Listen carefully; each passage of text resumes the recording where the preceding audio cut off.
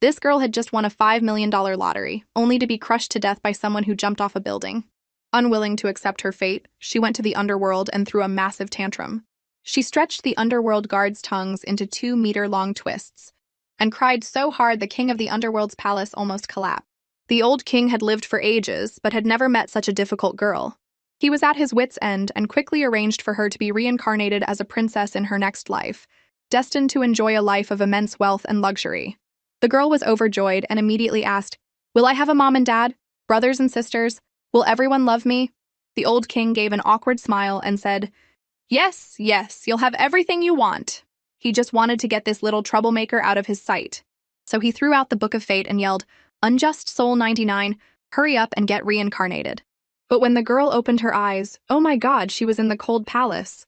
Her brother was locked up in a dark cell. Her mother was powerless to protect herself, and her grandparents had been exiled for treason. Was this some kind of super tragic starter pack? And just 0.01 seconds after becoming a princess, she was forced to disguise herself as a boy and live as a prince. "I hate you, old king of the underworld," Jojo seethed. "Where's the doting family you promised? Where's the wealth and luxury?"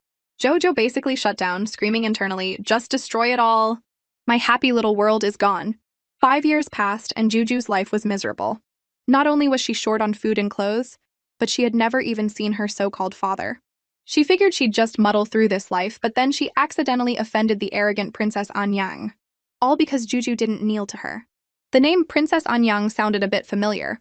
After thinking for a while, Juju realized she had been placed inside a novel called The 1,000-Year-Old Empress. This Princess Anyang Feng Kaiwei was the main character. Her own deadbeat dad had no daughters, so he raised Feng Kaiwei, a relative, in the palace like his own child, even betrothing her to the crown prince. The crown prince was madly in love with her, and when the Western Chu kingdom fell 10 years later, Feng Kaiwei went on to become the empress of the Southern Kingdom, uniting the world with its emperor. A total girl boss protagonist. Meanwhile, Juju was not only an unacknowledged child, but was fated to be beaten to death by her own father on this very day. A classic cannon fodder. Jojo was not about to accept this miserable fate. Seeing Juju remain silent, Feng Kaiwei flew into a rage and raised her hand to scratch the little prince's face. Jojo instinctively blocked the attack and yelled, "What are you doing? Get away from me!" Feng Kaiwei, who had never been treated this way, immediately started playing the victim. She tearfully told the emperor, "Uncle Emperor, that boy stole my things and tried to scratch my face." Classic case of the villain playing the victim first. As Juju stood there stunned, the tyrant emperor had already approached. He was a real piece of work. Without asking any questions, he ordered his men to seize Juju and execute him, then immediately turned to comfort the liar, Feng Kaiwei. "My dear Wei Wei, don't cry. Your face is all tear-streaked like a little kitten." Feng Kaiwei wiped her snot and tears all over the tyrant emperor's robes. Her tyrant father shot Juju a death glare that almost made her wet her diapers. "Is this tyrant really going to kill me without even asking what happened? He's my own father. They say even a vicious tiger won't eat its own cubs." The tyrant emperor's expression suddenly darkened.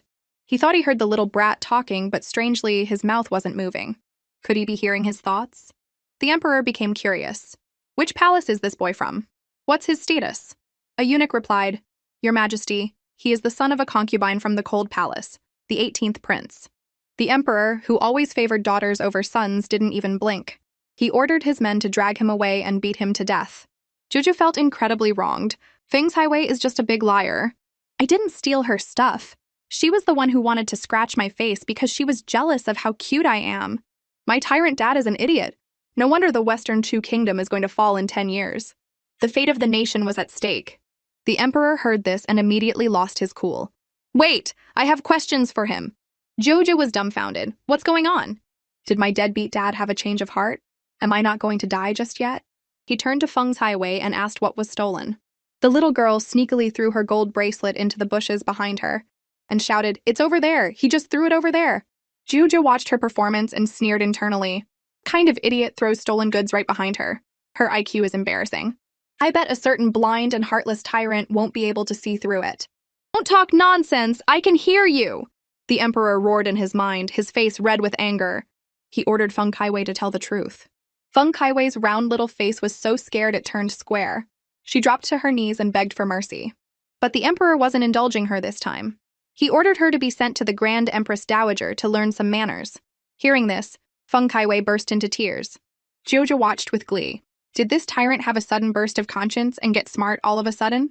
The emperor heard Juju's thoughts and shot him a fierce glare, making Juju's heart tremble. Eek, so scary. Seeing her dear uncle emperor unmoved, Feng Kaiwei begged noble consort Jiang, "Auntie, save me." Noble consort Jiang was also panicking. Wei Wei was her key to favor. If Wei Wei left, the emperor would stop visiting her palace. She shamelessly pleaded for her niece. "Your Majesty, please forgive Wei Wei just this once." "Silence," the emperor snapped, scolding noble consort Jiang. "It's all because of your poor discipline. From today on, you are confined to your quarters for reflection." Thinking she was in the clear, Juju tried to sneak away, but was immediately frozen in place by the emperor's death glare. She was so scared her diapers got wet again. Why is the tyrant looking at me with that weird expression? Is he still going to have me beaten to death? I'm so scared, I don't want to die. The emperor leaned in to get a better look at Juju. He was actually quite a cute kid, rosy-cheeked, innocent, and adorable. Much better looking than his 17 older brothers. If he were a girl, he'd be so precious. The emperor sighed with regret and had head eunuch Fuan send Juju back. Seeing that the emperor wasn't going to kill her and was even sending someone to escort her, Juju thought he had a little bit of a conscience after all. She couldn't help but ramble in her mind. If this deadbeat dad had been this wise from the start, my poor mother wouldn't have been locked up in the cold palace. But he's not that great either. In a little while, when he walks across the bridge over the lake, it's going to collapse and break his leg. Jojo wanted to warn him, but then she thought, this dad hasn't cared about me or my mom at all. Why should I care about him? He can die for all I care. Soon, eunuch Fuan had escorted Juju back to the cold palace. Still, Juju felt a little guilty. She decided to have the eunuch pass on a warning. When you get to the lake by the Imperial Garden, wait for the time it takes to drink a cup of tea before crossing the bridge. On his way back to his study, the emperor mulled over Juju's words. That little brat said the Western Chu kingdom will fall in 10 years. I'll listen for now, but not take it too seriously. But he also said my leg would break. That sounds creepily specific. Just then, Fuan returned. Seeing the emperor walking toward the lake, he remembered Juju's words and quickly stopped him. Your Majesty, perhaps we should have a cup of tea before continuing. The emperor understood instantly. That little brat must have said something. At least he had some conscience. The emperor coughed arrogantly and had Fuan serve tea. He wanted to see if this bridge would really collapse. 5 minutes passed and the bridge was still standing. The emperor grew impatient. It seems what that little brat said isn't necessarily true. At that moment, headmaid Liu from the imperial study came to summon the emperor to handle state affairs. But just as the emperor stood up, a massive boom echoed from behind him. The bridge had collapsed and it was completely shattered. The emperor couldn't imagine the consequences if he had been on it. Just as the brat had said, he would have broken a leg if not died. The court would have been in chaos and the kingdom would have eventually fallen apart. It seems that little brat really has the power to see the future. He's a national treasure. The emperor was so happy he could jump for joy. He immediately had maid Liu send the old officials away, keeping only the national master, and then gleefully headed for the cold palace. Joju, the little rascal, had been out wandering all day and was just now slowly returning home. Concubine Li rushed forward and hugged Juju tightly, her face already streaked with tears. After all, the last time Juju's brother went out for a walk, he got into trouble and was thrown in the imperial prison and hasn't been seen since. Now Juju was her only child left. Juju reached out her chubby little hands and clumsily wiped her mother's tears, smiling innocently. When Juju grows up, I'll take care of you and give you a good life. As for rescuing Big Brother, the time just isn't right yet. Concubine Li caressed Juju's head, moved. Mommy doesn't care about a good life. I just want you to be safe and sound. Looking at her kind and beautiful mother, Juju felt even more indignant on her behalf. My deadbeat dad must be blind to have overlooked a woman like my mom. Ever since Juju was born, Concubine Li had been able to hear her thoughts. So the more mature Juju acted, the more her heart ached for her, carrying so many secrets at such a young age. Just then, a servant girl ran in, shouting, "This is bad! The emperor is here!" Concubine Li looked as if a great enemy had arrived. After being locked in the cold palace for 5 years, the emperor had never once visited. Something strange was definitely going on. Her first instinct was to have Juju hide. But Juju comforted her mother. Don't worry, Mom. Maybe Father is here to take us out of here. Concubine Li sighed. That was probably just wishful thinking. Just as she thought this, the tyrant emperor strode in, his aura overwhelming. The moment he entered, he was stunned by how run down the cold palace was. He muttered to himself, "This is no place for a person to live." Concubine Li quickly hid Juju behind her and bowed tremblingly. Your, your servant greets the emperor. Long live the emperor. The emperor smiled at the woman before him.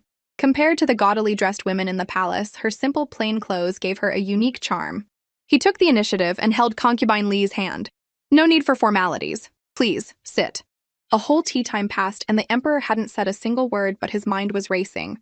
Jojo saved my life, so she should be rewarded. But if I tell her I know and she gets upset and stops giving me predictions, what will I do?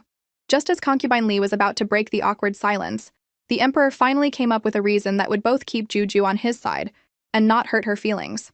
He cleared his throat and said, Concubine Li, I plan to reopen the case of your alleged treason. Furthermore, you have done a great service by raising the 18th prince. You may move out of the cold palace. This sudden favor left concubine Li stunned and overjoyed. This servant thanks his majesty for his grace. Juju looked at the emperor and grumbled in her mind. My deadbeat dad has finally seen the light. Keep it up, and maybe I'll even start to like you. The arrogant emperor scoffed internally. He didn't care about Juju's affection. His coldness made Juju feel even more wronged. Of course he doesn't care if I like him. What was I even thinking? Hearing this, the emperor suddenly felt a pang of guilt. Just then, Fuan rushed forward. Your Majesty, they're calling for you from the imperial study again. They say it's urgent. The emperor immediately stood up and, with a wave of his hand, granted concubine Li and Juju the autumn water residence, the best location in the palace. He even ordered Fuan to personally help them move. Juju's eyes darted around as if she'd thought of something. My deadbeat dad is going to discuss the war on the front lines. In this next battle, the Western Chu Kingdom is not only going to be utterly defeated, but will also lose 30,000 soldiers. The losses will be devastating. They'll have to give up land and pay reparations. It's going to be a total disaster. Hearing this, the emperor, who was about to leave, stopped in his tracks. Fu An gently reminded him, Your Majesty, we're in a hurry. The emperor shamelessly sat back down. I'm a bit thirsty. I'll have another cup of tea before I go. He pricked up his ears, desperate to know the reason for the defeat. But Juju just looked confused. Is there something wrong with my deadbeat dad?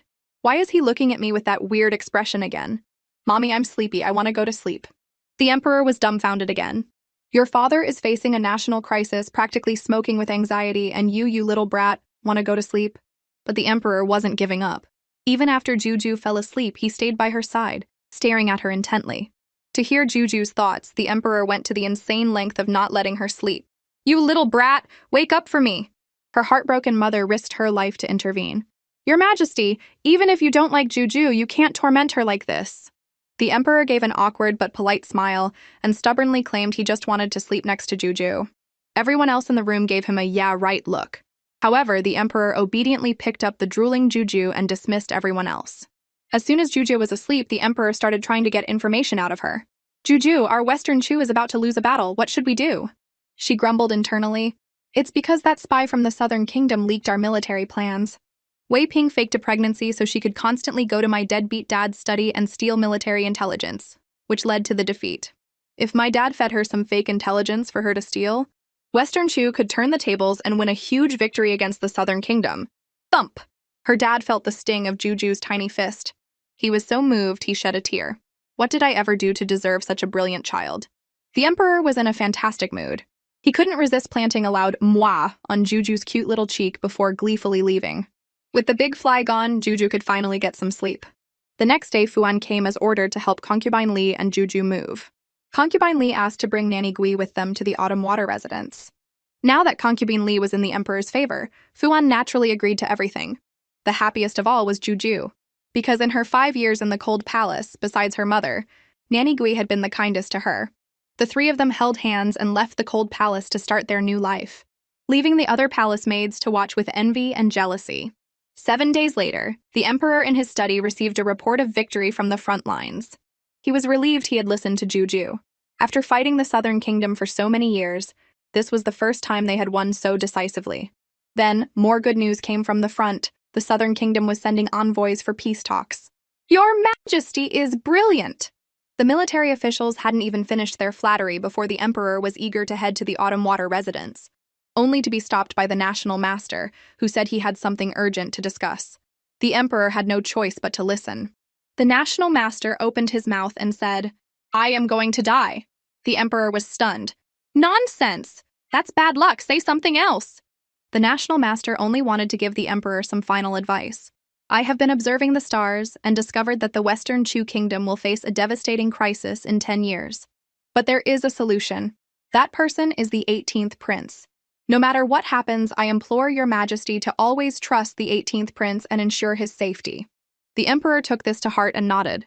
I will remember. He hesitated for a moment before asking the national master one last question. Is it true that I am fated to have no daughters? The national master didn't answer, only saying, Heaven's secrets must not be revealed. With that, he collapsed and died. The next day, news spread that the national master had passed away. The emperor didn't know if it was a natural death or divine punishment for revealing heavenly secrets. Lost in thought, he made his way to the Autumn Water residence to visit concubine Li and Juju. His Majesty the Emperor has arrived.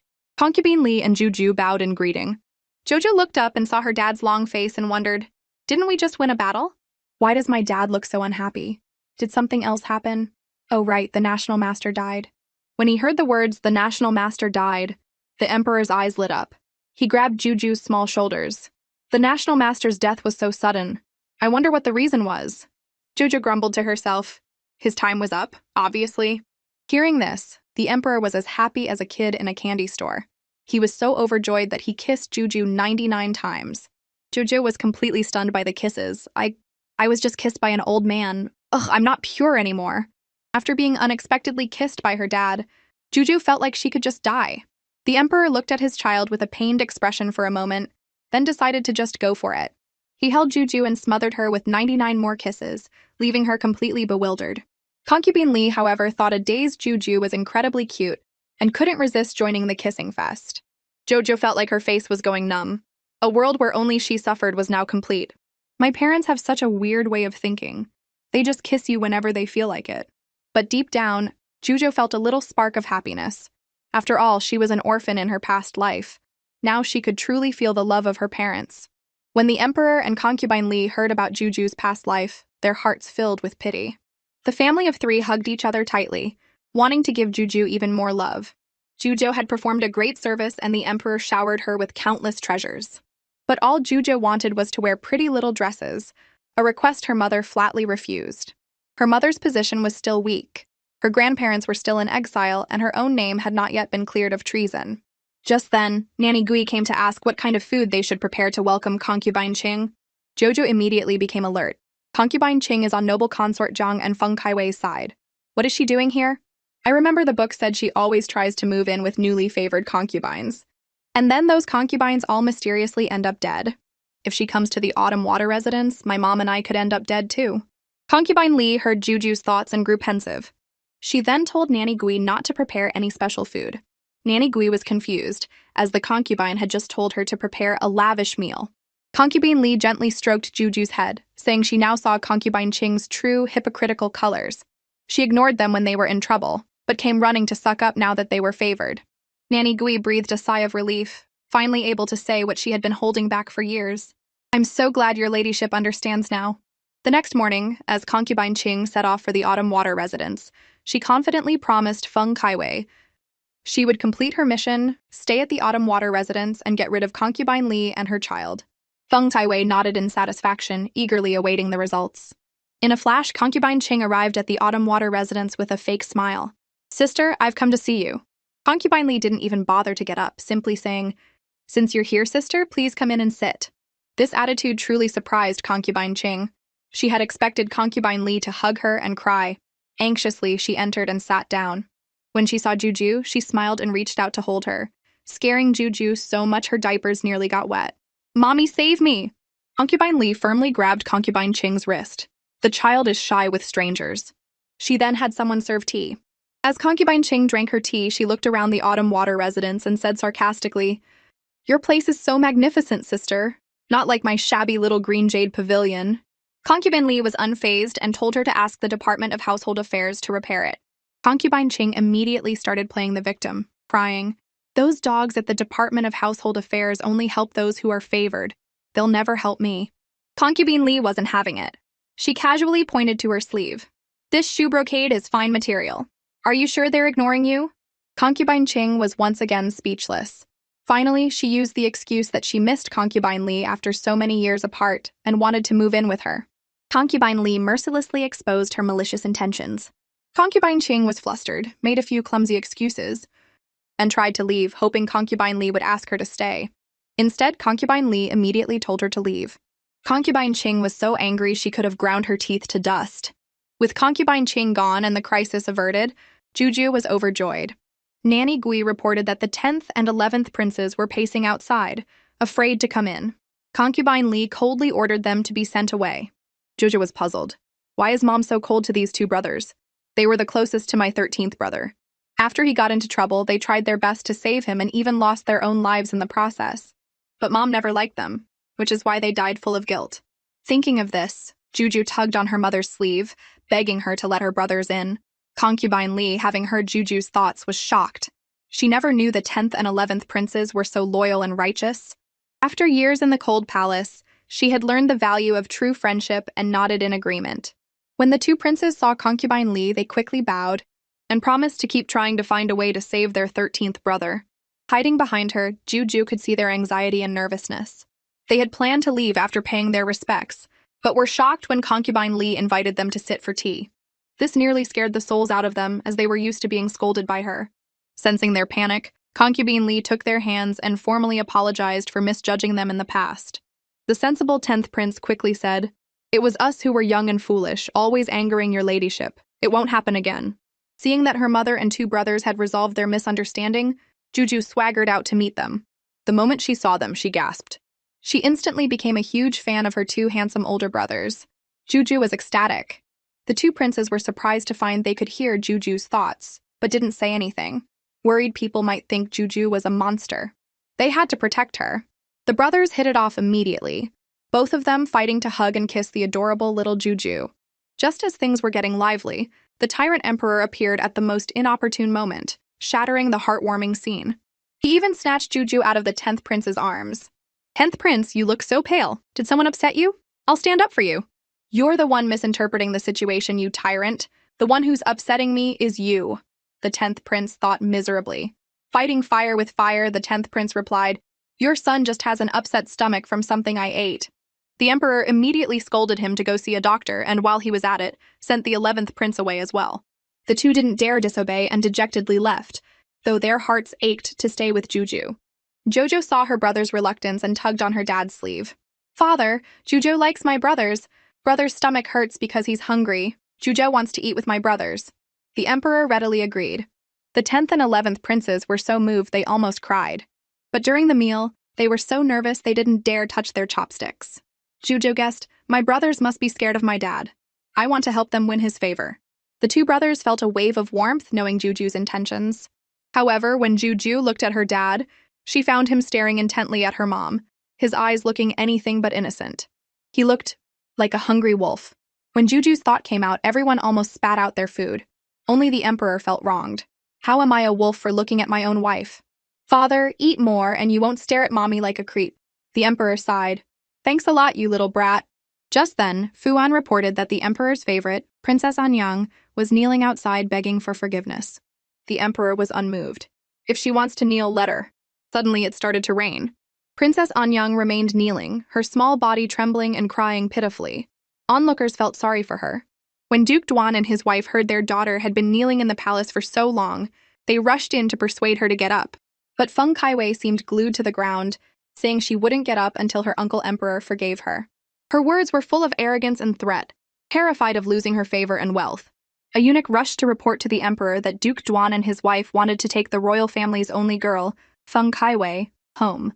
The emperor's face darkened, but he said nothing, his mind whirring.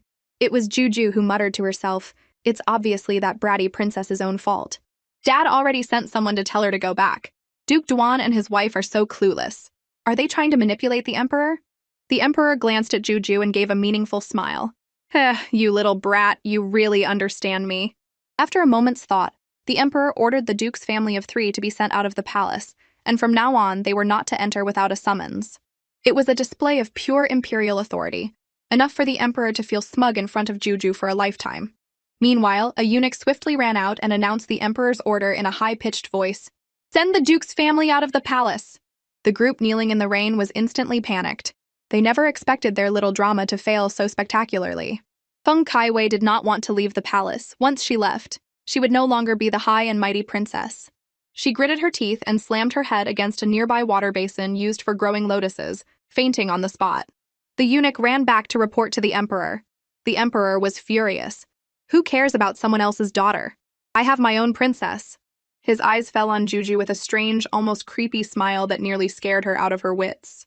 He was holding a beautiful pale yellow dress, chasing Juju all over the place.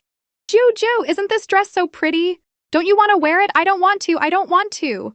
Seeing Juju's strong resistance, the emperor played his trump card. Juju, if you agree to wear this dress, I'll reward you with 500 taels of silver.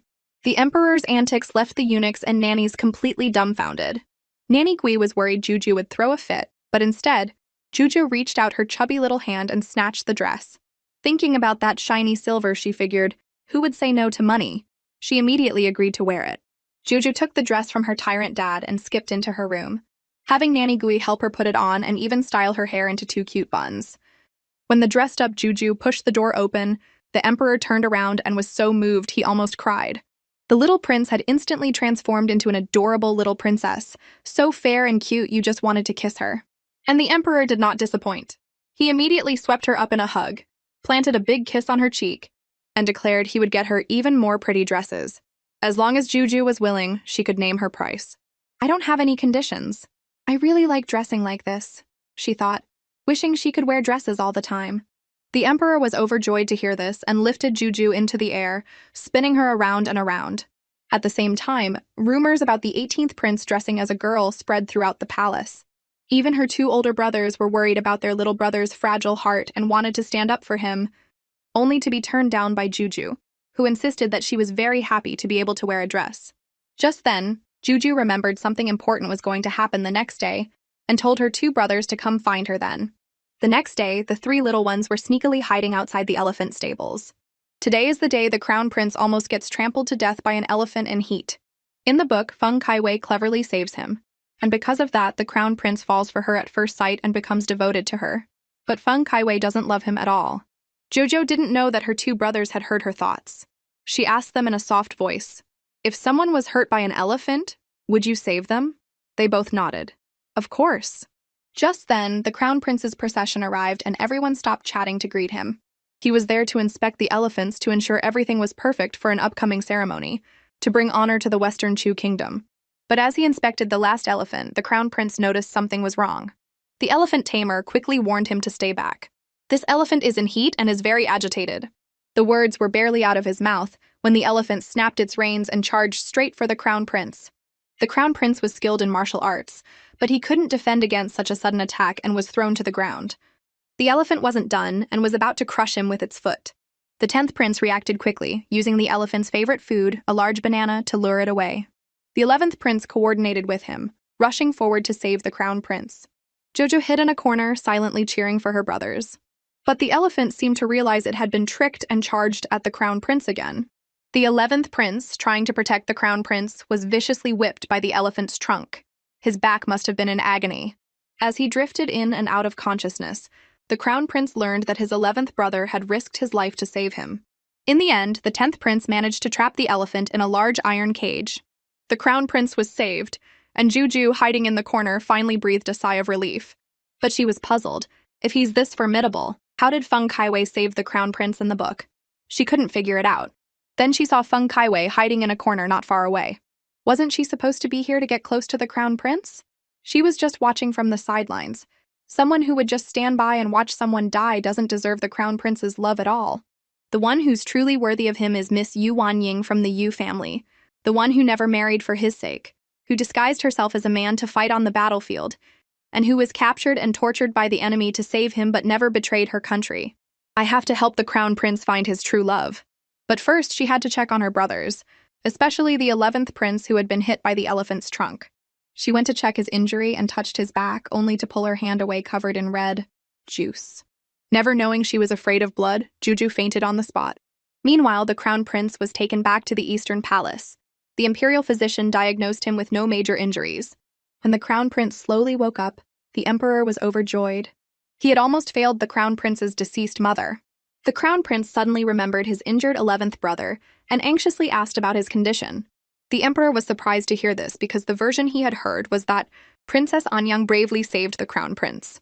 The kneeling servants had clearly been bribed by Feng Kaiwei and insisted that the crown prince was mistaken and that Princess Anyang was the true hero.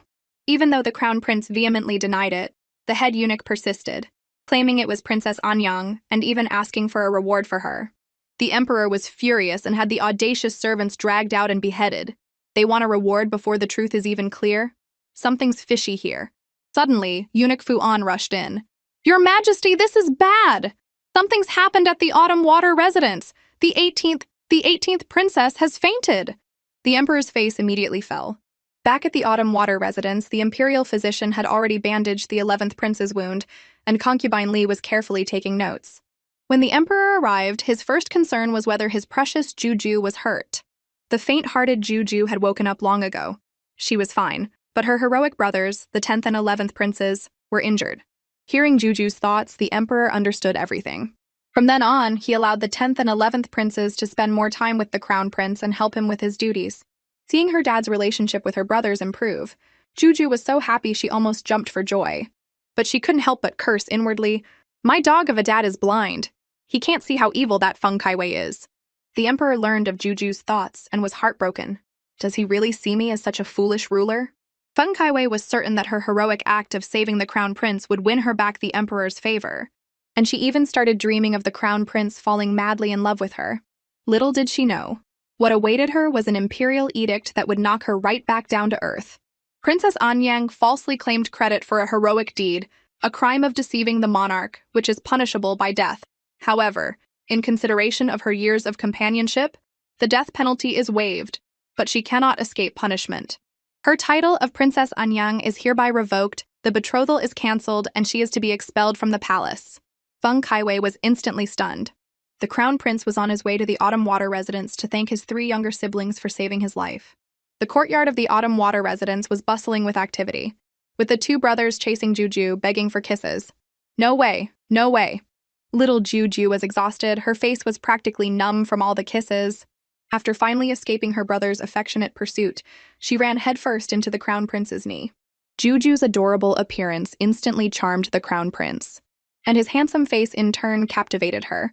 She couldn't help but sigh internally, "The crown prince is so handsome." The crown prince was shocked. Juju's little mouth hadn't moved, but he had heard her voice. The innocent-looking Juju asked, "What's wrong, crown prince?" After confirming it was Juju's thoughts he had heard, the crown prince tried to calm himself, silently chanting, "What exists is reasonable." Jojo in a dress was just too cute. The crown prince couldn't resist wanting a hug. 18th brother, let your big brother hug you." "No hugs. You're injured, crown prince." After a pause, she added, "Besides, I'm not the 18th brother. I'm the 18th sister." "Whoa!" Out of the mouths of babes, the crown prince quickly covered Juju's mouth. "It's all father's fault for making my perfectly fine brother dress as a girl. Now he's confused about his own gender." The crown prince earnestly tried to brainwash Juju. 18th brother, you must remember you are a proud and proper boy." Juju felt wronged. "Nobody believes me when I tell the truth these days." Afterward, the crown prince thanked his brothers for saving his life and even swore an oath to the heavens. "In the future, I will protect you with my life. If I break this vow, may I be struck by lightning." At this moment, Juju thought of how such a noble crown prince was dragged down by the wicked Feng Kaiwei in the book, never marrying the Yu family's young lady who loved him so deeply. It was such a pity. Hearing this, the crown prince was so shocked his jaw nearly hit the floor. The other 2, who were also listening in, had the same shocked expression. At noon, the emperor came to the Autumn Water residence for a free meal just to see the adorable Juju. He also informed concubine Li that the Grand Empress Dowager, the Empress, and concubine Shu would be returning to the palace tomorrow. Jojo was stunned. "Concubine Shu? My dad's favorite concubine? She's the one who framed my mom for treason. The villain is about to make her entrance. I wonder if my dad will punish her." Juju's big, beautiful eyes widened as she stared at her dad. Her dad, feeling guilty, quickly changed the subject. "Juju, is the food not to your liking?" Thinking about how her mother and brother's names hadn't been cleared yet, Juju's heart ached. The braised pork in front of her suddenly lost its appeal. Seeing Juju on the verge of tears, her dad immediately offered to take her to the imperial garden to catch butterflies. Hearing this, Juju was so happy she almost jumped for joy. Her dad patted her head dotingly, thinking to himself that she was, after all, just a 5-year-old kid. The father and daughter arrived at the imperial garden. Juju ran ahead while her dad chased after her. a picture of harmony and warmth. But the harmony lasted all of 1 second. In a corner of the garden, two reckless palace servants were gossiping, saying that once the Grand Empress Dowager returned, she would surely send Concubine Li and the 18th prince back to the cold palace, and with Concubine Shu back, the emperor would naturally forget all about them. Now Juju was in no mood to play with her dad. She turned around and walked away without looking back. Her dumbfounded dad was dumbfounded again. The child he had just managed to cheer up had abandoned him just like that. In a fit of anger, the emperor ordered the two gossiping servants to be dragged out, their tongues cut off and fed to the dogs, and then beaten to death. The next morning, the emperor led the entire world to welcome the Grand Empress Dowager back to the palace. Because of the gossip in the garden yesterday, Juju's heart was pounding, afraid her imperial grandmother wouldn't like her and her mom. Concubine Li quickly reassured her, saying the Grand Empress Dowager was very kind, and had been the one who saved her life back then against all odds. The emperor turned and saw Juju's anxious face and also comforted her. Juju is so cute. Your imperial grandmother will definitely love you when she sees you. That's great! Juju was so happy she almost jumped for joy. Just then, the Grand Empress Dowager, along with the Empress and concubine Shu, arrived in a grand procession. Juju panicked. The Grand Empress Dowager's face was dark, and she didn't look very happy. It seems a lot has happened while I was away from the palace. The emperor heard this and quickly stepped forward to chat with his mother, not forgetting to introduce the adorable Juju. I'm the one who had Juju dress as a girl. If you want to blame someone, blame me. Concubine Li and Juju are innocent. The Grand Empress Dowager glanced at Juju. Jojo was so scared her diapers nearly got wet. This imperial grandmother is so fierce. I'm scared.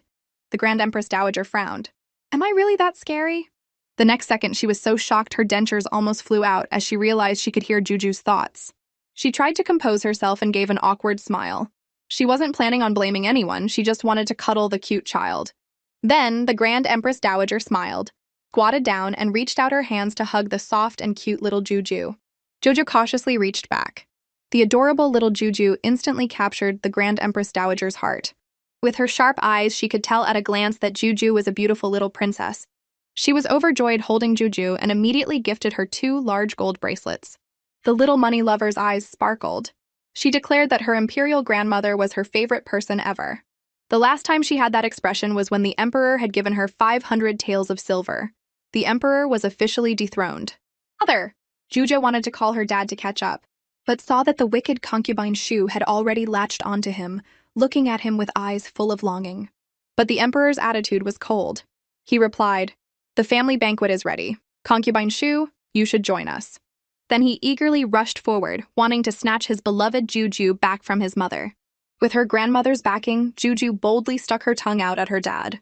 At the banquet, the Grand Empress Dowager held Juju and wouldn't let go, personally feeding her all sorts of delicious food. The emperor was so jealous he could scream, and could only ask from time to time, "Mother, aren't your arms tired from holding Juju?" The Grand Empress Dowager rolled her eyes a full 360 degrees. "Emperor, you've asked that question 10,086 times tonight. I'm not tired." While the emperor was feeling sorry for himself, concubine Shu started her act again. She toasted him and leaned against him, her words hinting that she hoped he would choose her for the night. Seeing this, Juju grumbled internally, "She's such a villain, I hate her. My dad would never go to her place. When is he going to clear my mom's name? It was all concubine Shu who framed my mom." After hearing Juju's thoughts, the emperor fell into deep thought. Maybe he really should investigate concubine Shu for framing concubine Li. To avoid alerting her, the emperor took concubine Shu's drink and downed it. But concubine Shu seemed to sense something was off. She didn't press the issue and instead invited him to her palace for some sobering soup, saying she would go back and wait for him. Concubine Shu happily changed into a beautiful skimpy garment and eagerly awaited the emperor's arrival. But to her surprise, a maid rushed in to report that the emperor had gone to the Autumn Water residence with a load of gifts. Concubine Shu was instantly furious and started cursing, "That bitch concubine Li? What kind of spell did she use to bewitch the emperor? I refuse to accept this." Losing favor on her first day back, and the culprit was the person she hated most, concubine Li, concubine Shu smashed her teacup. "Who does concubine Li think she is?" She was so angry she could have ground her teeth to dust, hating that the treason charge hadn't finished her off last time. The emperor, wanting to confirm his suspicions, went to concubine Shu's palace. As he reached the entrance, he heard her smashing things and ranting, saying things that left him in disbelief. The emperor clenched his fists, suppressing his rage, and continued to listen as concubine Shu incriminated herself. Now everything was clear. The emperor signaled Fuan to open the door. As the door opened, he saw concubine Shu still lost in her tirade against concubine Li. A kneeling maid saw the emperor and his entourage and tried to signal her mistress. But concubine Shu didn't get it, and even scolded the maid. "You dead girl, what are you winking for? I'm not the emperor, you can't seduce me." The maid whispered, "The emperor is here." The emperor stood behind concubine Shu, his face dark, his presence suffocating. Concubine Shu was already gasping for breath, her face pale with panic. She knelt and stammered, Your servant greets the emperor. Your Majesty, when did you arrive?" She was terrified, desperate to know if the emperor had heard her. If he had, she was finished. The emperor remained silent, just glaring at her. As concubine Shu tried to stand, the emperor kicked her in the shoulder, saying he never hit women, but she was so disgusting he had to make an exception. Concubine Shu burst into tears and tried her damsel in distress act, claiming she only said those things out of jealousy because she loved him so much. But the emperor wasn't buying it. He threw her aside and announced to the entire palace, "Concubine Shu has been stripped of her title and sent to the cold palace for framing another concubine." The charge of treason against concubine Li was baseless. Today, her name is cleared and she is declared innocent. As for the 13th prince, he would have to find the right time to release him. Otherwise, he wouldn't be able to silence the court officials. Meanwhile, concubine Li and Juju were getting ready for bed when a stream of rewards began pouring into their palace. They were both astonished. Concubine Li had no idea what had gotten into the emperor to suddenly bestow so many treasures. The little money lover Juju's eyes sparkled at the sight of the treasures. After the eunuchs had delivered all the gifts, the emperor appeared. He looked at concubine Li with a hint of guilt and said, "Concubine Li, you have suffered all these years. I personally heard concubine Shu admit that she was the one who framed you. I should have investigated properly back then, and not been so quick to send you to the cold palace." Not only did the emperor clear the names of Juju and her mother, but he also came to apologize in person. The mighty emperor bowing to a woman made Juju suspicious. "Did my deadbeat dad suddenly fall for my mom?" The emperor heard Juju's thoughts and sighed to himself. "You little rascal." Concubine Li shook her head, thinking, "This silly child, what does she know about love? Emperors don't have time for love." She then asked the emperor to go back to his own quarters to sleep. But the emperor wanted to stay at the Autumn Water residence, only to be politely rejected by concubine Li. The emperor's face fell like a sad puppy's. "All right then, I'll wait until you're ready. I'll go back to sleep. Juju, you're coming with me." He then picked up Juju and strode out with an air of undeniable authority. Concubine Li was left completely stunned. Juju cursed internally. "My dad is so despicable. He can't have my mom, so he's taking me hostage." Juju, at such a young age, was carrying so much.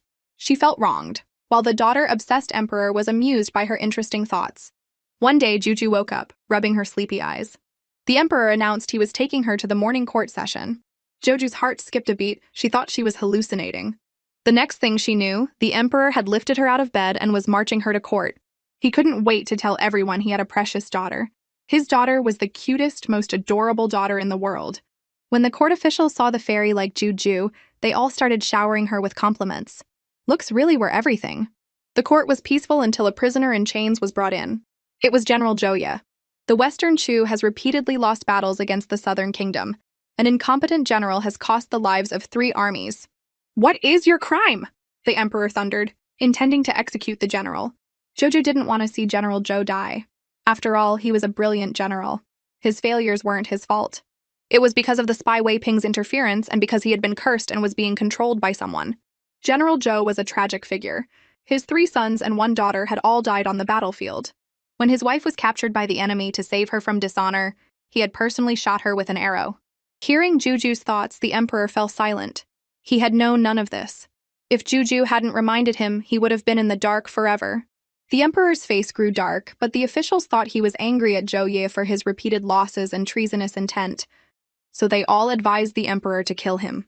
General Zhou was quickly pushed into the spotlight. Jojo fumed internally. These court officials are a bunch of jerks. Instead of helping my dad, they're egging him on to kill people. If General Zhou dies, it will break the hearts of all the military men in the kingdom, and the fall of Western Chu will be just around the corner. I really hope my dad has a clear head and understands General Zhou's loyalty and importance, and doesn't kill him. Hearing Juju's thoughts, the emperor's mind was clear. He patted Juju's little knee, indicating he would handle it. He then ordered the prime minister and the head of the Grand Court of Revision to thoroughly investigate the reasons for Zhou Ye's defeat and sent the head of the imperial hospital to treat him. But when Juju heard it was the head of the imperial hospital, she was unimpressed. That guy is a total hack. He only knows about women's health. He knows nothing about curses. The emperor took a deep breath and added, "Send the deputy head. The head still needs to look after the concubines and the harem." At this moment, Juju realized her dad was finally on the same page as her. She was so happy her eyes filled with adoration. In the end, she couldn't resist and gave her dad a big smooch on the cheek. Juju wasn't just the emperor's lucky star, she was the savior of the entire Western Chu kingdom. Relying on her thoughts, the emperor successfully rooted out another spy. In the imperial study, the emperor was overjoyed. General Zhou had been saved. Juju was also delighted, happily perched on the emperor's shoulder. Over the past few days, Juju had deeply felt the emperor's doting love, and she had grown bold enough to climb onto his head and playfully tie his hair into bows. It had to be said, Juju was quite good at tying bows. The underworld guards before, and now the emperor, had all fallen victim to her handiwork. Fu An, standing by, quickly tried to intervene. "Princess, this is damaging to the emperor's dignity." But the emperor loved it. No child had ever been so close to him before, and it made him feel the simple joy of being a father. After playing for a while, Juju suddenly remembered something and wondered, why did General Zhou suffer so much, yet no one knew about it? Logically, with something this big, even if the general didn't say anything, my dad should have known something, right? Did someone intentionally block the news from reaching my dad's ears, hoping to use my dad's hand to quietly get rid of this great hero? Hearing this, the emperor had a realization and became alert. "Juju, you go back to your mother's place for now. Father will go investigate this, and I'll come see you when I'm done." Jojo exclaimed, "Father is mighty and powerful." Afterward, the emperor secretly went to the general's residence. He needed to hear the situation from Zhou Ye himself. Zhou Ye hesitated. "Your Majesty, you might not believe me if I tell you. It might be better not to say anything. Whether I believe it or not is up to me. Speak." Only then did Zhou Ye speak. "It was Qian Wengxin. He was the one who intercepted all reports about my family and military matters. Last year, during the war with the Southern Kingdom, our supplies were tampered with several times because of him. I suspect he is a spy for the Southern Kingdom." "Another spy!" The emperor was enraged. Zhou Ye thought his reaction meant he didn't believe him, since Qian Wengxin was seen by everyone as a loyal and dedicated official. Zhou Ye knelt and swore to find evidence to prove he was a spy. "General Zhou, just rest and recover. I will find out the truth." Afterward, the emperor returned to the palace and sent out his secret agents to investigate. The agents did not disappoint, finding many secret letters between Qian Wengxin and the Southern Kingdom in his home. After reading them one by one, the emperor's hands trembled with fear. What a man, Qian Wengxin! He looked so loyal, but in reality, he had practically sold the entire Western Chu kingdom. The silver mine lost to the Southern Kingdom 2 years ago, the death of General Wen and 3,000 war horses last year, the burning of the grain supply at the beginning of this year, and the near death of General Zhou. Qian Wengxin was behind it all. With Wei Ping in the harem and Qian Wengxin in the court, how could Western Chu not fall? The fact that it had survived for 10 years was a mercy from the heavens. Thinking of this, the emperor was furious. He ordered Qian Wengxin's entire family to be executed, and his head, along with Wei Ping's, to be hung on the city gates as a warning to all. Juju is truly a great blessing for the entire Western Chu. If it weren't for her, the kingdom would have been sold, and I'd still be helping them count the money. The emperor calmed himself and asked Fu An, "Where is Juju now?" "Reporting to your Majesty, the 18th princess is with the crown prince. The Southern Kingdom's envoys will be arriving soon for peace talks, and the crown prince is in charge of receiving them. The princess is there to join in the fun." At this moment, Juju was being held by the crown prince as they studied a guide, 108 Ways to Deal with Foreign Envoys. The densely packed words were making Juju sleepy. Zhao lighted some refreshing incense. At the crown prince's call, Juju was instantly awake. "Zhao? She's here with the crown prince? Why am I reacting so strongly? Is this Zhao a spy too?" The crown prince never imagined that his personal maid could be a spy from the Southern Kingdom. She has such an innocent face, but she's a total snake. In the original story, when Western Chu was defeated, they received the Southern Kingdom's envoys. Zhao colluded with them, poisoned an envoy to fake his death, and blackmailed Western Chu out of 5 cities. Even though Western Chu won this time, Zhao will definitely still try to poison someone to frame us. Then this victory would be for nothing. No way, I can't let them get away with just giving up land and money. Thinking of this, Juju was fuming. The crown prince panicked when he learned of the plot. It was a 1,000-year-old rule that you don't kill envoys during wartime. If what Juju said was true, not only would their victory be pointless, but he might lose his position as crown prince. Worried that Jower might have tampered with the incense, he sent her away. But he couldn't alert her, so he couldn't get rid of her just yet. To stop the Southern Kingdom's plot, the crown prince racked his brain for a solution and actually thought of drinking the poison himself. His intelligence was truly touching. The thought of dying without an antidote, without having achieved anything, without getting married and having children, and without even meeting the Miss Juju mentioned, filled him with regret. Just then, Juju's thoughts provided a much better solution. If we secretly get the antidote from the envoy, we can expose their scheme. Western Chu can turn the tables and maybe even make them give up more land and money. Juju was delighted with her own cleverness, while the crown prince was nearly brought to tears by his own stupidity. Juju is so smart! She's my savior! Thinking this, he planted several kisses on Juju's little cheek. Juju's face went numb. What's wrong with the crown prince? My poor cheeks are suffering again.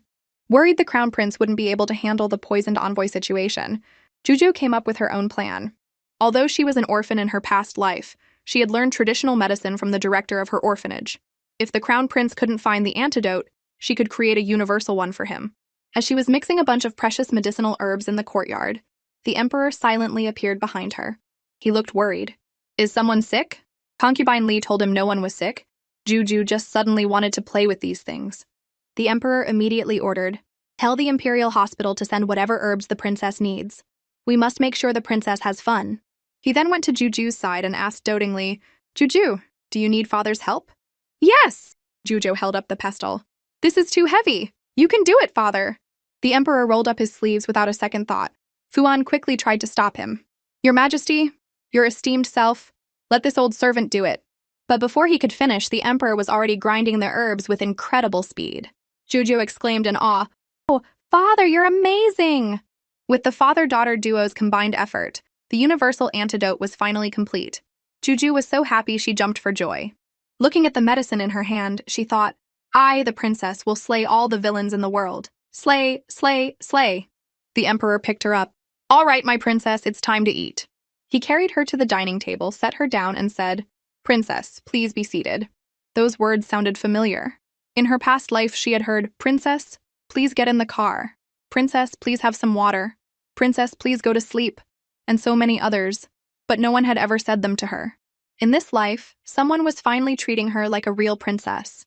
Juju contentedly gave the emperor a kiss, and he grinned like a fool. Juju kissed me on her own initiative. He became even more enthusiastic, bustling around her. "Princess, please take your chopsticks. Princess, please hold your bowl. Princess, please open your mouth." And Juju got lost in the chorus of "Princess." Concubine Li watched the loving scene between father and daughter and couldn't help but smile. With the family so happy and harmonious, who in the harem would be the next to get jealous? On this day, the envoys from the Southern Kingdom arrived for an audience, and a grand banquet was prepared in the palace. The emperor, ignoring all objections, brought Juju with him. The Southern Kingdom's envoy came forward to state his purpose, claiming they came for peace talks and, as a sign of sincerity, wanted to toast the emperor. But the emperor raised his teacup and responded authoritatively, "I have a precious daughter now. My daughter doesn't like the smell of alcohol, so I will use tea instead of wine." This move not only showed off the happiness of having a daughter, but also gave the Southern Kingdom a firm slap in the face. However, in the midst of this tense atmosphere, an accident occurred. The lead envoy suddenly collapsed, his lips turning black and black blood flowing from his mouth, a clear sign of poisoning. The Southern Kingdom's envoys erupted in chaos, accusing Western Chu of poisoning their envoy and threatening to seek justice from the Supreme Alliance. The emperor panicked and questioned the crown prince. "What is going on?" But the crown prince was confident and told the emperor not to worry, he would handle it. Juju, with her keen eye, saw something clutched in the crown prince's hand and his confident reaction, and guessed that he must have found the antidote and was ready to expose their staged drama. The emperor understood after hearing Juju's thoughts. The other royal family members who were hearing Juju's thoughts for the first time were all completely stunned. The crown prince looked at the troublemaking envoys. "We people of Western Chu are gracious in both victory and defeat. We would never resort to poison. If you wish to ask the Supreme Alliance for justice, then by all means do so." Soon, people from the Supreme Alliance arrived. The Southern Kingdom's envoys' eyes lit up, and they rushed forward crying, "Sir, you must bring us justice! The Western Chu royal family has no honor. They poisoned our master." The chief official of the Supreme Alliance, Liu Jing, confirmed that the envoy was poisoned, and looked at the emperor. The culprit must be from your Western Chu royal family. Do you have anything to say? The Southern Kingdom's envoys chimed in, demanding they pay a heavy price. A price? The Crown Prince sneered. What price? The Southern Kingdom's envoys were arrogant, demanding not only to cancel the land and reparation payments, but also for the emperor to make a public apology. Liu Jing found this to be a reasonable solution and told the emperor to agree. The emperor laughed in disbelief. He stood up, holding Juju. Forcing me to watch you people of the South poison yourselves to frame my Western Chu? All because you lost a war and don't want to pay up? That's right, that's right. Juju chirped in support of her tyrant dad. The Southern Kingdom's envoys felt their scalps tingle. Do you have any proof? Yes. The Crown Prince revealed the antidote he had been clutching in his hand. I found the antidote to the poison in the Southern Kingdom's envoys' quarters. The envoy insisted the bottle and the antidote weren't theirs. The Crown Prince had anticipated they wouldn't admit it easily and had the imperial physician examine it. The physician, with his 80 years of experience, sniffed it and immediately identified it as the antidote to a poison called red thorn. This poison was exclusive to the Southern Kingdom's royal family. No one else could create it, let alone its antidote. The Crown Prince decisively handed the medicine to Liu Jing from the Alliance. Liu Jing personally administered it to the poisoned envoy, and the antidote worked instantly. The envoy woke up in less than a second. Liu Jing was amazed. It really is the antidote. He turned to the envoys and sternly questioned, Envoys of the South, do you admit to the crime of falsely accusing Western Chu? The envoys were speechless and all fell to their knees, begging for mercy. Due to the Southern Kingdom's shameless act of framing them, the original reparations of land and money were now doubled. With the matter successfully resolved, Juju couldn't help but give the Crown Prince a thumbs up. Crown Prince, that was beautifully done. With a huge influx of wealth into the Western Chu treasury, the Tyrant Emperor was in a great mood and ordered rewards for everyone. The Crown Prince was overjoyed, scooping up his little lucky star, Juju, for a series of cuddles and affectionate nuzzles. However, this heavy dose of love was a bit much for little Juju, who was struggling to breathe. The Tyrant Emperor saw all of this, and a wave of jealousy washed over him. Crown Prince, go investigate who is behind that poisoning incident. The Crown Prince looked back, completely baffled. Investigate what now? Give me back my Juju. You've hugged her long enough. With that, he eagerly snatched his daughter back, reminding the Crown Prince to seriously look into the matter of the Southern Kingdom's spies. The Crown Prince had no choice but to obey. Having reclaimed his precious child, the Tyrant Emperor broke into a rare, doting smile. He stroked Juju's little head, thinking to himself, no one is allowed to steal her from me. Little did he know, a group of royal relatives was already getting restless, plotting to get their hands on the adorable Juju. Prince Ning was the first to speak up, asking the emperor if he could take Juju back to his estate to raise for a while. This is outrageous. Juju fumed internally. Do they think I'm some kind of monkey for them to pass around and gawk at? Even though they clearly heard her internal protests, the relatives pretended not to, showering her with compliments instead. The princess is so cute. I just want to kiss her and hug her and lift her up high. Jo clutched her dad's robes tightly, terrified that in the next second, she'd be assigned to someone else's house like a pet monkey. I'm not going. I can't leave my mom and my deadbeat dad. Hearing Juju's thoughts, the emperor refused Prince Ning. The princess is still young. It's not appropriate for her to leave the palace. But Prince Ning wouldn't give up. The princess is 5. She can eat, drink, run, and jump just fine. The emperor got flustered and blurted out, No, the princess is still nursing. Still, Prince Ning wouldn't back down. He suggested bringing the wet nurse along too. Your Majesty, you raised Duke Duan's daughter in the palace. Why can't I take the princess? You're playing favorites. Hearing this, the emperor's face turned dark. This Prince Ning just won't quit, he thought. Prince Ning, you are out of line. Prince Ning shuddered and immediately dropped to his knees, begging for forgiveness. He pleaded with his dear brother to overlook his careless words, saying he only spoke out of his deep affection for the princess. The emperor was silent for a long moment before finally saying, You may rise. Seeing the tense atmosphere, the Grand Empress Dowager stepped in to smooth things over. With the emperor angry and the Grand Empress Dowager speaking up, no one else dared to try and claim Juju, and the mood relaxed a little.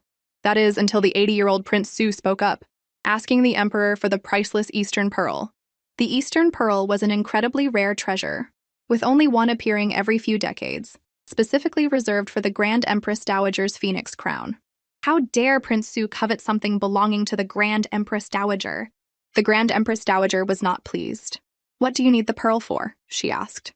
Prince Su stammered, not daring to tell the truth. But Juju knew. It's for his 14-year-old concubine who just moved in. That concubine thinks she's all that just because she's young and pretty. She's so demanding she probably wants this 80-year-old man to pluck the stars from the sky for her. He's going to throw his back out. The Grand Empress Dowager and the other royals who heard Juju's thoughts were so shocked their jaws nearly hit the floor. Even the emperor couldn't help but cough. Prince Su heard her thoughts too, and though he was surprised, he was still determined.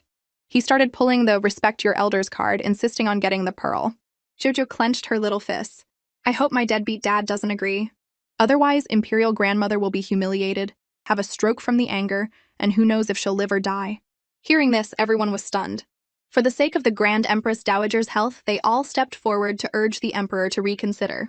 Seeing this, Prince Su resorted to threats, declaring that if he didn't get the pearl, he would smash his head against a pillar and die right there. The emperor was so angry he didn't know what to do. He looked at the child in his arms, hoping she had a solution. Just then, Juju's stomach rumbled with hunger. The emperor quickly placed a delicate little pastry in front of her.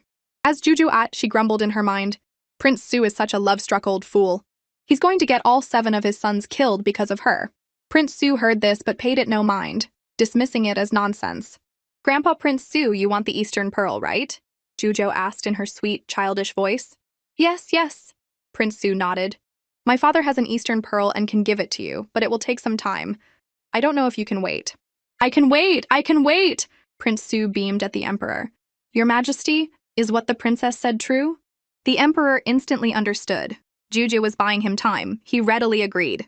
I don't want to see my dear uncle die in front of me. It's just a pearl, I'll give it to you. In 20 years, I will personally deliver it to you, Prince Su. When Prince Su heard this, he almost coughed up blood. But since he had said, I can wait, he had no choice but to leave in a huff. Juju was still worried about the love-struck old man. That little concubine is a monster. She's going to kill one of his sons in the next 2 days. Obviously, the old man was determined not to listen. He didn't believe a word of it. A few days later, just as she predicted, Prince Su suffered the pain of a white-haired man burying his black-haired son. The eldest son had drowned by accident. He had discovered proof that the young concubine was poisoning Prince Su and was murdered for it. The concubine, Kaixia, was ambitious and planned to get rid of all of his sons so she could give the 80-year-old prince his one and only heir. The poor Prince Su was still in the dark, lost in grief. The old man, finally snapping out of his daze, suddenly remembered Juju's words. That little concubine is a monster. She'll kill your sons. He felt like he'd been struck by lightning. He shuddered and immediately rushed to the palace to find Juju and get some answers. At that moment, Juju was busy moving her beloved koi fish to a new spot. The old man hid in a corner, hesitant, regretting not listening to her before. The moment Juju turned around, she spotted him acting suspiciously. To her surprise, the old man scurried away and disappeared. The adorable Juju was dumbfounded. Juju doesn't eat people. Why is that old man running? She wondered. He probably feels like he'll lose face asking a 5-year-old for help, so he ran away. However, the old man's hasty retreat deeply hurt Juju's young heart, making her question her very existence. Is it because I look fierce that Grandpa Prince Su ran away in fear? Concubine Li was at a loss for words. Just then, the Tyrant Emperor suddenly appeared, picked up the adorable Juju, and explained, Prince Su had an urgent matter to attend to at home. Jojo stopped worrying and snuggled into her deadbeat dad's arms, enjoying his warm presence. She couldn't help but say, Father, you smell so good. Jojo wants to smell good too. Hearing this, the emperor, without a second thought, ordered that his personal, exclusive agarwood incense be sent to Juju. Huan's eyes widened in shock, but he was also happy for Juju. For a princess to enjoy the treatment of an emperor, this was a first in history. The emperor shot him a cold look. What are you smiling about? Go. This servant will go at once. The emperor wished he could give the entire world to his lovely daughter. Joju didn't want anything else for now, but she was already planning to make her deadbeat dad bleed his treasury dry later. Ha ha ha. Meanwhile, noble consort Jiang and concubine Jin, green with envy over the favor shown to Juju and her mother, began to plot again. They planned to bring the 3-year-old Princess Anlei into the palace to usurp Juju's place in the emperor's heart, hoping to make concubine Li lose favor and be sent back to the cold palace. On this day, Juju was eagerly waiting for her deadbeat dad, but after a long time, there was still no sign of him. Her little face fell, and she asked her mother disappointedly, Is father not coming today? Concubine Li smiled and comforted her. He'll come. Your father won't break his promise. Hearing this, Juju immediately cheered up and even made a bold declaration, When father comes, I'll have to punish him by making him tell me 2 stories. Just as she said this, a palace maid came to report, 18th princess, the emperor invites you to the imperial garden. Joju's eyes lit up. She wondered if her deadbeat dad had prepared a surprise. So she took her mother's hand and happily skipped towards the imperial garden. When they got there, they saw the tyrant emperor in the distance talking to Princess Anlei, and his face looked incredibly grim. Just as concubine Li was about to take Juju over, noble consort Jiang blocked their path. Noble consort Jiang had arranged this little drama specifically to let concubine Li and Juju witness their own downfall. She deliberately provoked them. Princess Anlei is going to steal the emperor's affection for Juju. You two can just wait to be thrown back into the cold palace. Her words were like daggers, and concubine Li's heart pounded with panic. It wasn't that she was afraid of losing favor, but she couldn't bear the thought of Juju suffering in that rundown place again. Jojo squeezed concubine Li's hand. Don't worry, mother, I won't lose his favor. Then she looked at noble consort Jiang as if she were a fool. This consort Jiang is so bold, bringing just anyone into the palace without checking their background. Princess Anlei is the daughter of Prince Qin, my deadbeat dad's mortal enemy. Noble consort Jiang is just asking to be punished. The 10th and 11th princes heard Juju's thoughts and immediately gained confidence. They confronted noble consort Jiang. Noble consort, please be careful with your words. Noble consort, are you still half asleep? You're talking nonsense. Noble consort Jiang's face turned green with anger. After catching her breath, she retorted, Princess Anlei is about to win the emperor's favor. Don't get too full of yourselves. Just as her words faded, a furious roar echoed through the garden. Get out! All of you, get out of the palace! Don't let me see you again! Princess Anlei, oblivious, even tried to drive Juju away. That ugly monster isn't as pretty as me at all. Uncle Emperor should dote on me more. Hearing this, the tyrant emperor flew into a rage and immediately ordered Princess Anlei to be given 50 slaps. Princess Anlei was so scared she dropped to her knees and begged for mercy. The emperor's face was dark as he ordered Fu An to find out which idiot was responsible for this mess. Fu An quickly returned with the news.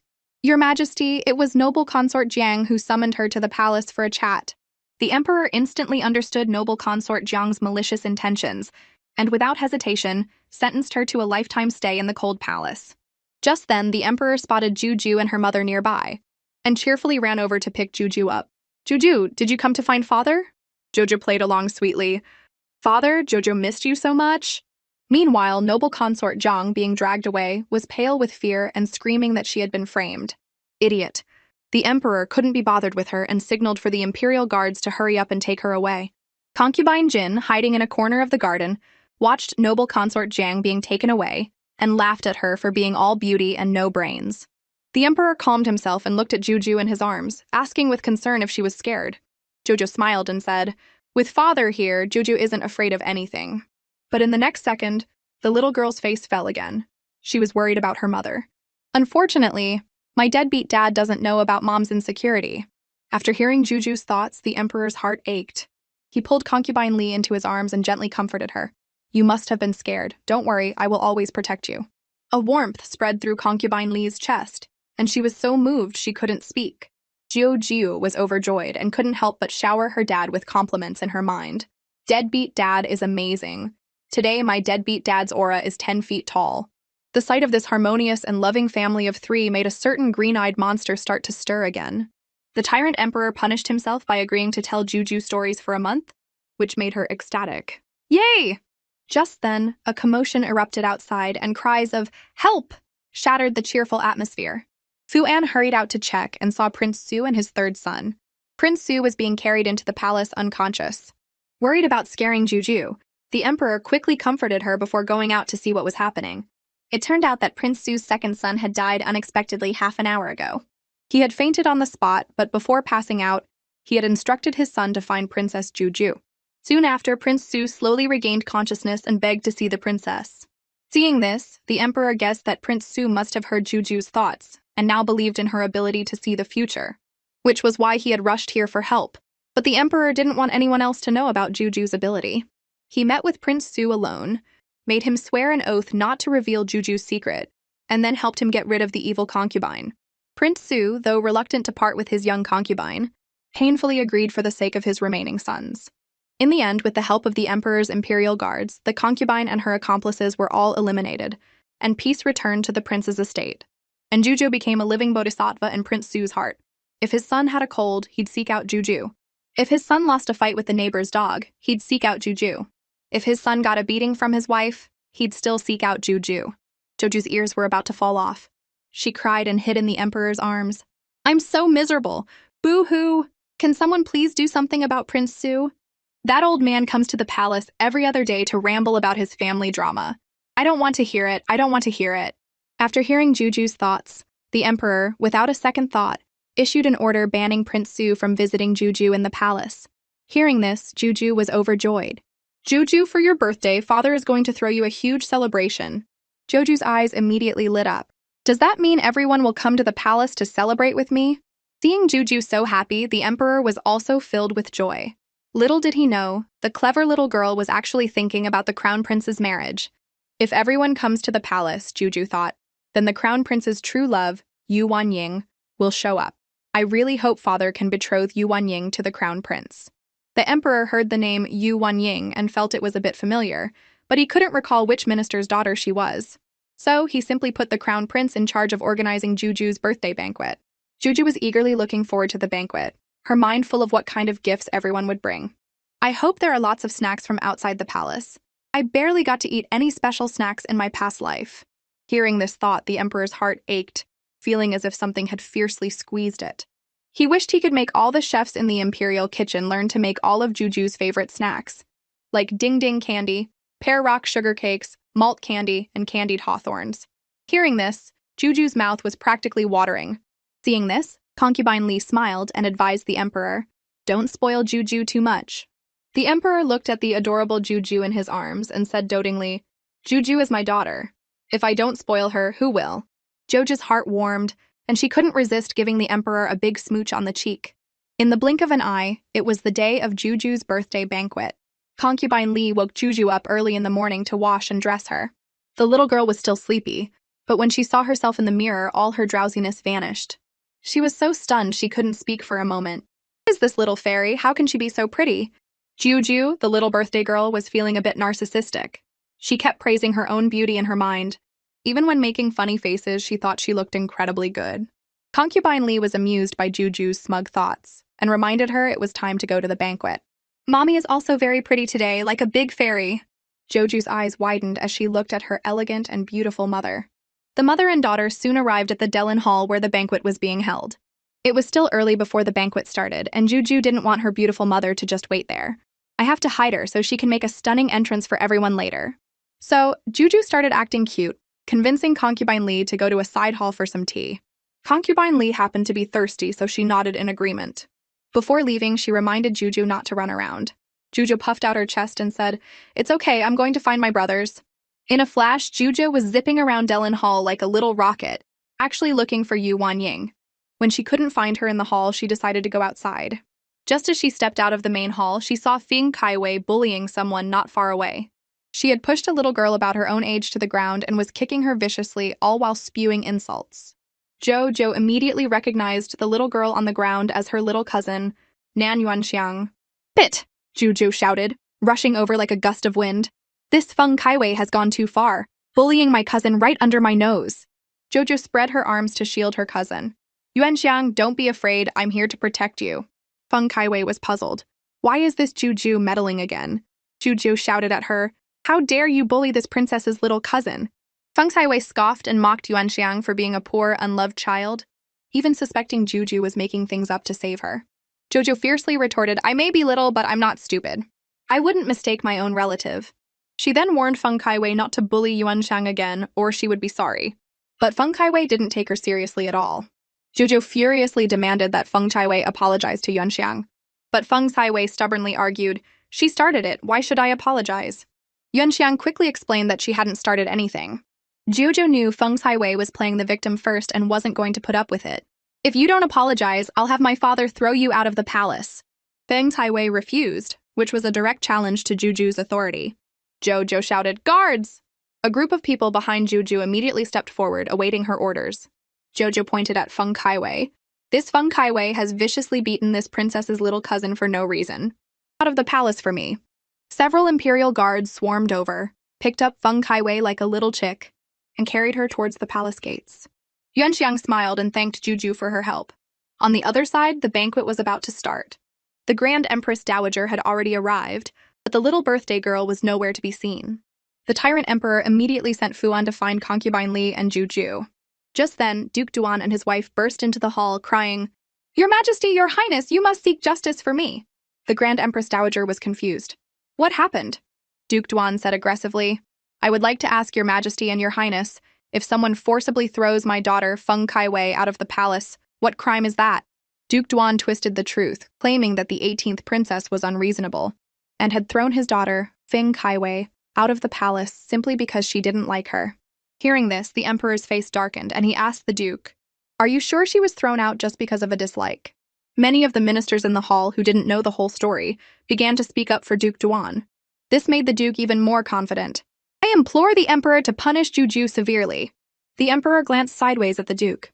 "You're asking for punishment right off the bat? Have you even figured out what happened?" Compared to the duke's one-sided story, he trusted his own child more, so he ordered someone to bring Juju to him. A moment later, a eunuch led Juju back. She was supporting a limping Nan Yuanxiang as they entered. The people around them looked on with sympathy. "The person who hurt her is so cruel. Her leg is practically broken."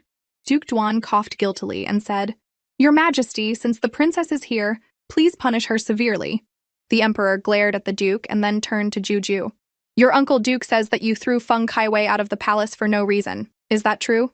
Juju looked at the duke's annoying face and couldn't help but grumble in her mind. Who threw his daughter out on purpose? Feng Kaiwei brought it on herself. Jojo hid Yuanxiang behind her, her eyes red with grievance, and said, "Father, look at my little cousin Yuanxiang. I saw it with my own eyes. Feng Kaiwei and her maid beat my little cousin like this for no reason."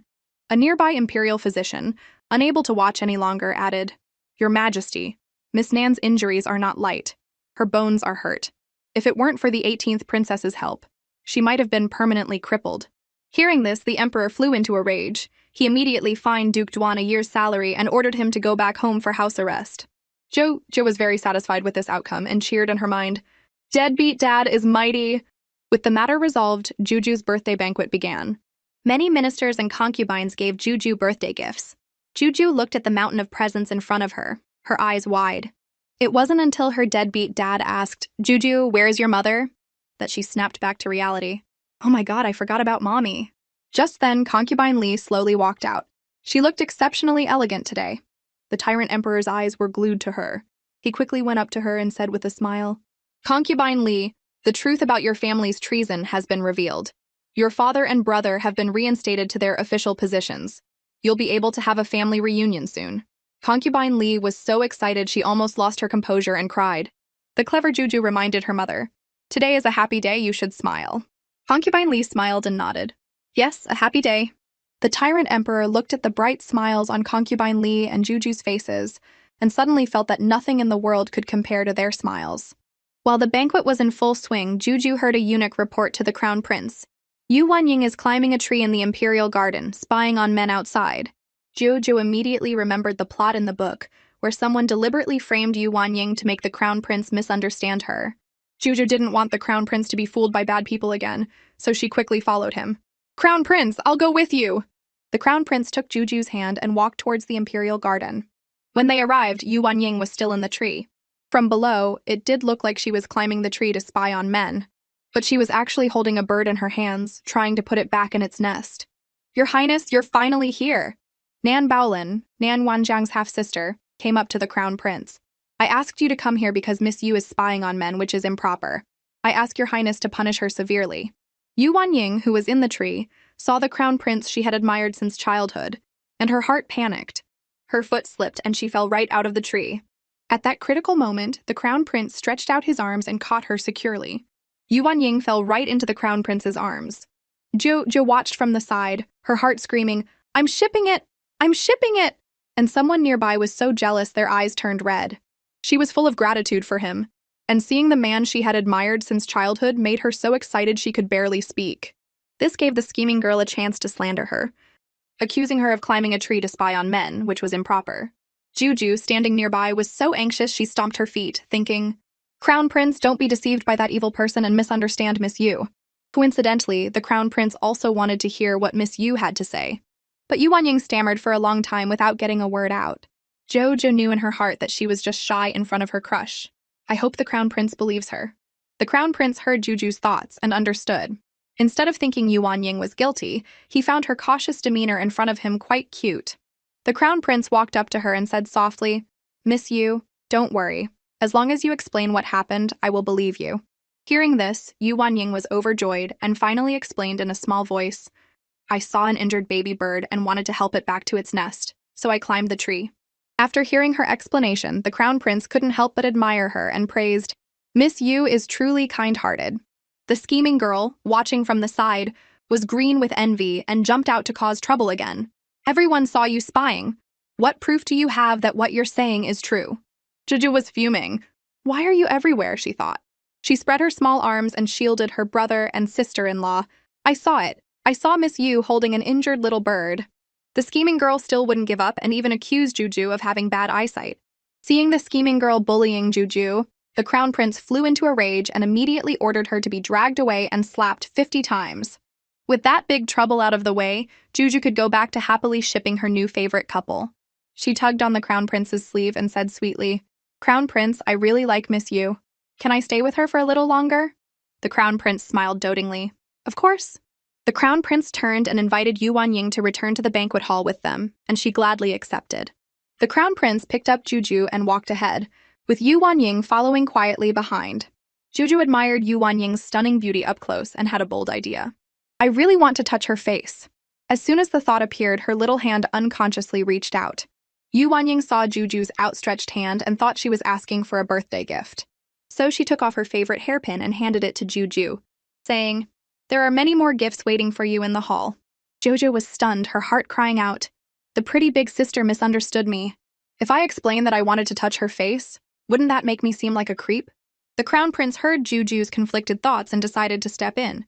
He leaned close to Yuan Ying's ear and whispered, "I want to touch your face." Hearing this, Yuan Ying's face flushed bright red, and her throat tightened with nervousness. "Crown Prince, you want to touch my face? That's probably not appropriate, is it?"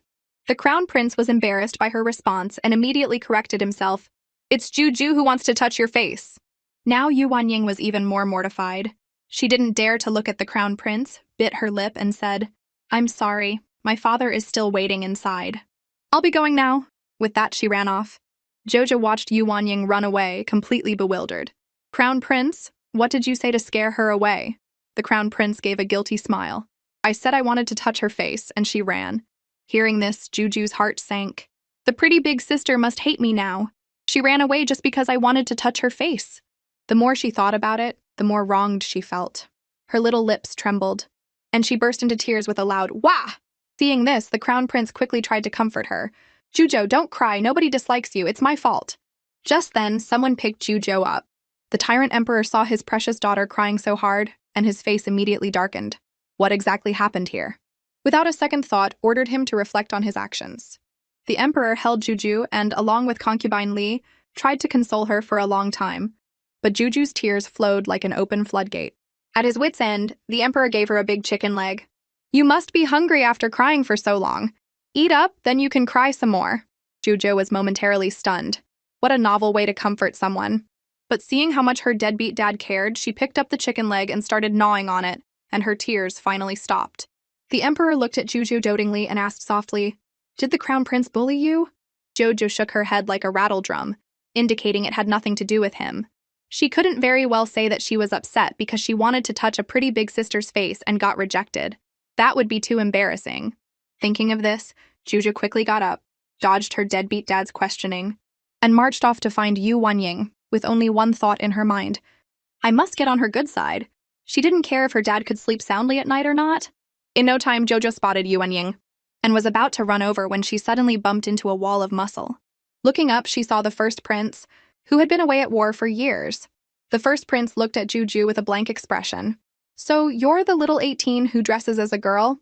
Jojo quickly and respectfully bowed and greeted him, but in her heart she was thinking, the first prince is so tragic. In 10 years, when the Western Chu kingdom falls, his head gets chopped off on the battlefield. When the first prince heard Juju's words, his face instantly darkened and he roared, "You're talking nonsense!" Jojo looked wronged and mumbled, "I didn't say anything, I just bowed." The people around them were also confused, not knowing why the first prince was so angry. Seeing that things were getting awkward, the first prince could only turn and leave. Juju made a funny face at him, and she had intended to kindly remind him to be careful not to fall and knock out his front teeth. But the first prince was arrogant and thought Juju was spouting nonsense. "I've practiced martial arts for years, how could I fall so easily?" But who would have thought that in the next second, he would step on his long robe and fall flat on his face. To make matters worse, the tyrant emperor heard the commotion and came over. "What's all this noise?" The first prince scrambled to his feet, his front teeth knocked out, and slurred, "Father!" He was filled with regret. If only I had listened to Juju. He was afraid that his father would now look down on him. Juju, watching the first prince, felt a little sorry for him. After all, he had made great contributions in battle, and she couldn't let her deadbeat dad have a bad impression of him. So Juju rushed to her dad and pleaded for the first prince. "Father, brother has been at war for years and isn't used to wearing long robes. It's not his fault he fell because they don't fit." After hearing Juju's words, the emperor immediately issued an order. From now on, at palace banquets, military officials are not required to wear long robes. He then told the first prince to go and get treated. The first prince was pleasantly surprised, not expecting Juju to forgive him and speak up for him. For a moment, he actually found this little brother more likable than a little girl. Although there was a small hiccup, it couldn't stop Juju from finding her pretty big sister. Juju ran up to Yu Wanying and asked eagerly, "Sister Yu, can I sit next to you?" Yu Wanying smiled and nodded. "Of course, princess, feel free." "Your Highness, are you hungry? Would you like some dessert?" Juju waved her hand, saying she wasn't hungry. For a child, a big chicken leg was more than enough. Yu Wanying then invited Juju to watch the song and dance performance with her, adding, "The Southern Kingdom sent dancers today. Because they can't afford the reparations, they're also sending an 8 or 9-year-old tribute prince." Hearing this, Juju immediately became serious, her mind racing. This tribute prince from the Southern Kingdom, could he be the male lead from the book who eventually unites the world and marries Feng Kaiwei? If he's here, aren't we all doomed? Juju was worried that the tribute prince would destroy the Western Chu Kingdom, just like in the book, and she wanted to meet him first. But Yu Wanying told her that only the tyrant emperor knew where the tribute prince was being held. Juju was as anxious as an ant on a hot pan, but she couldn't bear to ruin the birthday banquet everyone had so carefully prepared for her. So she gritted her teeth and endured until the banquet was over, then rushed to find her deadbeat dad to get some answers. Juju marched up to the tyrant emperor, but before she could even open her mouth, he spoke first. "Go check on your first brother." In reality, his intentions were elsewhere. He just wanted to find an excuse to spend more time with his precious Juju. A short while later, the emperor, carrying Juju, arrived at the quarters of the first prince's mother, noble consort Xian. "Greetings, your majesty. Greetings, father." As soon as the words were spoken, Juju wriggled out of the emperor's arms and ran to the first prince to check on him. The emperor's vat of 82-year-old vinegar immediately tipped over. "Why is my Juju only thinking about that stinky boy?" he grumbled to himself. As for the first prince, his face flushed bright red, and he didn't dare to look Juju in the eye. He was still incredibly embarrassed about his previous attitude. Noble consort Xian, watching from the side, smiled and stepped in to smooth things over. "Thank you for your concern, princess. The bleeding has stopped. We'll find some suitable materials to fix his teeth later." Hearing this, Juju couldn't help but giggle to herself. Big Brother is such a magnificent general, but because of a few missing teeth, he's acting as shy as a little princess. The first prince heard Juju's inner thoughts loud and clear and immediately shouted in frustration, "I don't care about these stupid teeth." His outburst scared Juju so much that tears started to well up in her eyes. Is Big Brother opening his mouth so wide to eat Juju? The first prince was completely flustered and didn't know how to explain himself. At this critical moment, the tyrant emperor had to step in. He scooped up Juju, protecting the crying child in his arms, then sternly admonished the first prince before turning to leave. The first prince would have to wait until his teeth were fixed to mend his relationship with Juju. On the way back, Juju pestered her deadbeat dad, repeatedly making him promise not to hold a grudge against her big brother. The emperor, annoyed by her persistence, finally gave his word, "I won't." Only then did Juju breathe a sigh of relief. Seeing Juju so concerned about the first prince, the emperor felt as sour as a lemon. Next, Juju asked the emperor seriously about the tribute prince from the Southern Kingdom. The emperor, worried about Juju's safety, advised her to stay away from him. Juju smiled sweetly and said, "Then Daddy has to tell me where he is so I know how to avoid him." Juju knew in her heart that this tribute prince was connected to the fall of the Western Chu Kingdom. Hearing the words "fall of the kingdom," the emperor's heart skipped a beat. He had wanted Juju to grow up carefree, so he had never dared to ask her about the kingdom's fate. But now it seemed that if this matter wasn't resolved, Juju would be constantly worried. After some thought, the emperor finally told Juju that the tribute prince was being held in the tribute prince's residence. The next day, Juju secretly went to the tribute prince's residence. It was as desolate as the cold palace. No wonder her deadbeat dad had repeatedly warned her not to come alone last night. But Juju was a bit of a rebel. The more he told her not to come, the more she wanted to. As soon as she reached the gate, she was stopped by two guards. The tribute prince's residence is off limits. Princess, please, go back. Jo blinked her big watery eyes at the guards. It was father who allowed me to come. When the guards heard it was the emperor's order, they didn't dare to stop her. But when they offered to accompany her for protection, Juju firmly refused and marched into the residence alone with a swagger. Thinking, the tribute prince is only 8 or 9 years old, he shouldn't be able to hurt me. Just as she was passing a corner in the front courtyard, she suddenly saw a small, thin figure kneeling in the snow. Joju's heart skipped a beat. Could that be the male lead, Daejeong? Jojo quickly ran up to him and told him to get up. Daejeong's body leaned back slightly, as if in resistance.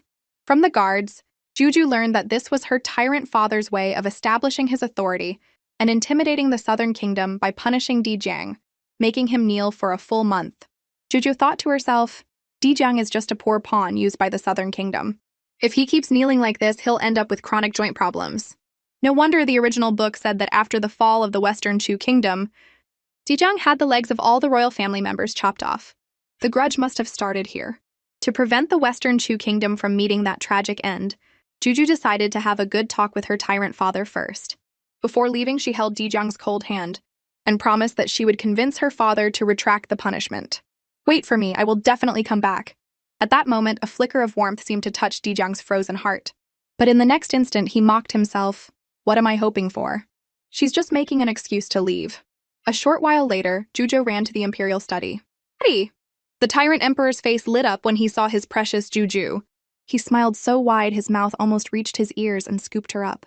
Why did you come all of a sudden? Did you miss Daddy? Then he playfully squished and poked Juju's little cheeks. But when he saw her face was dirty, his smile instantly vanished. Did someone bully you? After being subjected to her tyrant father's forced affection, Juju managed to squeeze out 3 words. I'm fine. She looked at the emperor seriously. Daddy, I heard you ordered the tribute prince to kneel for a month. Hearing this, the emperor was furious, thinking the tribute prince had done something to Juju. Jo quickly explained that it wasn't the tribute prince who had bullied her. She just didn't want her dad to punish him by making him kneel anymore.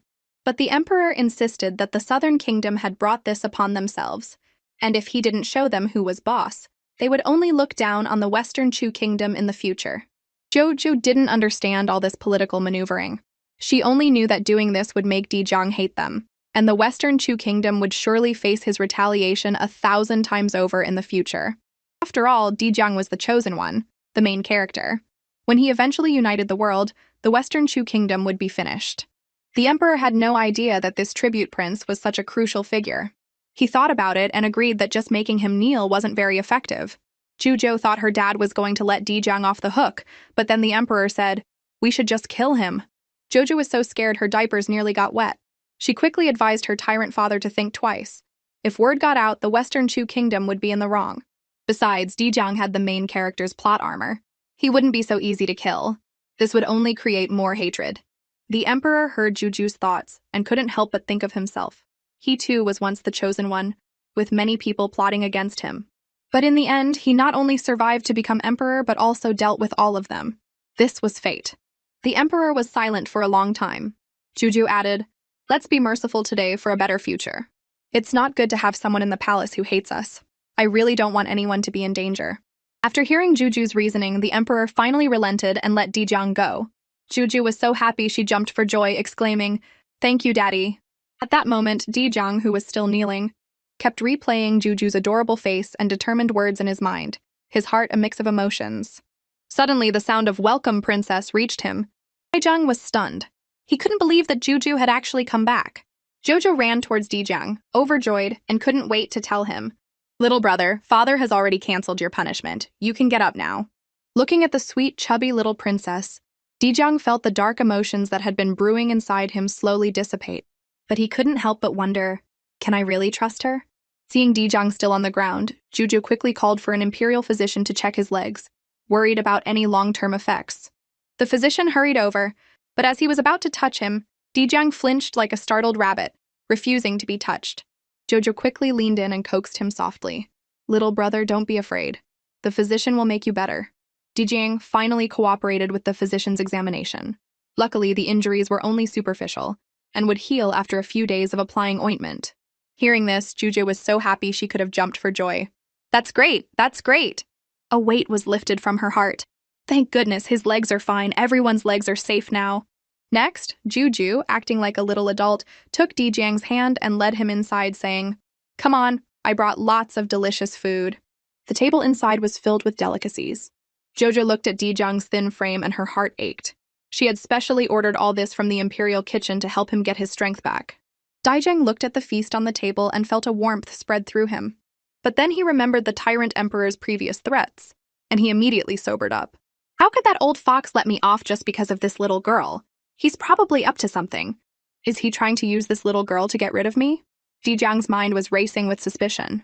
He even suspected the food was poisoned, and was about to discreetly use his silver thumb ring to test it when Juju wasn't looking. Juju noticed Dijiang's strange expression, and her mind started whirring. A moment later, she remembered the imperial edict she had gotten from her father, and quickly had a eunuch read it aloud. The eunuch announced in a high-pitched voice, "The tribute prince from the southern kingdom is hereby exempt from kneeling in reflection. His food and lodging shall be of the same standard as the imperial harem, and he shall not be neglected." Dijiang couldn't believe his ears. Is this real? I don't have to kneel anymore, and I can eat properly from now on? It all felt like a dream, a beautiful dream woven just for him by this little girl. "Little brother, hurry up and eat," Juju said, grabbing a big chicken leg and stuffing it in her mouth. She ate until her face was greasy, mumbling, "The imperial kitchen's cooking is so good." Seeing Juju's greedy eating, Dijiang couldn't help but chuckle. Juju blushed, so embarrassed she could have dug 10 autumn water residences with her toes. You eat too. I've already tasted it for you. It's delicious." Dijiang smiled and nodded. "All right, let's eat together." With that, Dijiang completely let down his guard around Juju, knowing that she genuinely cared for him. After a while, the gluttonous Juju wanted to eat some shrimp, but her little hands were clumsy and she couldn't peel them properly.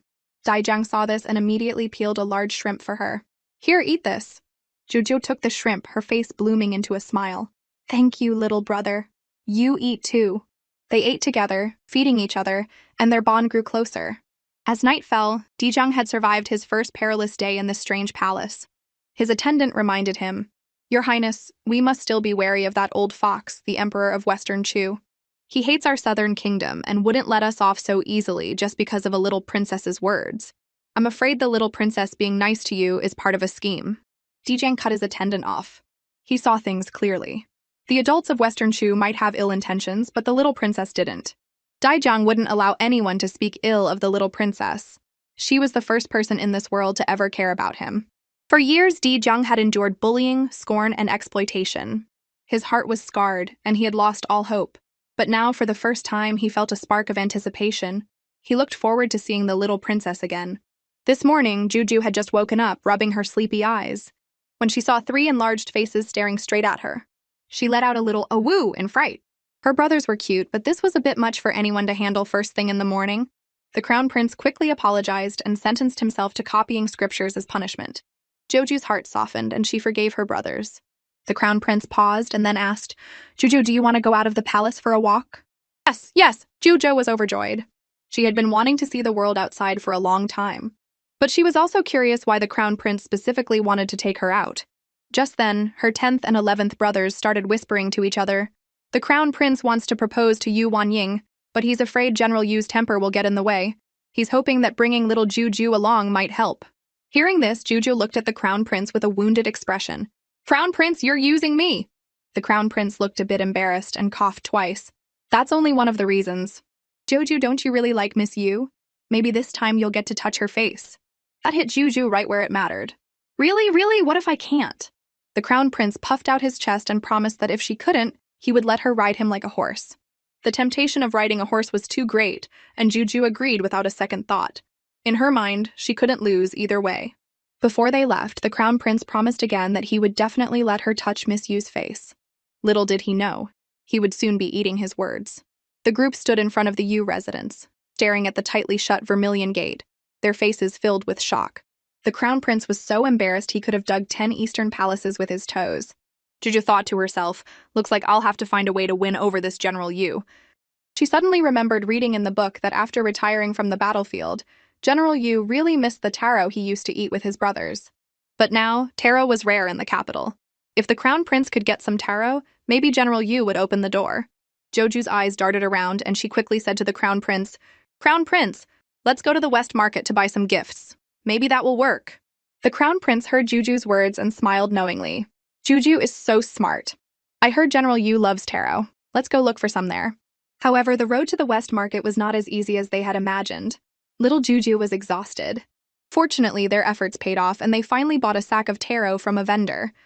The group then returned to the general's residence. The attendant knocked on the door again. "His Highness has brought General Yu his favorite taro. Please let us in." Hearing the word taro, the servant immediately and politely invited them into the front hall to wait, while he went to inform his master. A short while later, the servant announced in a loud voice, "General Yu has arrived." General Yu strode in. Although he had retired, the rugged aura honed on the battlefield was still palpable, commanding respect. Suddenly his gaze locked onto Juju, making her shudder. Why is this old man looking at me like that, she wondered. Then General Yu's face broke into a smile like an old chrysanthemum. "The princess is here too? Why didn't you inform me earlier?" Then he saw the taro he had been craving for so long, and his eyes lit up. Juju, seeing her chance, pleaded in her sweet voice for him to grant the crown prince's request. Hearing this, the smile on General Yu's face vanished instantly. "If you are here to propose marriage, then you should give up that idea right now." Joju's heart sank. Is my favorite couple going to break up just like that? Jojo was utterly confused. My crown prince brother is so outstanding, what's not to like? General Yu, however, looked calm and spoke slowly. "His Highness the Crown Prince is undoubtedly a man of great talent. But I have already chosen a son-in-law, Liu Pei, the son of the Minister of Works. He is a gentleman worthy of my daughter's hand. I hope your Highness will find another match." The Crown Prince's pupils contracted in shock. He was about to protest when he heard Juju grumbling in her mind. What kind of gentleman is Liu Pei? He's just a lecherous brute who bullies men and women alike. If the Crown Prince can let Grandpa Yu see his ugly true colors, he'll definitely cut off this toxic engagement. Jojo was struggling with how to tell the Crown Prince, as the content was a bit much for a 5-year-old. Sensing her difficulty, the Crown Prince broke the silence. "These topics are too boring. How about I take you out to buy some toys?" Jojo immediately nodded eagerly. Yes, I heard the bamboo dragonflies at the night market are really fun." General Yu, seeing it was getting late, was very worried about Juju's safety. Jojo blinked her big innocent eyes at the general and said sweetly, "Grandpa Yu is so strong. You can definitely protect me. Please come with us." The usually decisive general was completely won over by Juju's cuteness and finally nodded in agreement. A short while later, General Yu, carrying Juju and the Crown Prince, arrived at the night market. Juju's eyes turned into stars when she saw the bamboo dragonflies. She was so endearing that General Yu couldn't help but want to spoil her. "If Juju likes it, Grandpa Yu will buy it for you." Although Juju loved the exquisite bamboo dragonflies, she wasn't greedy and only wanted one, as they were there for another purpose. Suddenly a commotion broke out not far away, mixed with a woman's pitiful cries. Well, Liu Pei has served himself up on a silver platter. Juju reminded her grandpa in a sweet voice. "Isn't that Liu Pei the worthy son-in-law you mentioned?" General Yu, carrying Juju, walked towards the source of the noise and saw Liu Pei seizing a delicate woman, shouting arrogantly, "Come with me and I'll make sure you live a life of luxury." The woman was in tears, crying, "A few days ago, sir, you took my sister away just like this, and in less than 2 days she was tortured to death by you." The woman struggled desperately, but Liu Pei only became more vicious. "Either come with me willingly, or I'll disfigure you right now." The woman trembled with fear, crying and looking around for help. Coincidentally, one of Liu Pei's lackeys spotted General Yu in the crowd and quickly warned his master, "Sir, your father-in-law is over there." But Liu Pei was unconcerned and sneered, "That old fool is so stuffy. He never goes out at night." General Yu couldn't watch any longer and roared, "Liu Pei!" Liu Pei shuddered and turned around. Before he could even speak, several punches landed squarely on his face. Then, General Yu grabbed Liu Pei by the collar and glared at him. "Tomorrow, I will have you investigated by the authorities. As for the marriage, consider it off." Juju witnessed this fierce side of General Yu and couldn't help but worry about the Crown Prince's future. However, after this incident, General Yu finally saw Liu Pei's true colors, and his attitude towards the Crown Prince softened. He even, for the first time, invited the crown prince to stay for dinner. A moment later, Yu Wanying and her maids came out with steaming hot dishes. Jojo clapped her hands happily and eagerly invited Yu Wanying to sit next to her. Yu Wanying shyly glanced at the crown prince and happened to meet his gentle gaze. In an instant, both of their faces turned as red as apples. General Yu saw all of this, and seeing that they seemed to have feelings for each other, his resolve began to waver. Jojo, seeing her chance, decided to add a little more fuel to the fire. She blinked and asked innocently, "Grandpa Yu, can the crown prince and sister Yu be together now?" Her words were met with a deafening silence. General Yu coughed twice to break the awkwardness. "This matter should not be delayed. Your Highness, I will give you an answer now." The crown prince's heart was pounding so hard it felt like it would jump out of his chest. He looked at General Yu with bated breath, waiting for the answer that would decide his happiness. Finally, General Yu solemnly agreed to the crown prince's proposal. The crown prince was so excited his face turned red. He shyly glanced at Yu Wanying and their eyes met. In that moment, both of their ears turned beet red. The crown prince, flustered, blurted out, "Then, your son-in-law will come with the betrothal gifts tomorrow." Joju's ship had finally sailed. She bounced around like a happy little rabbit and ran to Yu Wanying's side. "Sister Yu, we're going to be family now." Then, without waiting, she reached out her little hand and gently touched Yu Wanying's face, which she had been dreaming of. "I touched it! I touched it!" Jojo was so happy her eyes squinted into a line. But in the next second, she deflated like a popped balloon, grumbling to herself, "Too bad the crown prince won't have to give me a piggyback ride now." The crown prince heard Juju's thoughts and couldn't help but smile. He secretly made a mental note of her little wish. As it was getting late, the crown prince took Juju back to his residence outside the palace. He was still basking in the joy of his successful proposal. Jojo had been the hero of the day. "Jojo, I have to thank you." Hearing this, Juju immediately closed her eyes and pretended to be asleep. But in her heart, she was thinking, "No piggyback ride, no talking to you." Seeing this, the crown prince gently poked Juju's cute little cheek and said with a smile, "Juju, how about I give you a piggyback ride?" Joju's sleepiness vanished in an instant. She shot up from the bed like a spring, and in the blink of an eye was on the crown prince's back, enjoying her ride. While the two were having fun, the attendant rushed in to report, "The second prince has come late at night to congratulate your highness and says he has something important to tell you." The crown prince had been close to the second prince since they were children, so he immediately told the attendant to let him in. But Juju's face changed drastically and she shouted in her mind, "The second prince is not a good person. He's hiding the fact that he's a fake prince and deliberately getting close to the crown prince to usurp his position."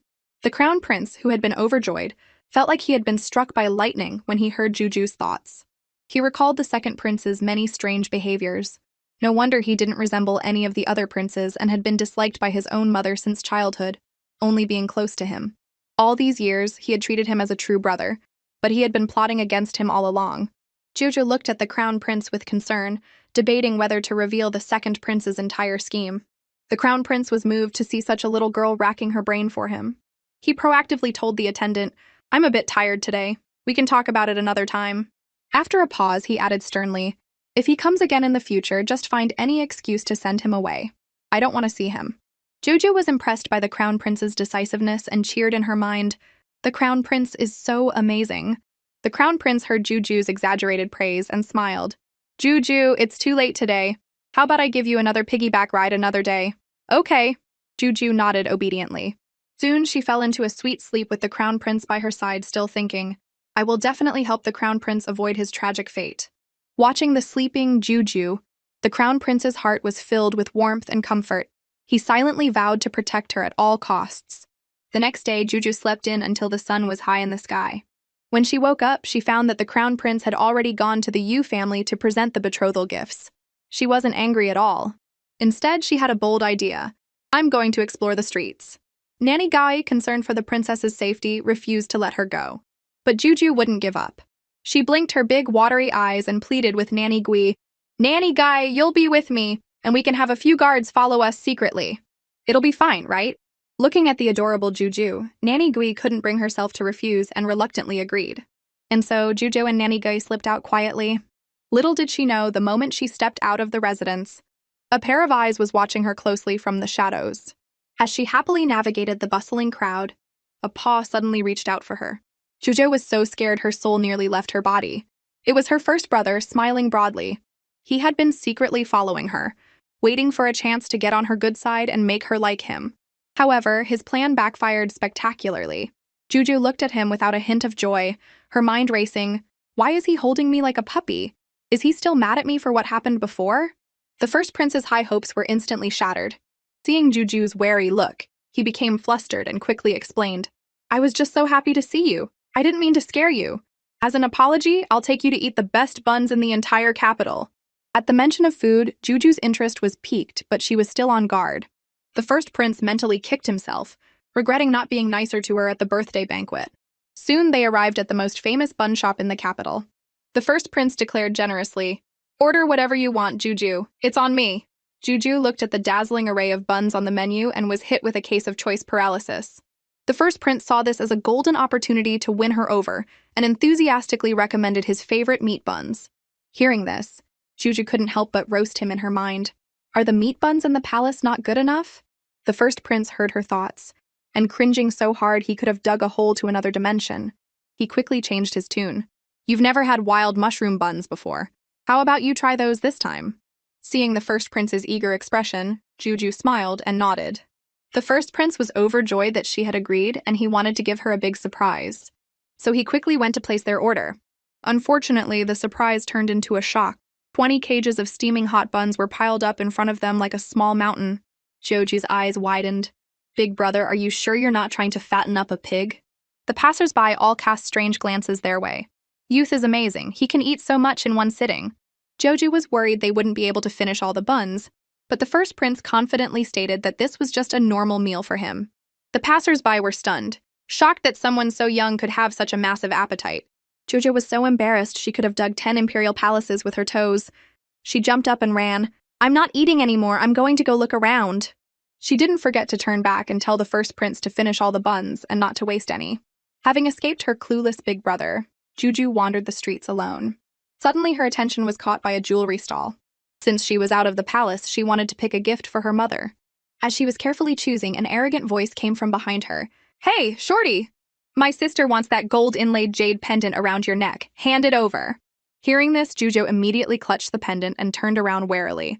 Who are you? This is mine. Why should I give it to you? This was a gift her mother had commissioned for her with her own dowry when they were in the cold palace. It meant the world to her, and she would never let anyone take it. The young punk in green, seeing that Juju wouldn't give up the pendant, immediately tried to intimidate her. I'm Jiang Qing, the cousin of Liu Pei, the son of the Minister of Works. If you know what's good for you, hand it over, or you'll be sorry. Jojo wasn't scared. She sneered. Liu Pei has already been thrown in jail. He can't even save himself. And since you're robbing people in broad daylight, you can go join him in jail. Jiang Cheng flew into a rage. You little brat, you're asking for it!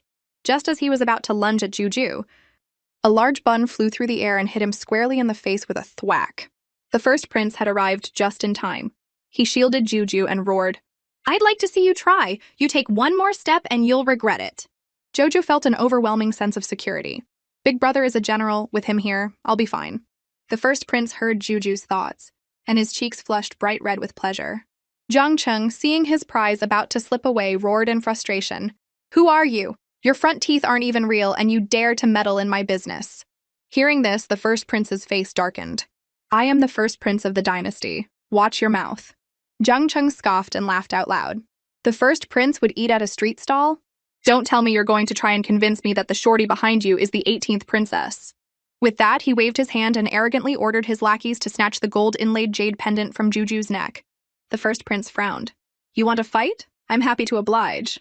To avoid accidentally hurting Juju, he quickly told her to move to a safe spot. His opponents charged forward aggressively, but in less than a second, they were all on the ground. After years of leading armies, these small-time thugs were no match for him. In the blink of an eye, he had them pinned to the ground. Jojo cheered excitedly. First brother is so cool, so cool, so cool. Hearing Juju's praise, the first prince's heart swelled with pride, and his fists flew with even more force. One punch per person, he easily took care of Jiang Cheng's lackeys, and once again won Juju's affection. Brother is so amazing. He hits wherever I want him to hit. It's so satisfying. Jiang Cheng, seeing that he had picked a fight with the wrong person, knew he was in trouble, but he still tried to act tough. You just wait. My dad is Jiang Qingshan, a high-ranking official in the palace. You're finished. Jojo stuck out her tongue, unafraid. Go ahead, we're not scared. Is there anyone in this world with a higher rank than our dad? At this moment, an old woman kindly advised the two to run away. Jojo was not happy. They're the ones who did something wrong, why should we run? The old woman quickly explained, the Zhang family has been bullying people for years, doing all sorts of terrible things. If you don't leave now, you might not make it out alive. The first prince was shocked to hear this, not realizing the Zhang family was so lawless. Jojo was so angry she was trembling. Big brother, they're so evil, we have to make them pay. The first prince promised Juju that he would not let such villains get away with it. Soon, Jiang Cheng returned with his corrupt official father in tow. Dad, it was those two who bullied us. Jiang Qingshan looked arrogant. Don't worry, Dad's here to back you up. I'll make them pay. Then Jiang Qingshan swaggered up behind the first prince and put a hand on his shoulder. Kid, aren't you going to turn around and kowtow to me? If you beg for mercy now, I might let you live. The first prince sneered. Is that so? He then grabbed Jiang Qingshan's hand. Jiang Qingshan, your son might not recognize me, but you're not blind, are you? The moment Jiang Qingshan saw who was in front of him, he was so scared his diapers nearly got wet. First prince. His legs went weak and he dropped to his knees, begging for mercy in terror. But Jiang Cheng, completely oblivious, was still questioning the first prince's identity. Jiang Qingshan slapped his son so hard he fell to the ground. You worthless son, get on your knees now.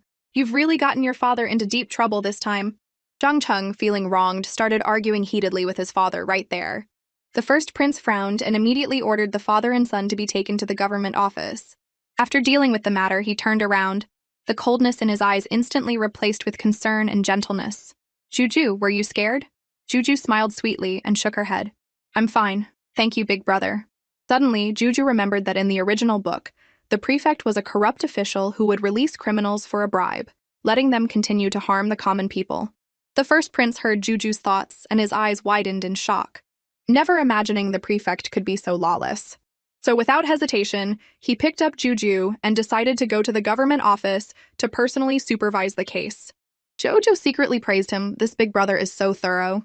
As they turned to leave for the government office, they didn't notice an old white-haired man in a corner of the street, watching them leave with tears in his eyes.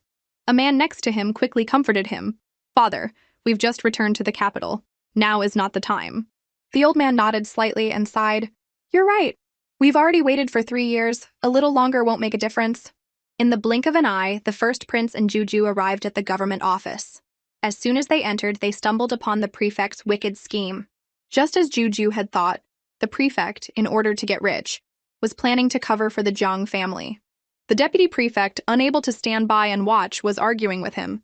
Seeing this, Juju couldn't help but sigh. Although this deputy prefect is a rare good official, his rank is too low, and he has no power to stop him. Seeing this, the first prince was furious and roared, Prefect, your scheming is so loud, even I can hear it? The prefect shuddered with fear, quickly turned around with a fake smile and tried to explain, This is all a misunderstanding. The first prince didn't give him a chance. He walked up and kicked him to the ground, saying coldly, I'm a military man, I don't understand explanations. He then decisively ordered the prefect to be thrown in jail and announced that the deputy prefect would temporarily take his place. Juju was overjoyed to see the first prince's decisive action.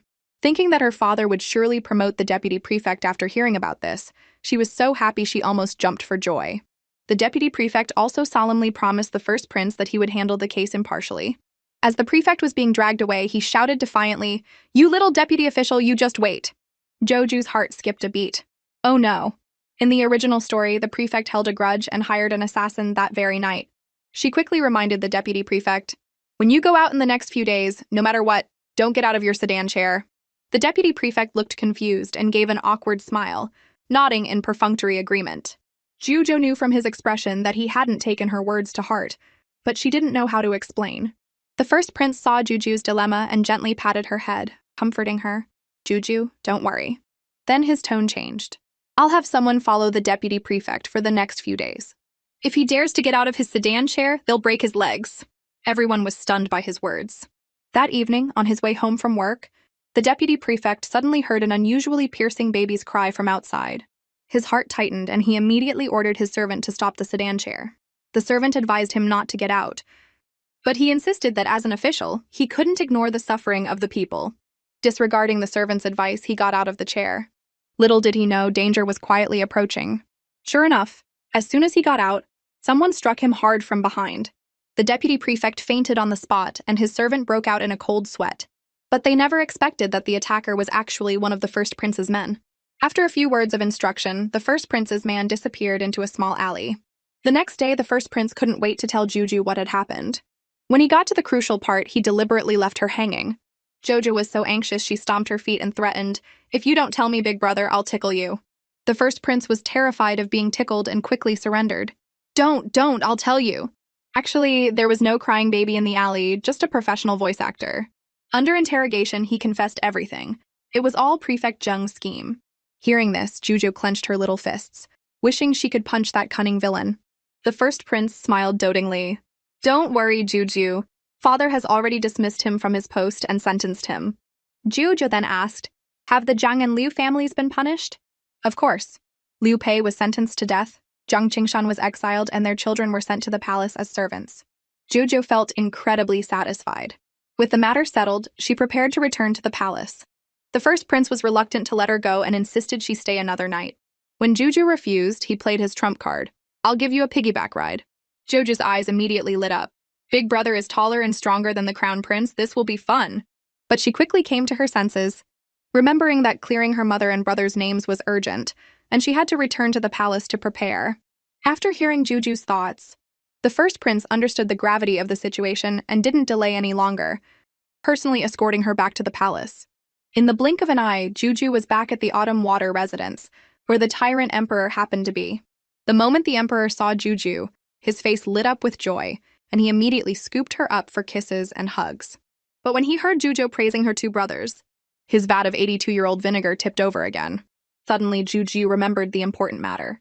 "I heard that your sworn sister, Princess Wen, is returning to the capital today." As soon as she said this, the faces of the Emperor and concubine Li changed, and they looked troubled. Jojo realized this was a taboo topic, but she would not give up the chance to clear her 13th brother's name. At a banquet years ago, Prince Dun had died after eating poisoned food, and her father had ordered a strict investigation. As a result, Princess Wen, who had been bribed by the real culprit, framed the unfavored 13th prince, leading to his wrongful imprisonment and her mother's implication.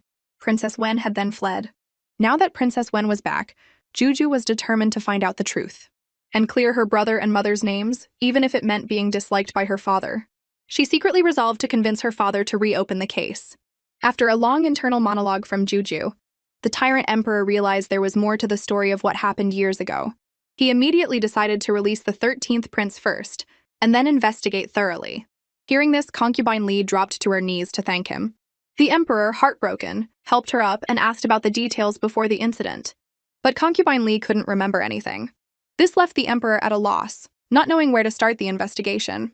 Jojo thought to herself, "It seems the only way to get to the bottom of this is to start with Princess Wen." Back then, Princess Wen received money and a life-saving pill for her mother from the real culprit. So she's been blackmailed all these years. There must be letters between them. If we can find those letters, we might uncover the truth. The Emperor heard Juju's thoughts and immediately ordered a thorough investigation of all of Princess Wen's correspondence from 2 months before the incident until now. Juju looked at her tyrant father with wide eyes, praising him in her mind for being so smart today. The Emperor felt a little strange. Why only smart today? But then he thought, I really am not as clever as Juju. Juju noticed his strange expression and asked, "Daddy, why are you looking at Juju like that?" The Emperor took the opportunity to kiss Juju. "Because Juju is cute, father can't get enough of looking at you." Jojo looked disgusted. When did Daddy get so cheesy?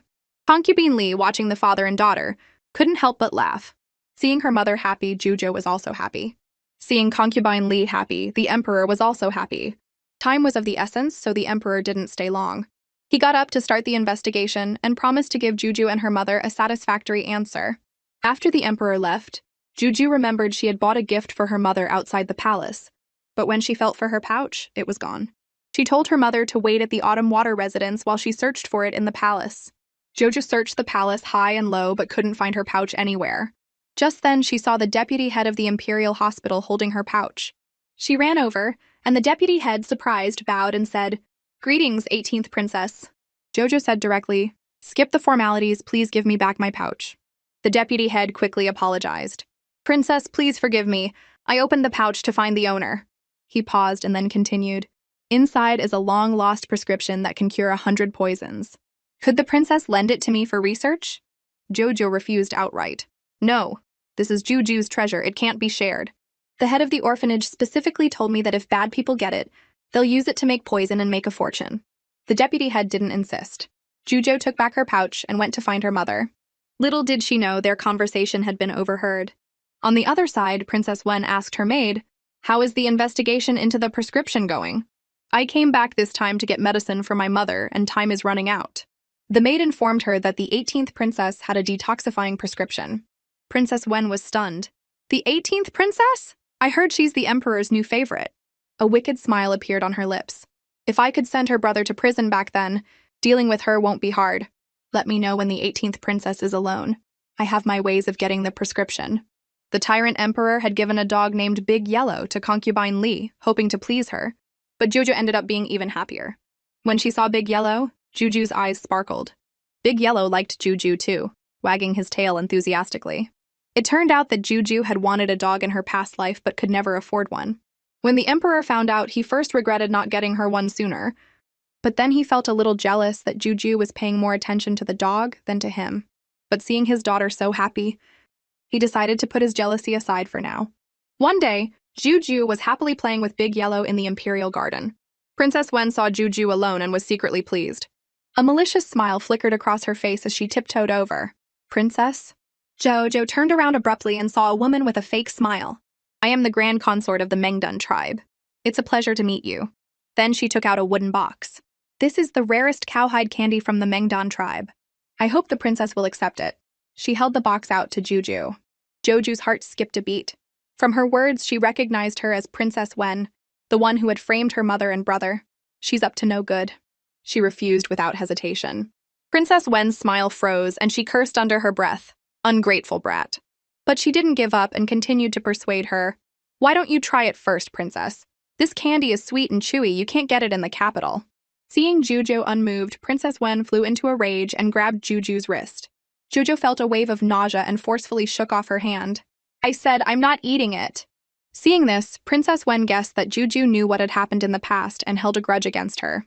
She dropped the act and reached for the pouch on Juju's waist. Jojo quickly stepped back and shouted at the top of her lungs, "Robbery! Someone help!" At the critical moment, Big Yellow rushed over and shielded Juju, barking fiercely at Princess Wen. Princess Wen was so scared she turned pale. She forgot all about her image and ran away in a panic, with Big Yellow hot on her heels. Princess Wen ran from the Imperial Garden all the way to the Imperial Study, where she happened to run into the Emperor and the Grand Empress Dowager. She quickly hid behind them and shouted, "Help!" The Emperor, worried that Big Yellow might startle the Grand Empress Dowager, ordered him to stop. Big Yellow obediently lay down on the ground. Princess Wen immediately dropped to her knees and tearfully thanked the Emperor.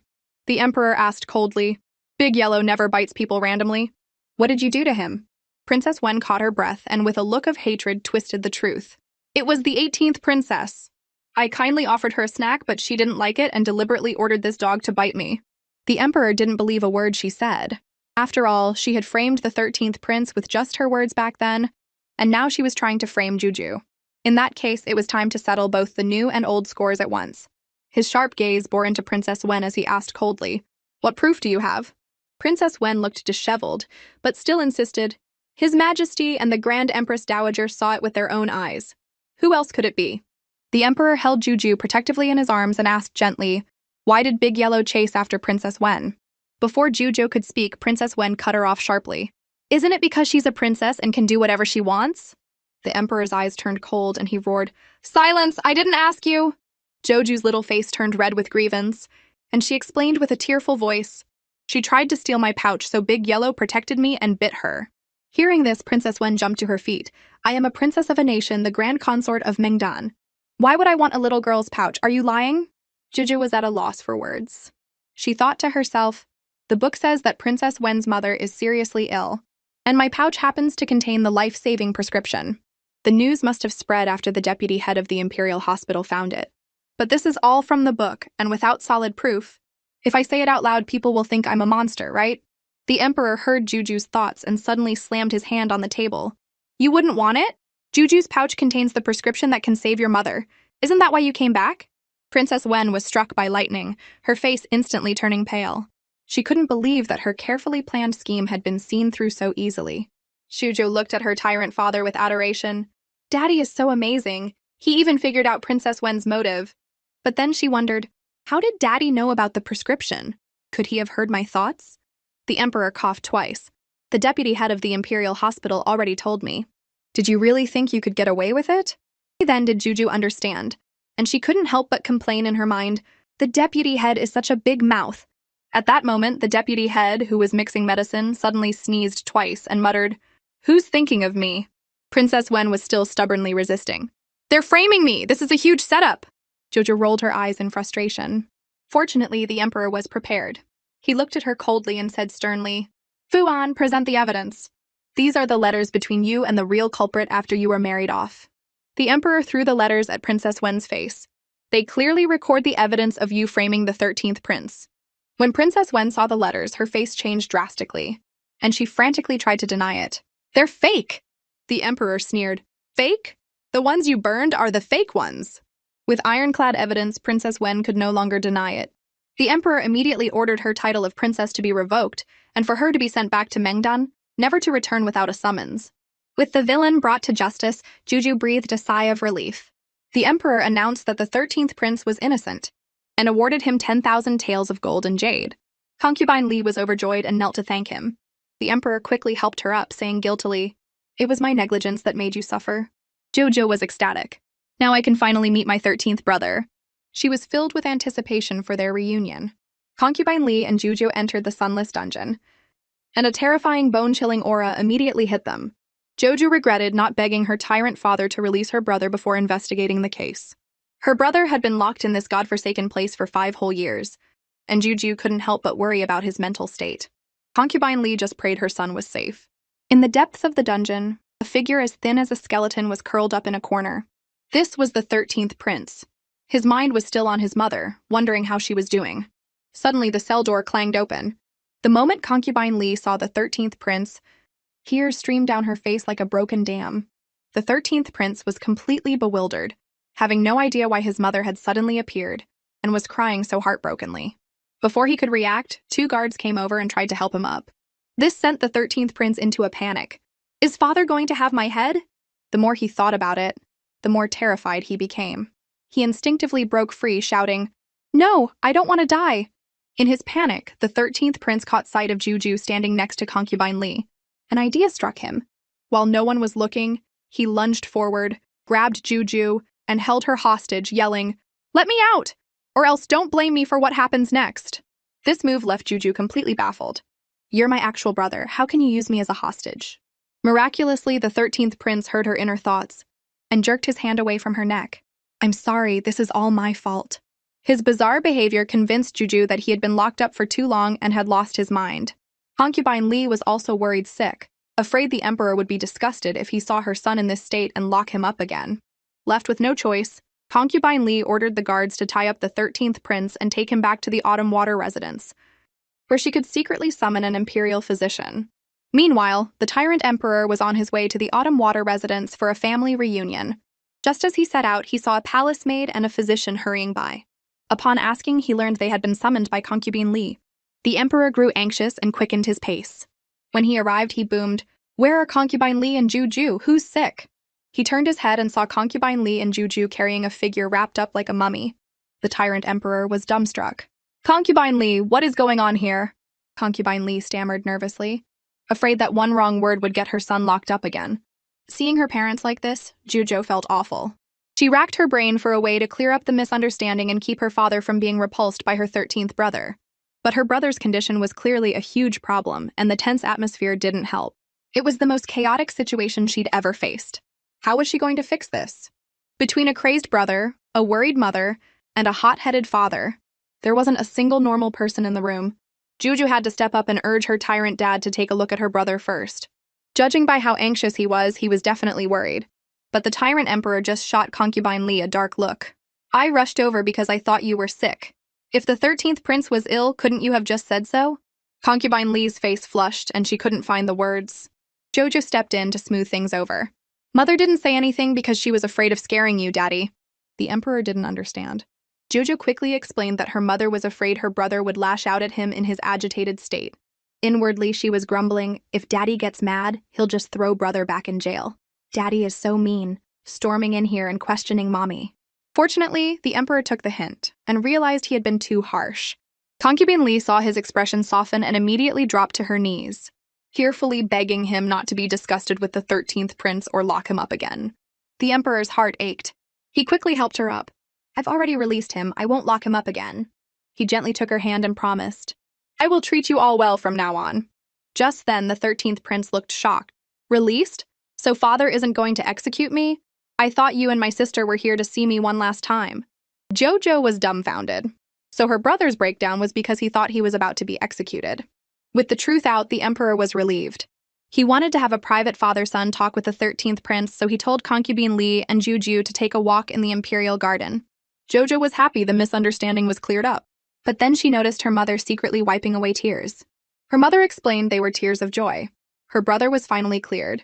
Jojo was favored, and her family could finally rest easy. Speaking of family, Jojo suddenly got curious. I haven't met them yet. Concubine Li asked if she wanted to go, and Juju's eyes lit up. Yes, I want to go with you, mother. But Concubine Li looked troubled, explaining that palace rules forbade concubines from leaving at will. Jojo pouted. If you're not going, then I'm not going. If we go as a family. As luck would have it, the Emperor overheard their conversation. He decided he would accompany them to visit her family the next day. Concubine Li was about to refuse, but the Emperor shut her down with a simple, it's a royal decree. And just like that, it was happily decided. The Emperor then turned to the 13th prince. I've said my piece, now it's your turn. Jojo and Concubine Li looked on, confused, as the 13th prince cautiously walked over to Juju. Jojo, I was wrong earlier, I'm sorry. He then handed her a small handmade kitten doll. Jojo happily accepted it and forgave her brother. Suddenly, the Emperor leaned over to Concubine Li and whispered conspiratorially, should we have Juju change back into a boy's clothes tomorrow? Concubine Li's heart skipped a beat. Oh no, she'd almost forgotten the Emperor still thought Juju was a boy. The 13th prince was just as baffled. What's this bombshell? Wait, my little sister is actually my little brother? Jojo tried her best to explain that she was a girl, but the Tyrant Emperor wouldn't listen. He just thought that wearing dresses for so long had confused her. So, with a heavy heart, the Emperor decreed that from this day forward, Juju would resume her life as a boy. Hearing this, Juju was stunned. How could Daddy do this to me? The 13th prince was just as confused. Is my adorable little sister really going to become a stinky little brother? Concubine Li sighed to herself, deciding to tell the Emperor the truth when the time was right. The next morning, Juju was forced to change into boy's clothes. She complained furiously in her mind, my tyrant dad is so mean. He even took away all my pretty dresses overnight. Seeing Juju's unhappiness, the Emperor walked over, picked her up, and cooed, Juju looks cute in boy's clothes too. Daddy loves you no matter what you wear. But Juju just looked disgusted and shook her head like a rattle. No, I only like pretty dresses. This put the Emperor in a tough spot. How was Juju supposed to make her way in the world like this? He racked his brain, trying to correct her thinking. To instill a bit of masculinity in her, he made Juju learn to get into the carriage by herself. Although Juju was rolling her eyes on the inside, she gritted her teeth and used all her strength to climb aboard. Half an hour later, the carriage arrived at Concubine Li's family home. The Emperor got out first. When Concubine Li's parents saw him, they quickly bowed and greeted him. Concubine Li sat in the carriage, her heart in her throat. She missed her family but also felt guilty and couldn't bring herself to get out. Jojo saw right through her mother. Last night, Mom kept talking about how her family suffered because of her, and she's worried they resent her. It's a classic case of getting nervous the closer she got to home. The Emperor heard Juju's thoughts and instantly understood. He turned to Concubine Li's parents and saw nothing but concern and longing for their daughter in their eyes. He breathed a sigh of relief and called into the carriage. Liao, your parents are waiting eagerly to see you. Come out. Concubine Li was still hesitant. Do they still want to see me? The Emperor couldn't resist joking. Of course. If I'm lying, may I never win your heart. Concubine Li's anxieties finally settled. The Emperor helped her out of the carriage. As soon as she said father, mother, her parents' eyes turned red, and tears streamed down their faces. After exchanging pleasantries, they went inside. Concubine Li noticed how quiet the house was and asked, where are my brother and sister-in-law? Her father sighed. During the Qiang Rebellion 6 years ago, your sister-in-law was poisoned, and she's been getting sicker ever since. Your brother is by her bedside, which is why he couldn't come to greet you. Jojo remembered the Qiang Rebellion. Rebels had stormed the capital, specifically poisoning the female relatives of officials. Princess Wen's mother was a victim, and now it seemed her aunt was too. Her grandparents heard Juju's thoughts and exchanged a surprised look. Could this child really be the lucky star everyone says she is? Jojo, however, had already made up her mind. She was going to cure her aunt. Jojo announced she had a way to cure her aunt, and Concubine Lee quickly asked if she was serious. Jojo immediately told them about her all-curing prescription. Concubine Lee was about to share the good news with her parents, but they were skeptical. After all, who would believe a 5-year-old had such an ability? Jojo sighed internally. This prescription was taught to me by the director of the orphanage in my past life. Her grandparents heard her thoughts and exchanged a knowing glance. After some hesitation, her grandfather decided to let Juju try. Jojo was thrilled and was about to drag Concubine Lee off to get the herbs. But Concubine Lee hesitated, glancing at the Emperor, worried about being a poor hostess. The Emperor, for once, was understanding. He waved his hand and said he and the 13th prince would look around, telling them to go save her aunt first. A short while later, Juju and Concubine Lee hurried back with a bowl of medicinal soup. Her uncle, Li Guangsheng, rushed forward. "Sister, I heard you have medicine that can cure Zhuer. Is it true?" Concubine Lee nodded firmly. "Absolutely. This medicine can cure any poison. Sister-in-law will definitely get better after taking it." He rushed to the bedside, gently helped his wife up, and urged her to drink it. His wife didn't hesitate and drank the soup in one go. In an instant, her deathly pale face gained a rosy hue. She exclaimed in surprise, "This medicine is amazing. I feel so much better already." Li Guangsheng's eyes reddened as he looked at Concubine Lee gratefully. "Sister, thank you. I don't know what I would have done without you." Concubine Lee smiled and shook her head. "We're family. Besides, you should thank Juju. She's the one who found the prescription." Jojo waved her hands and grinned. "No need to thank me. I'm happy when Auntie is better and everyone is happy." Li Guangsheng immediately promised to repay this life-saving debt. Realizing his wife needed to rest, Concubine Lee and Juju took their leave. Jojo winked playfully at her uncle as she left. Seeing the matter resolved, her grandparents were relieved. Her grandmother held Concubine Lee's hand, tears of joy streaming down her face. Concubine Lee comforted her. "Don't cry on such a happy day. It's all thanks to our little lucky star, Juju." Speaking of Juju, her grandfather remembered she was a princess. Why was she dressed like a boy? Concubine Lee sighed and revealed the truth. Juju is a girl. His Majesty always wanted a daughter. But I was in the cold palace back then, and I was afraid she'd be harmed, so I hid her gender. Now that our family's influence is growing, I was planning to find the right time to make it public. Her grandfather nodded in agreement. "You did the right thing. It's best to continue treating her as a boy until then." As they were talking, they didn't notice the 13th prince in a nearby corner. His face flushed with excitement, whispering, "Juju's a girl. I have a little sister." Before the words were even out of his mouth, a stern voice came from behind him. "What did you just say? Juju is a girl?" And he immediately started questioning him. But the 13th prince, terrified of his whole family being accused of deceiving the emperor, quickly came up with an excuse. "I just really want a little sister, so I was just fantasizing." The emperor was skeptical. "Is that so? Can fantasizing make you this happy?" "It's true, truer than a pearl," the 13th prince said, then made a quick getaway. The emperor was left standing there, completely bewildered. He secretly watched Juju and her mother from a corner, determined to find a chance to verify the truth. For the next few days, besides his official duties, the emperor spent all his time stalking Juju. He knew Concubine Lee must have had her reasons for hiding the truth and didn't want to upset her by asking directly. But Concubine Lee and Juju were inseparable, and he couldn't find an opportunity. The emperor looked at the beautiful Concubine Lee and his heart ached. How much has she endured to keep so many secrets? Just then, Concubine Lee sensed his gaze and turned around. "Your Majesty, why are you staring at me?" The emperor's sweet talk came naturally. "I just think you're beautiful." Jojo was happy to see her parents getting along so well. After all, only when her mother was happy could she hope to live as a girl again. Just as she was thinking this, the 13th prince accidentally bumped into her. Jojo fell to the ground with a yelp of pain. The emperor and Concubine Lee turned around nervously and saw Juju sitting on the grass, with the 13th prince apologizing profusely.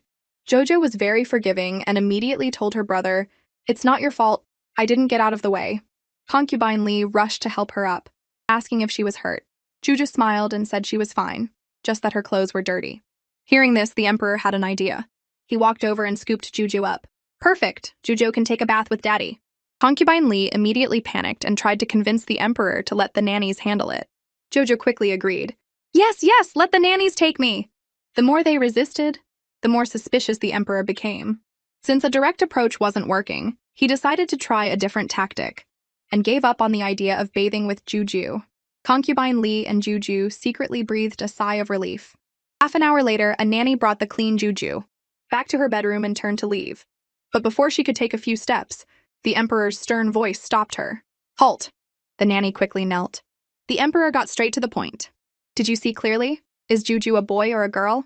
Just as the emperor confirmed with the nanny that Juju was indeed a little princess, a silly grin still on his face, he sensed a shadow flicker behind him.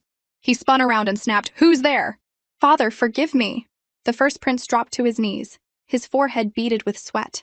"I was just so worried about Juju that I climbed the wall to see her." The emperor frowned, scolding him for his recklessness. But then he realized his conversation had probably been overheard. Seeing his father's dark expression, the first prince quickly cupped his hands and said, "Congratulations, father, on gaining such a precious pearl." The flattery worked perfectly, and the emperor's mood lightened. The real hero, of course, was Concubine Li, but the first prince's words made the emperor's heart sink. Concubine Li knew all along. Why did she hide it? He wanted to go and ask her immediately. The first prince also wanted to use the opportunity to see Juju, but the emperor heartlessly kicked him out of the Li residence. The first prince had no choice but to leave. A moment later, the emperor arrived at Juju and Concubine Li's quarters. Just as he reached the door, he heard a conversation from inside that made him pause. Little Juju's sweet voice said, "The nanny who bathed me was from the palace." Concubine Li was terrified. "The harem is a dangerous place. If everyone finds out you're a princess, you'll be in danger." Jojo smiled reassuringly. "Don't worry, mother. I sent the nanny away when I was changing. She didn't see anything." Hearing this, a huge weight was lifted from Concubine Li's shoulders. The emperor, now knowing the truth, was filled with guilt but also gratitude. Concubine Li's secrecy had saved Juju's life, so he decided to play along and pretend he didn't know. The emperor composed himself and called out, "Liao, I'm back." The door opened, and Concubine Li, looking a little pale, tried to act calm. "When did you arrive, Your Majesty?" "Just now. I'd like to sleep with you and our son tonight." Hearing this, Concubine Li finally relaxed and let him in. Jojo heard the noise and peeked out from behind the curtain. "I'm here!" The emperor went over and hugged his adorable Juju, unable to resist giving her a big smooch on her chubby little cheek. But Juju looked disgusted. "Is my deadbeat dad drunk or something?" But the emperor was completely serious. "I have something to say. Since Juju likes them so much, you can go back to wearing dresses from now on." Joju's eyes lit up. "You can't take it back, Daddy." As night fell, the three of them slept in the same bed. Jojo was growing to love these days of being cherished by her parents and hoped every day could be this happy. But later that night, she regretted it. My tyrant dad's happy dream laughter is way too loud. Before the sun was even fully up, Juju was woken by shouting. Fuan rushed in to report, "Your Majesty, this is bad!" The emperor, not wanting to disturb the sleeping Juju, signaled for Fuan to speak outside. But Juju's curiosity got the better of her, and she quietly followed them, hiding nearby to listen in. Fuan explained that a large number of refugees had entered the city, and they urgently needed more manpower to ensure the safety of the citizens. The emperor, worried that a forceful response would be seen as tyranny, hesitated to deploy troops and considered temporarily housing the refugees within the city. Hearing this, Juju knew this was a terrible idea. She rushed out and shouted, "No!" Only after the word was out did she remember she was eavesdropping. To her surprise, her tyrant dad didn't scold her, but praised her for being so concerned about the people at such a young age. He immediately picked up his adorable Juju and asked her gently why she didn't want the refugees in the city. Juju was at a loss for words. "These refugees are from the southern kingdom, and they're all infected with the plague." She racked her brain but couldn't figure out how to explain. Little did she know, her tyrant dad had already heard her inner thoughts and was very pleased. "Good thing I have my little lucky star, Juju." The emperor decided to settle the refugees in a shelter outside the city first. Juju then added a small suggestion. "When you're settling the refugees, have the guards wear face coverings." The emperor nodded, his eyes filled with admiration. "You're right. That's my Juju, so considerate of her people." He then immediately ordered her instructions to be carried out. Soon the emperor's decree reached the city gates, and the guards began to settle the refugees in an orderly manner. Just then, Duke Duan and his daughter's carriage happened to be stopped at the gate, and they overheard the decree. An idea sparked in Feng Haiwei's mind. If she could use this opportunity to help the emperor, she might be able to win back his favor. Duke Duan thought it was a brilliant idea. Meanwhile, Juju reluctantly got into the carriage to return to the palace. The emperor noticed her reluctance and gently promised to bring her back for a visit when he had the chance. As they were talking, a guard suddenly reported that Duke Duan was requesting an audience. The emperor, annoyed, lifted the carriage curtain and saw the duke kneeling on the ground with a group of raggedly dressed people. The emperor got out of the carriage and asked, Duke Duan, what is it you want? The Duke had a triumphant smile on his face as he said, Your subject has already found a place for these refugees to live and has brought them here to see you. After hearing the Duke's words, the Emperor froze for a split second, then completely exploded. Do you have any idea that these refugees are infected with the plague? Jojo looked at the chaotic scene before her mind racing desperately to find a way to resolve this crisis. The Tyrant Emperor was furious.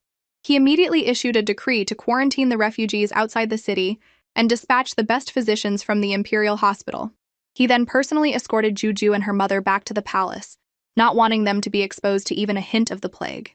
But Juju said she had somewhere else to be. Concubine Li was frantic, repeatedly urging her to return to the safety of the palace first. Juju opened her mouth but said nothing. She knew who held the key to solving the plague, but she didn't know how to explain it to her tyrant dad. The Emperor heard his daughter's thoughts and gently stroked her hair. The epidemic is just starting. I'll take Juju for a walk first. Hearing this, Juju cheered up, saying she wanted to go to Green Willow Alley to try the sweetest candied hawthorns, but her eyes held a mischievous glint. Only she knew that a brilliant young doctor who could create a cure was living there in seclusion. The Emperor immediately ordered the royal carriage to be prepared. Duke Duan, sensing disaster, tried to deflect the blame. Your Majesty, the 18th princess is disregarding human life, thinking about candied hawthorns at a time like this. Jo felt incredibly wronged. Fortunately, the Emperor trusted her unconditionally and ordered the guards to send the Duke and his family to join the refugees outside the city. Jojo then asked her dad, Why didn't you believe what Duke Duan said? The Emperor's eyes were filled with adoration. My Juju is right, no matter what you do. With her father's trust, Juju was full of energy. She tugged on his sleeve, urging him to hurry, determined to reward his complete faith in her with a surprise. Meanwhile, in a house deep in Green Willow Alley, the legendary doctor was treating an old woman. The grandmother was grateful but sighed. You have such a kind heart and healing hands. It's a pity you're stuck with a husband like that. Before she could finish, a menacing figure stormed in. You unfaithful wench! The man's eyes were filled with malice as he raised his hand to strike. The old woman quickly shielded the doctor, which only made the man more violent. The doctor urged the grandmother to leave, and seeing the situation was dire, the old woman turned to get help. The man started beating his wife mercilessly. You've been cheating on me behind my back! His wife's eyes reddened with frustration as she retorted, I was treating patients. But the crazed man wouldn't listen and was about to bring a wooden stick down on her. A small voice cut through the tense air. A doll-like little girl stood with her hands on her hips, her eyes wide. Only weaklings hit women. I won't let you touch her again. Jojo stood protectively in front of Sister Qingxi. Qingxi frantically urged Juju to leave. But Juju just said fiercely, Don't be afraid, sister, I'm here to save you. The abuser was shameless enough to even hit a child. Just as his hand was about to fall, the Tyrant Emperor appeared, grabbing his wrist and throwing him 20 feet away. A piece of trash like you dares to touch my daughter? Hearing this, the abuser scoffed. And you're the Emperor? You're just a pretty boy having an affair with my wife. The Emperor was furious at being wrongly accused and quickly explained, I have always been a man of integrity. Do not speak such nonsense. He was immediately roasted by Juju in her mind. Daddy, is that really the most important thing right now? The Emperor heard her, and quickly ordered the abuser to be dragged away and dealt with. The man started panicking and was still spewing insults as he was taken away. The Emperor, not wanting Juju to hear such filth, quickly covered her ears. Juju looked confused. Daddy, why are you covering my ears? The Emperor coaxed her. Shh, you're too young to hear that. Just then, Qingxi gratefully dropped to her knees to thank them, saying she would do anything to repay their kindness. Joe took the opportunity to ask her to come out of seclusion to help cure the sick. Qingxi agreed without hesitation, as it had always been her ambition. But she had one question. How did you know I could heal people, and how did you know to come and save me? 15 minutes earlier, Juju and the Emperor were wandering through Green Willow Alley like headless chickens, looking for the young doctor. Just as they were about to give up, an old woman spotted them. Seeing Juju's fine clothes, she was sure she was someone important and bravely approached them. Your Excellency. The Emperor immediately stood protectively in front of Juju. Who are you? What do you want? The old woman quickly explained that Qingxi was being beaten by her husband and begged them to save her. The Emperor was focused on finding the doctor and was about to refuse, but then he heard Juju's sweet voice say, Okay. Jojo was ecstatic on the inside. Qingxi is the young doctor's name. The Emperor heard Juju's thoughts and told the old woman to lead the way. Jojo explained that it was thanks to the old woman that they were able to save her. Qingxi smiled knowingly and thanked her again. But Juju sighed deeply. It's not like that. You're alive because of yourself. She reached out her chubby little hand and held Qingxi's. Because you always insisted on doing good.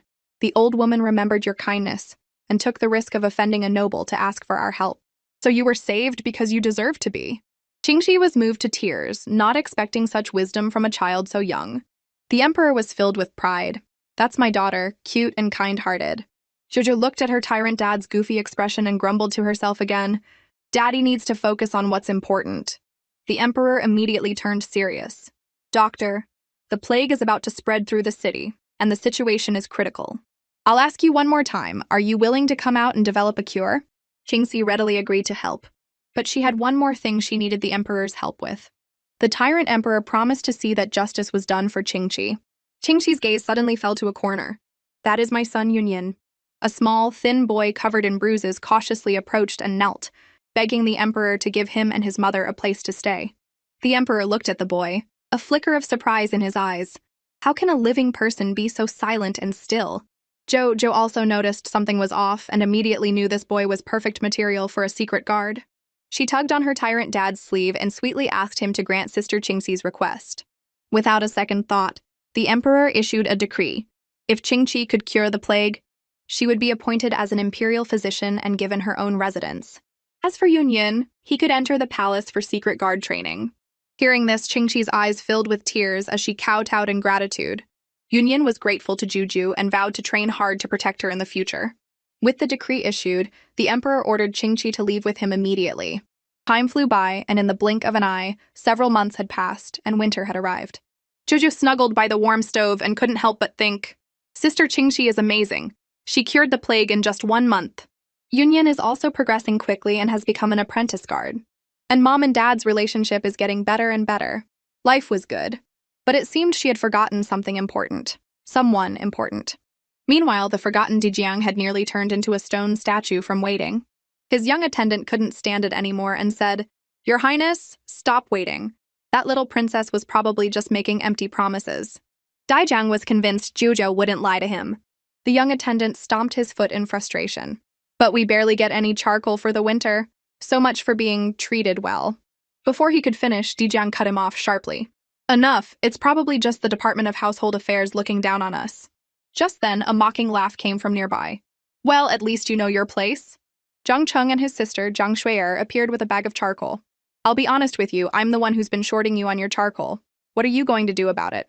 Dijiang's face was cold as he retorted, You're just the children of a disgraced official, now palace slaves. How are you any different from me? Zhang Shui'er's eyes were filled with scorn. You're delusional. Waiting for the princess like a fool every day. She's long forgotten you. Dijiang was furious and yelled, You two dogs, how dare you speak of the princess like that? You're looking for death. Zhang Cheng flew into a rage and was about to roll up his sleeves, but his sister stopped him. Zhang Shui'er giggled, Brother, let's take all the charcoal and let him suffer. Zhang Cheng grinned menacingly. Good idea, let's see you freeze to death this winter. The young attendant rushed forward to stop them, but was pushed to the ground by Zhang Cheng. I can't hit your master, but I can hit you. Just as his hand was about to fall, a small pink figure flashed by. Stop! Jojo appeared, furious, her little hands clutching a snowball, her eyes wide with anger. You touch them one more time and you'll see what happens. Dijiang was moved, but also found it hard to believe. As for the Zhang siblings, their legs had already turned to jelly. Seeing that things were not going their way, Zhang Shi played the victim, blaming everything on Dijiang. Dijiang wanted to argue but held his tongue. After all, as a tribute prince from an enemy nation, he couldn't expect the little princess to believe him. Jojo may be little, but she's not stupid. She could see who was causing trouble. She threw the snowball in her hand right at Zhang Shui'er. Liar, I believe my brother Dijiang is not that kind of person. Zhang Shui'er immediately panicked and shouted, Princess, I'm really not lying. To give Dijiang a chance to prove his innocence, Jojo let Zhang Shui'er try to defend herself so she could expose her lies. Zhang Shui'er took a deep breath and said, They were complaining that you didn't keep your promise and abandoned them in the tribute prince's residence. Hearing this, Jojo felt a pang of guilt. She had indeed neglected Dijiang recently. But so what if he complained? She walked up to Dijiang and gently took his hand. I'm sorry, I've been neglectful. From now on, I'll visit you more often so you won't have a chance to miss me. Dijiang's face flushed bright red. Oh my god, the little princess is holding my hand. This feels like a confession. Juju then immediately ordered the Jung siblings to be punished by cleaning the toilets. They begged and pleaded for mercy, but Juju's mind was made up. After all, they couldn't even get the person they were apologizing to right, so how could they be truly repentant? Drag them away! Dijang couldn't believe that the little princess not only remembered him, but also set aside her pride for his sake. He was incredibly moved. In all his life, this was the first time someone had apologized for letting him down, and the first time someone had taken a promise to him so seriously. Jojo was worried that Dijang would be bullied again in the future, and decided to pick two people from her own palace to protect him. Dijang was flattered and quickly refused, but Juju couldn't bear the thought of such a good person being tortured into becoming a villain, so she insisted on helping and protecting him. Jojo pretended to be angry and threatened, "If you don't accept them, Brother Dijang, then I won't visit you anymore." It worked like a charm. Dijang obediently nodded. Seeing this, Juju's face broke into a bright smile. Suddenly, her expression turned serious. "There's a plague in the city recently. Did the Imperial Hospital send you any preventative medicine?" Dijang looked clueless, having never heard of it. Joju's face darkened. It was just like in the book. The doctors were planning to let him get sick so they could extort a huge sum of money from him. Jojo wouldn't let them get away with it. Since they wanted to profit from his misfortune, she would give them a taste of their own medicine on Dijang's behalf. Jojo pulled Dijang towards the Imperial Hospital. Dijang thought she was sick, but Juju assured him she was healthy, and then said mysteriously, "You'll see in a minute." As soon as they stepped into the hospital, Juju aggressively asked for the doctor responsible for delivering medicine to the tribute prince's residence. Dr. Wei cautiously came forward to greet her. Juju looked at the annoying Dr. Wei with disgust, already plotting how to teach him a lesson. "I'm asking you, did you or did you not deliver the preventative medicine to the tribute prince's residence?" Jojo was hoping he would deny it so she could expose his lie on the spot and then use the charge of deceiving the emperor to extort a hefty sum from him. But Dr. Wei didn't play by the rules. He proudly admitted that he hadn't delivered the medicine and even gave a long, self-righteous speech, insulting Dijang right to his face. Although Dijang claimed he was used to such words, Juju couldn't just stand by and watch Dr. Wei act so maliciously. She pointed a small finger and shouted, "So you admit that you have never completed your duties related to the tribute prince's residence?" "That's right, never." Dr. Wei's answer was exactly what Juju wanted. Without hesitation, she ordered, "Guards, Dr. Wei has neglected his duties and defied a royal decree. Dismiss him from his post, confiscate his salary, and transfer it to the tribute prince's residence as compensation." Dr. Wei panicked and begged for mercy. "Princess, please have mercy." Jojo frowned and scolded. "You admitted it yourself, and you still have the nerve to beg for mercy? Daddy clearly ordered the tribute prince to be treated well, yet you took it upon yourself to interpret his intentions. Do you know that is an act of deceiving the emperor? Or would you prefer Daddy to handle this?" Hearing the emperor's name, Dr. Wei was too scared to say another word. Joju's move served as a warning to everyone, and from then on, no one dared to neglect Dijang. She also promised that if he was ever wronged again, she would stand up for him. Dijang was so moved he was on the verge of tears. With the matter settled, Juju took Dijang's hand and happily left. Dijang looked at Juju's small yet powerful back, his guilt growing stronger. He felt that he was always accepting her kindness but could never help her in return. After escorting Dijang back to the tribute prince's residence, Juju hummed a little tune and happily returned to the Autumn Water residence. "Mother, I'm back!" But she called out for a long time and saw no one. Suddenly, she heard a faint sob sound. Juju's heart skipped a beat. She turned to the nanny beside her and asked with a trembling voice, "Nanny, did you hear that?" The nanny nodded, her face also filled with fear. Jojo was so scared her diapers nearly got wet. "Is the Autumn Water residence really haunted?" Jojo diving under the covers like a scared little rabbit. Nanny Gui quickly comforted her. "Princess, there are no ghosts in broad daylight. It's probably just a palace maid crying somewhere." Hearing this, Jujo cautiously peeked out and declared fiercely, "No one is allowed to be unhappy in the Autumn Water residence." With that, she trotted off on her little legs. Jojo followed the sound of crying and searched the residence high and low, finally finding a woman secretly wiping away tears in a corner.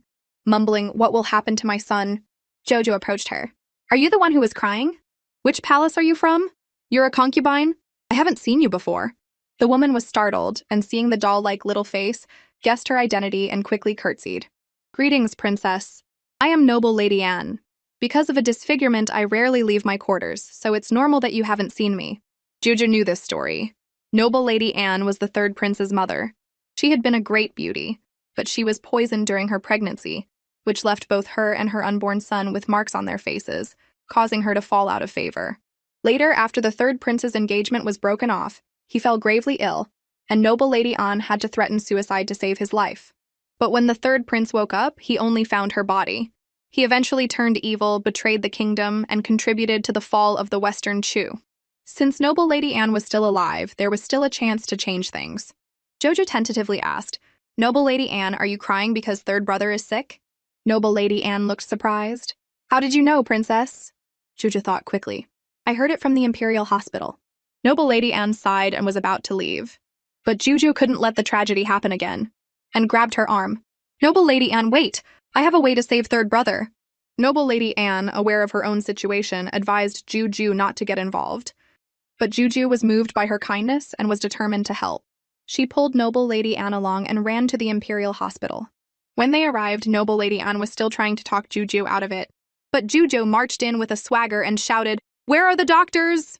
Her shout nearly sent the doctors to an early grave. One doctor came forward, trembling. "Princess, what can we do for you this time?" Jojo waved her hand grandly. "Noble Lady An and the third prince are under my protection now." The doctor immediately understood. "This subject will send someone to treat the third prince at once." Noble Lady An was completely bewildered. She had begged for 3 whole days to no avail, and Jojo had solved it with a single sentence. Nanny Gui explained, "Princess Jojo is deeply favored by His Majesty, so of course the doctors listened to her." Noble Lady An was overcome with gratitude. "I will never be able to repay the princess's kindness." Jojo just hoped that noble Lady An would stay alive and her third brother wouldn't turn evil. But since she couldn't reveal the future, she decided to win over her third brother herself. Jojo accompanied noble Lady An back to her palace. Seeing the gaunt-faced third brother and the cold, simple living quarters, Jojo instantly understood why he had turned to the dark side. She secretly vowed to rewrite his tragic fate. She quickly ordered the doctor to treat him. After a thorough examination, the doctor reported that the third prince's condition was not serious, and that he would wake up within 3 days after taking some medicine. Hearing this, noble Lady An burst into tears of joy and hugged Jojo, thanking her repeatedly. Jojo wiped away her tears and said sweetly, "Don't cry, noble Lady An. You're a beautiful lady, and I don't like to see beautiful ladies cry." Noble Lady An smiled shyly. "I wouldn't dare call myself beautiful." Jojo's words were as sweet as honey. "Beauty is in the bones, not the skin. In my eyes, noble Lady An is as beautiful as a fairy." Her words were like a warm ray of sunshine in winter, instantly warming noble Lady An's heart. Seeing it was getting late and worrying her own mother, Jojo decided to return to the Autumn Water residence. Before leaving, she made sure to remind the doctor that if he didn't do his job, she would know. 3 days later, Jojo happily went to visit her third brother. As soon as she entered, she was met with a question. "Who are you?" The third prince stared at her warily. "What are you up to?" Jojo quickly waved her hands and said, "I just want to save you." In her heart, she thought, third brother must still be on high alert after being so sick. The third prince heard her thoughts and was skeptical. "Save me? A little girl like you can save me?" Jojo hated being looked down on. "What's wrong with being little? I'm the only princess in the palace." Hearing this, the third prince finally realized that the little girl in front of him was the legendary 18th princess. But as the saying goes, it's easy to add flowers to a brocade, but hard to offer charcoal in a snowstorm. He still didn't believe she would save him. Jojo was so angry her face turned red and she turned to leave. Just as she reached the door, she ran into noble Lady An. Noble Lady An was delighted to see her. "What are you doing here? The third prince has woken up and I was just about to go and tell you." The third prince was confused. Why is mother so friendly with her? Just then, noble Lady An introduced them. "This is the 18th princess who saved you." The third prince's heart skipped a beat. Now he had to believe it. But Jojo deliberately said in a sarcastic tone, "I'm just a little girl. How could I possibly help?" The third prince was embarrassed and quickly apologized. "Please forgive my arrogance just now." Seeing this, Jojo winked playfully. "Just kidding. I'm not mad." She understood him deep down. After all, he was all too familiar with the cold realities of the harem. After this, the third prince slowly let down his guard and accepted this sensible and cute little sister, even vowing to repay her kindness one day. Jojo didn't care about being repaid. She just wanted him to get better soon. Originally, the third prince had planned to join forces with the southern kingdom to take revenge on the western Chu. But Jojo's act of kindness made him change his mind. Meanwhile, news of the third prince's recovery with Jojo's help soon reached Dijang's ears. Dijang knew that his plan to win him over would be much harder now, but he was determined to try anyway. The third prince was punishing himself by copying scriptures, One part for the Western Chu he had almost betrayed, and one part for his kind and adorable little sister Juju. Suddenly he heard a noise outside. He had gotten so used to the peace and quiet of being with Juju that he had almost forgotten about the Southern Kingdom's spies. The third prince barked, "Come in!" The visitor tested his willingness to form an alliance. The third prince decisively refused, stating that this was their last meeting and the next time they saw each other, they would be enemies. The masked man was curious. Is it because of the little princess? The third prince glared at him. "Shut up! Don't ask what you shouldn't, or don't blame me for being rude to your master." The masked man's heart skipped a beat. He didn't dare say another word and quickly left. The third prince knew that even though he had cut ties with the Southern Kingdom, he still needed to be careful. For Juju's happiness, he was willing to make peace with the Western Chu. On the other side, Dijiang found out that his recruitment attempt had failed and that the third prince cared deeply for Juju. His little jealousy meter instantly overflowed. There are so many people who love her. What place do I even have in her heart? Just as he was worrying, Juju's sweet voice came from outside. "Brother Dijiang, Juju is here to see you." Seeing the person he had been longing for, Dijiang's heart bloomed with joy. "Juju, you're finally here." Jojo begged him not to be angry, and explained that she hadn't visited because she was helping her third brother recover. As soon as he was better, she had come straight to him. One second, Dijiang was saying he wasn't angry, and the next he was playing the victim. "I'm just a tribute prince. It's understandable that a princess of your status wouldn't have time for me. It's just that the days you weren't here felt like years." Jojo could tell he was jealous. She quickly took his hand and comforted him in her sweet voice. "I promise you, Brother Dijiang, from now on, I'll have a nanny let you know in advance when I can come, so your waiting won't be so hard." Dijiang was instantly appeased. "Thank you for your understanding, princess." Jojo then said, "I came today to tell you that I probably won't have time to visit you before the new year." After saying this, she lowered her head guiltily. She had just promised to visit more often, and now she was breaking her promise again. Dijiang saw her dilemma and smiled understandingly, promising to wait for her. Juju was relieved that he wasn't angry and promised to visit him as soon as the New Year celebrations were over, then hurried off. Watching her leave, Dijiang's smile faded, and a bold idea formed in his mind. He wanted to keep Juju by his side forever. In the blink of an eye, the New Year arrived. For the first time, Dijiang felt how lonely the festival could be. He poured his longing for Juju into his flute music. Suddenly, another flute melody interrupted him. "Who's there?" Dijiang looked around warily and saw Feng Kaiwei had appeared out of nowhere. A meaningful smile played on her lips. "Don't be nervous, I'm not here to hurt you." But in her heart, she thought, so he's the male lead from the book. Interesting. Feng Kaiwei thought that being reborn as the pampered female lead in a group favorite novel meant she could just coast to victory. She never expected to end up as the daughter of a disgraced duke. To reclaim her protagonist halo and secure her future wealth, she risked sneaking into the tribute prince's residence, planning to use her beauty and wit to win over the original novel's male lead, Dijiang. Unfortunately, her plan backfired. Dijiang was extremely cautious, and his heart had room for only one person, Juju. Feng Kaiwei shamelessly invited Dijiang to play a duet with her, and when he refused, she didn't give up, resorting to manipulative tactics. "Little brother, don't send me away, you'll hurt my feelings." Dijiang was annoyed. He pushed her hand away and stared at her, thinking, did one of my siblings from the Southern Kingdom send this woman? His stare made Feng Kaiwei's hair stand on end, and she instinctively took a step back. Before she could speak again, a bright dagger was at her throat. Dijiang's eyes were filled with killing intent as he asked coldly, "Who sent you?" Feng Kaiwei was so scared she could barely speak. "No one sent me." "Then get out, or don't blame me for what happens next." The moment he finished speaking, Feng Kaiwei turned and ran. Dijiang felt something was off and told his attendant to find out if Feng Kaiwei was an assassin sent by one of his brothers. This whole incident only made him appreciate Juju more. He couldn't help but think, I wonder what she's doing right now. While Dijiang was thinking about Juju, Juju was also trying to figure out how to sneak out and find him. But just as she was about to make a move, her tyrant dad caught her and picked her up. "It's New Year's Eve. Where do you think you're going?" Jojo was worried about her brother Dijiang spending the new year alone and wanted to keep him company. Concubine Li heard her thoughts and felt a little disappointed. "It's a day for family reunion. Doesn't Juju want to spend it with us?" Jojo felt a pang of guilt and decided to stay with her parents for the night. But then the tyrant emperor started causing trouble again. "Who do you want to be with tonight, Juju, Daddy, or Mommy?" Only children have to choose. Juju wanted both, but the emperor insisted she pick one.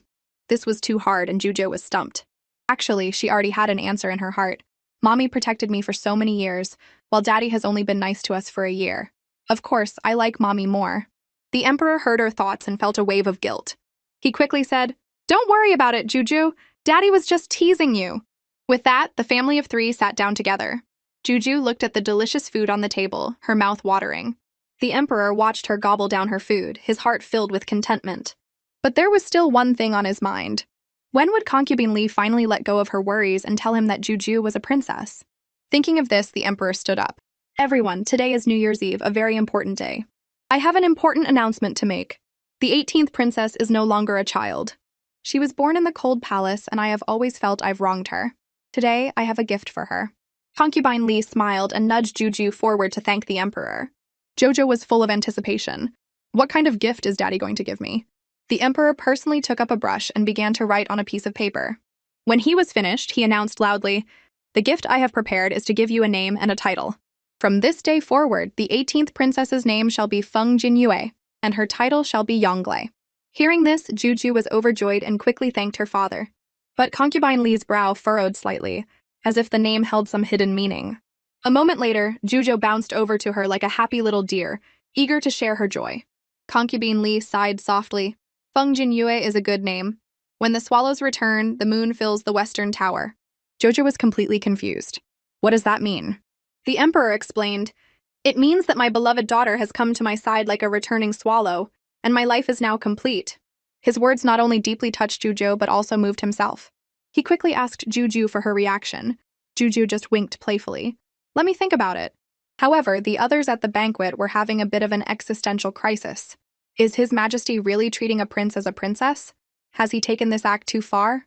The 13th prince, who knew Juju was a girl, couldn't hide his smugness, his smile almost reaching the ceiling.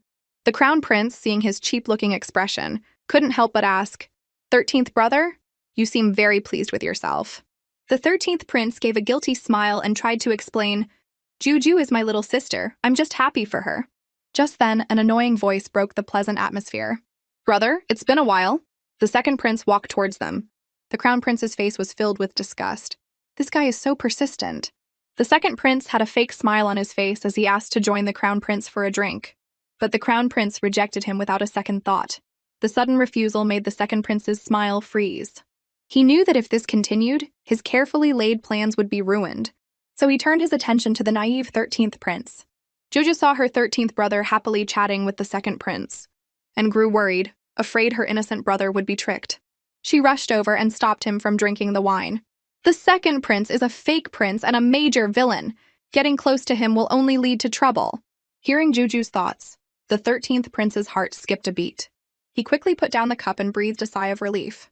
Good thing Jojo warned me, otherwise I would have been framed and thrown back in jail. The second prince, having been rejected twice, was furious.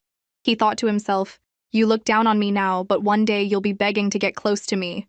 He quickly walked up to the emperor. "Father, I have a request." The emperor looked at him scrutinizingly. "What is it?" The second prince looked serious as he reported, "The Chaoshu village area has been hit by a severe snowstorm, and there aren't enough people for disaster relief. I request that you assign a few of my brothers to assist me." Hearing this, the 13th prince was intrigued, thinking it was a good opportunity to earn some merit. But Juju's thoughts served as a warning bell, telling him there was a trap. Jojo was frantic and decided she had to stop the second prince's scheme. The naive 13th prince almost fell into the trap set by the second prince, but luckily Jojo intervened in time. Her tyrant dad was confused and asked for a reason. Jojo was at a loss for words, but in her heart she was thinking, putting aside the second prince's ill intentions, the snowstorm in the coming year will cause countless casualties. I don't want my own brother to walk into danger. But she couldn't say any of this out loud. The second prince, seeing this, was secretly pleased, and tried to persuade the 13th prince. 13th brother, if you help, you can save the people from this disaster. But the 13th prince refused flatly. Seeing his plan fall apart, the second prince was furious. Are you refusing because the little princess is against it? Hearing this, the emperor flew into a rage. The 13th prince doesn't want to go, so he's not going. Why are you shouting? The second prince immediately panicked and quickly apologized. Before he could finish, Jujo raised her hand and interrupted. A little snowstorm is too serious. Evacuation is better than disaster relief. The emperor unconditionally believed that Juju's words were a sign from the heavens and decisively ordered the people of Chaoshu village to be evacuated within 3 days. The stunned second prince was stunned again, but still didn't give up. Father, evacuation is too costly. The emperor frowned and waved his hand. I have acknowledged the will of heaven and issued a decree. Are you defying my order? Hearing this, the crown prince and the 13th prince were speechless. The will of heaven? Clearly, father just heard Juju's thoughts.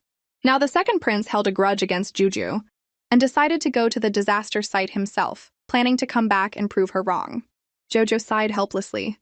If you don't believe me, there's nothing I can do. I've warned you. If you get into trouble, don't blame me. With that little episode over, the New Year's Eve banquet performances were about to begin. Jojo happily ran to her parents' side.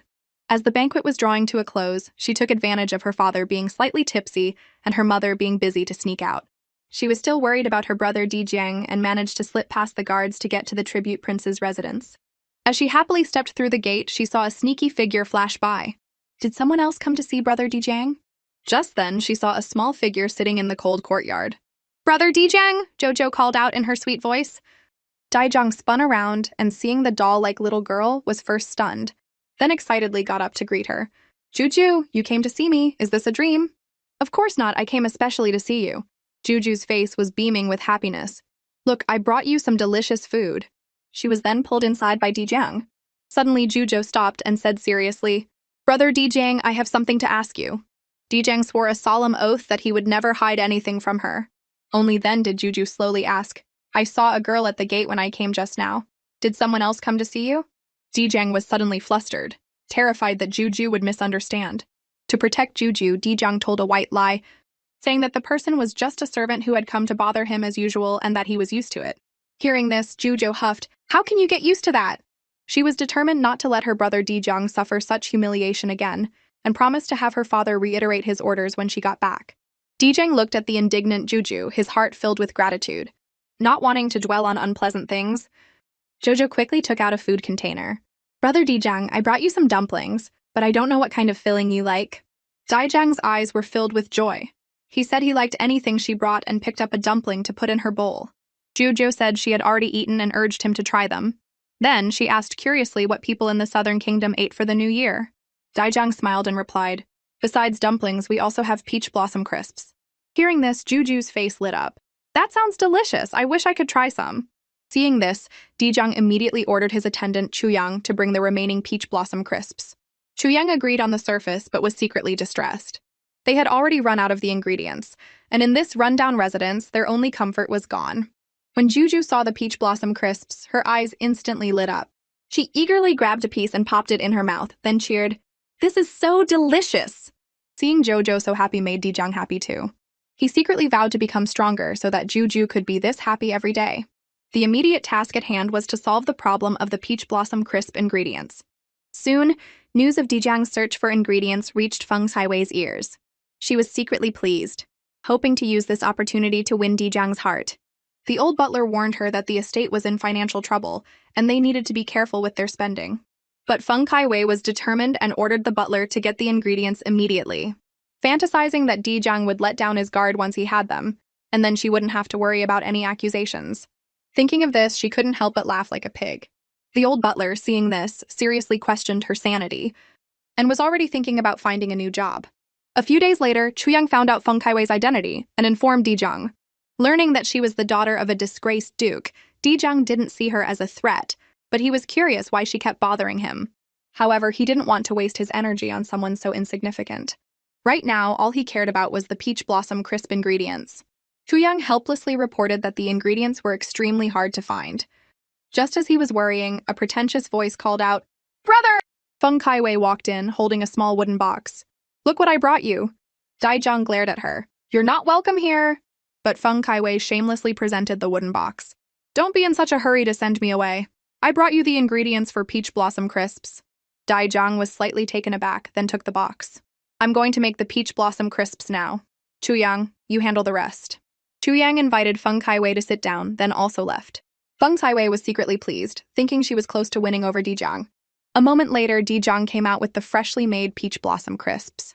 Feng Kaiwei immediately rushed over. Let me try. Dijiang's face darkened and he shouted, What do you think you're doing? Feng Kaiwei was stunned, her face full of grievance. These peach blossom crisps? Weren't they made especially for me? Feng Kaiwei was thrilled, assuming Dijiang had made the peach blossom crisps just for her. But reality hit her like a ton of bricks. Dijiang roared, Miss, have some self-respect. Feng Kaiwei was stunned. Then why did you let me stay? Daijiang shot an impatient look at his attendant, Chu Yang, to handle it. Chu Yang pulled out a money pouch and handed it to Feng Kaiwei, trying to send her away. But she wouldn't give up and lunged at Dijiang. He dodged gracefully, and she ended up face-planting on the floor, kneeling and looking up at him pitifully. Daijiang warned her coldly, "Don't get any funny ideas. Take the money and get out." Furious, Feng Kaiwei had no choice but to scurry away. With the troublemaker finally gone, Dijiang breathed a sigh of relief and immediately told Chuyang to send the peach blossom crisps to Juju. Chuyang was confused. Why not wait for the princess to come so you can give them to her in person? That might make her want to visit you more. Dijiang smiled faintly. I can't bear to make her wait. How he wished he could one day walk freely out of this residence and go see her himself. Meanwhile, Juju was happily showing off her peach blossom crisps, gushing internally about how wonderful her brother Dijiang was. Concubine Li saw her and smiled. You really love these pastries, don't you, Juju? Jojo nodded like a pecking chicken. They're so good. You have to try one, Mom. Concubine Li waved her hand with a smile. Why don't you have your 13th brother try some? He should take a break.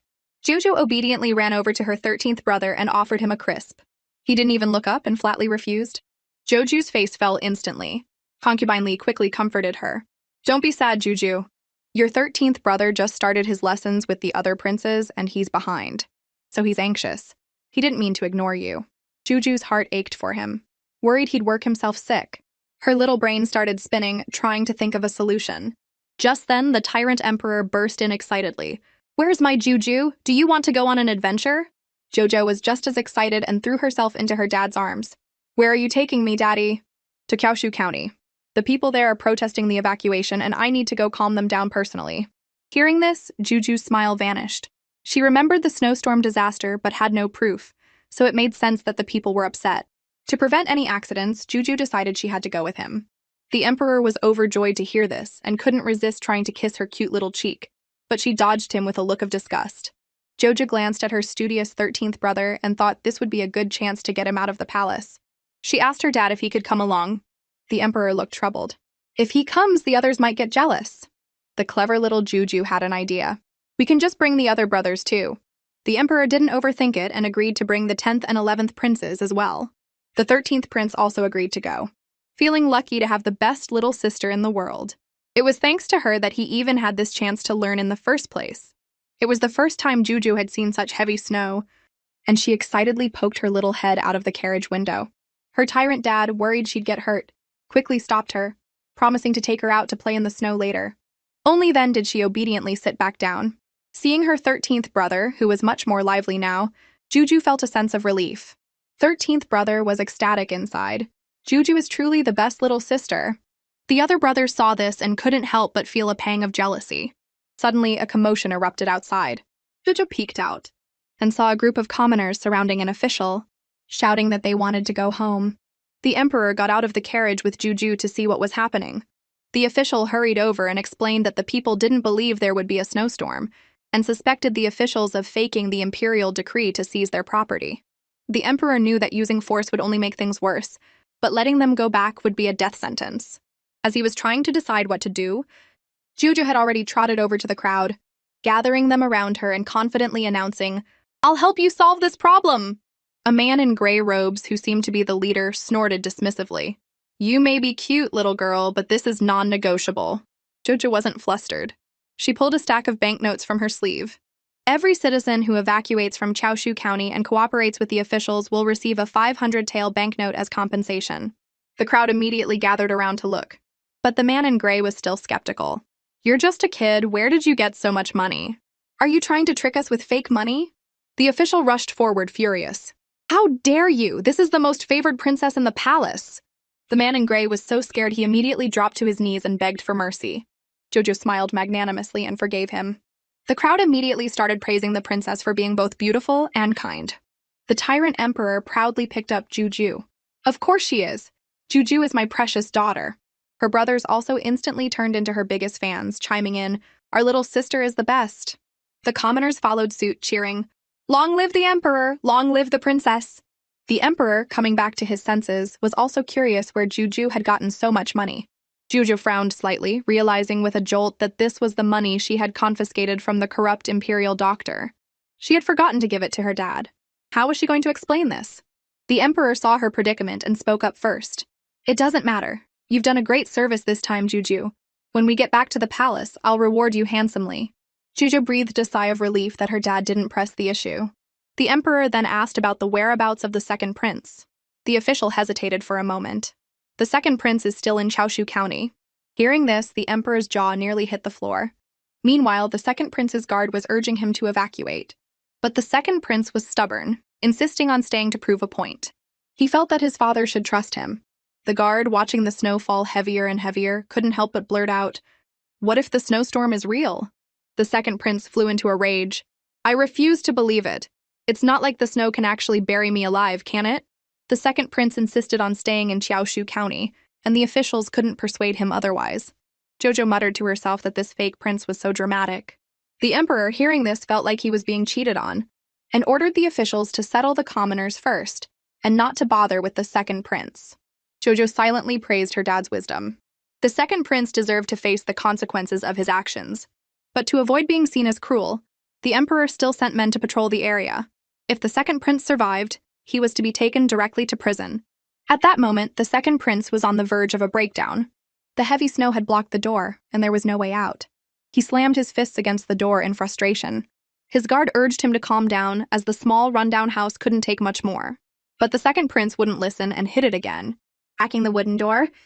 His legs instantly went weak. A scream followed, and the house was buried under the snow in an instant. The news of the second prince's demise reached them just as Juju was waking up from a nap. Seeing a guard reporting to her tyrant dad, she asked what was going on. The emperor didn't mention the second prince, only saying he had good news.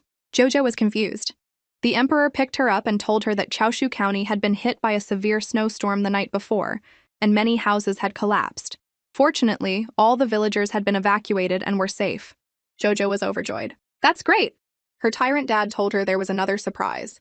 He opened the main door, and a crowd of commoners was kneeling outside. Jojo was surprised. "What are you all—" The people said in unison, "We came to thank the princess for saving our lives. The princess is the lucky star of Western Chu." Although Juju already knew the future, she was still overjoyed to see that she had really saved so many people, and silently vowed to continue helping others. The emperor was very pleased, thinking that with Juju's ambition at such a young age, the future of Western Chu was bright. Seeing they had some time, the emperor decided to stay and inspect the area for a few days. Jojo was looking forward to it. But then the crown prince said he wanted to take her somewhere interesting. Jojo immediately wriggled out of the emperor's arms and ran to her brother. "Great! It's been so long since I've gone out to play with you, crown prince." The emperor watched the two siblings' close bond, his jealousy meter off the charts. Half an hour later, they arrived at a beautiful scenic spot. The 13th prince caught a fish and called Juju over to see. She trotted over and saw a large silver fish shimmering in the sunlight. Jojo exclaimed, "This fish is so pretty." The 13th prince smiled. "This is a pine jade fish. It's not only beautiful, but also delicious." Hearing this, Juju's face changed. "This river, it's not the Songyu River, is it? The book said that not long after the snowstorm, this river would be poisoned." The crown prince and the 13th prince were stunned. Jojo remembered that after the snowstorm, spies from the southern kingdom would poison the Songyu River. First, they would kill the fish to drive up the price of imported fish, and second, they would harm the people of Western Chu. But since nothing had happened yet, she didn't know how to investigate. Her brothers, understanding her thoughts, exchanged a knowing look. The crown prince broke the silence. "Juju, did you have another one of your dreams?" A light bulb went off in Juju's head, and she quickly went along with it. "I dreamed that someone was poisoning the river, and a lot of fish died." The 13th prince immediately said, "I'll go to father and ask for an order to have people patrol the area." The crown prince quickly chimed in, "We'll definitely catch the culprit soon." Jojo was happy, but also a little worried. Was it too reckless for her brothers to believe her so easily? Would her father agree? To her surprise, when the tyrant emperor heard that the clue came from Juju's dream, he immediately ordered more men to patrol the area and to do whatever it took to catch the culprit. Seeing this, Jujo couldn't help but wonder if Western Chu's downfall was due to this kind of blind trust. But for now, solving the immediate problem was the priority. To catch the poisoner, the crown prince specially took Juju to a fishing festival. This place was upstream and crowded, making it the perfect spot to poison the river. Jujo thought the crown prince's analysis was spot on and was determined to do her best to find the suspicious person. The crown prince asked Juju gently if she remembered any distinguishing features of the poisoner from her dream. Jojo thought for a moment and said slowly, "The person was dressed like a beggar, looking homeless, but was actually looking for a hole in the ice to drop the poison in." The crown prince comforted her gently. "You've already done great, Juju. With this lead, we'll definitely be able to catch him." To cheer her up, the crown prince bought her a candied hawthorn. Her other brothers also did their part, one picking out a cute hat, another busy catching a big fish. For a moment, it seemed like they had forgotten their mission and were just on a fun outing. Just as Juju was starting to worry, she caught sight of a suspicious beggar in a corner. Noticing the pattern on his bowl, she quickly alerted the crown prince. "Brother, look! How can a beggar afford a bowl with a pattern on it? Something's wrong with that bowl." The crown prince immediately signaled for his secret guards to protect Juju and gave a look to the 13th prince to distract the beggar. The 13th prince walked straight up to the beggar. "Hello, I noticed your bowl is quite special. I'm willing to buy it for a high price." The beggar's expression changed instantly, and he flatly refused to sell. The 13th prince made a quick decision and signaled for the guards to move in. Two guards swiftly approached and subdued the beggar in an instant. They then presented the bowl to the crown prince. The crown prince immediately questioned him. "What's with the pattern on this bowl?" The beggar, fearing for his life, quickly confessed, "It's painted with a poisonous dye. Someone gave me a sum of money and told me to find a hole in the ice and drop the bowl in. I'm innocent." Jojo felt something was fishy. If he was just paid to do a job, why would the person tell him the bowl was poisonous? This man and his boss must be in on it together. The 13th prince said sternly, "Tell us where your accomplice is." But the beggar just sneered, a wicked glint in his eye. "I'll tell you, my accomplice is right behind you." Before the words were even out of his mouth, Juju was suddenly snatched up by a man in black. Jojo slowly woke up to find herself in a warehouse. She clearly remembered being kidnapped before she passed out, so this had to be the kidnapper's hideout. Looking around, she guessed from the unique decor that she was still in Western Chu and breathed a small sigh of relief. She was confident her dad and brothers would come to rescue her. Just then, the kidnappers appeared. The leader was an old man. Jojo fearlessly walked up to him and asked, "Why did you kidnap me?" The old man put on a fawning smile and said slowly, "My name is Munan. I need the princess's help with something. If you agree, I'll let you go." Hearing the name Munan, Juju instantly knew who he was. This man was a key figure in the Southern Kingdom's Merchant Association and the mastermind behind the poisoning of the Songyu River. A villain like him couldn't be up to any good. Without a second thought, Juju refused, and even covered her ears, not wanting to hear another word. Seeing this, the old man's face darkened. "If you don't help, I won't let you go," he threatened. Jojo thought to herself that being stubborn would only anger him. In a flash of inspiration, she had an idea and suddenly shouted, "I heard you have performance issues." The old man's face changed drastically, and he stammered, "I have a son," Juju scoffed. "Aren't you just afraid people will find out you can't perform, so you sent your wife to your butler?" The old man's face turned shades of green and purple. He never imagined that a secret he had kept for so many years would be revealed by a little girl. He was terrified she would say something even more embarrassing and completely ruin his reputation, so he quickly left with his men. Before leaving, he warned her again that if she didn't help, she wasn't getting out. But Juju wasn't scared at all. She knew that as long as she could stay safe in this little warehouse, there were plenty of ways to escape. She calmly took out a flint and lit the pile of firewood in the warehouse. Soon the sparks spread. Juju knew the kidnappers needed her and wouldn't let anything happen to her. All she had to do was escape in the chaos. So she shouted, "Help, help, fire!" The kidnappers turned around and saw the small warehouse behind them engulfed in flames, crackling and burning. The old man, worried that if something happened to Juju, the Emperor of Western Chu would wipe them out, quickly ordered his men to put out the fire. Jojo spotted a doggy door in the corner and her heart leaped with joy. "This is my chance!" She quickly squeezed through the doggy door and successfully escaped the fire. After crawling out, Juju was ecstatic and couldn't help but praise herself. "Juju is amazing!" She then happily ran for her life on her little legs. But she ran headfirst into a wall of muscle. She looked up and saw her first brother. She was curious and was about to ask him how he got there, but the first prince had already knelt down, anxiously checking to see if she was hurt. Juju smiled and said she was fine, proudly declaring that she had escaped with her own cleverness. The first prince smiled with relief and praised her. "Juju is amazing!" "Juju!" an urgent voice called out. The tyrant emperor and the crown prince appeared, their faces grim. The emperor even drew his sword and pointed it at the first prince. Jojo, get away from him! Juju was completely bewildered. Did my tyrant dad think my big brother kidnapped me? Faced with her tyrant dad's suspicion, Juju and her first brother were completely baffled. But the crown prince said, Juju was just kidnapped, and in the blink of an eye, she appears with you, first brother. Isn't it obvious you're the culprit? The first prince felt incredibly wronged. So I'm the scapegoat now? He quickly tried to explain, but his tyrant dad scoffed. With his brain, how could he have possibly found Juju before everyone else? Jojo sighed internally. Even though it was true, he didn't have to be so blunt. That hurts, man. A world where only first brother suffered was now complete. Jojo quickly stepped in to clear the air. Everyone's mistaken. It really wasn't Big Brother who kidnapped me. But her tyrant dad was still skeptical. If someone else kidnapped you, how did you end up here? Jojo grinned. I escaped all by myself. She was hoping everyone would praise her for being so clever. But her tyrant dad just hugged her tightly. Yes, you're okay. The crown prince also breathed a sigh of relief. You have no idea how worried father and we were when you disappeared. Although Juju had escaped, her tyrant dad was worried about her being so young. What if something had happened on the way? After all, everyone loved her so much and just wanted her to be safe. Hearing this, Juju felt a pang of guilt. She had only been thinking of herself and hadn't considered her dad and brother's feelings. The first prince, seeing Juju's sad face, playfully ruffled her hair. Father, since Juju is back safe and sound, shouldn't we celebrate? Her tyrant dad thought that was a good idea and decided to have a big celebration when they got back to the palace. The immediate priority was to catch the kidnappers. Joe provided several clues.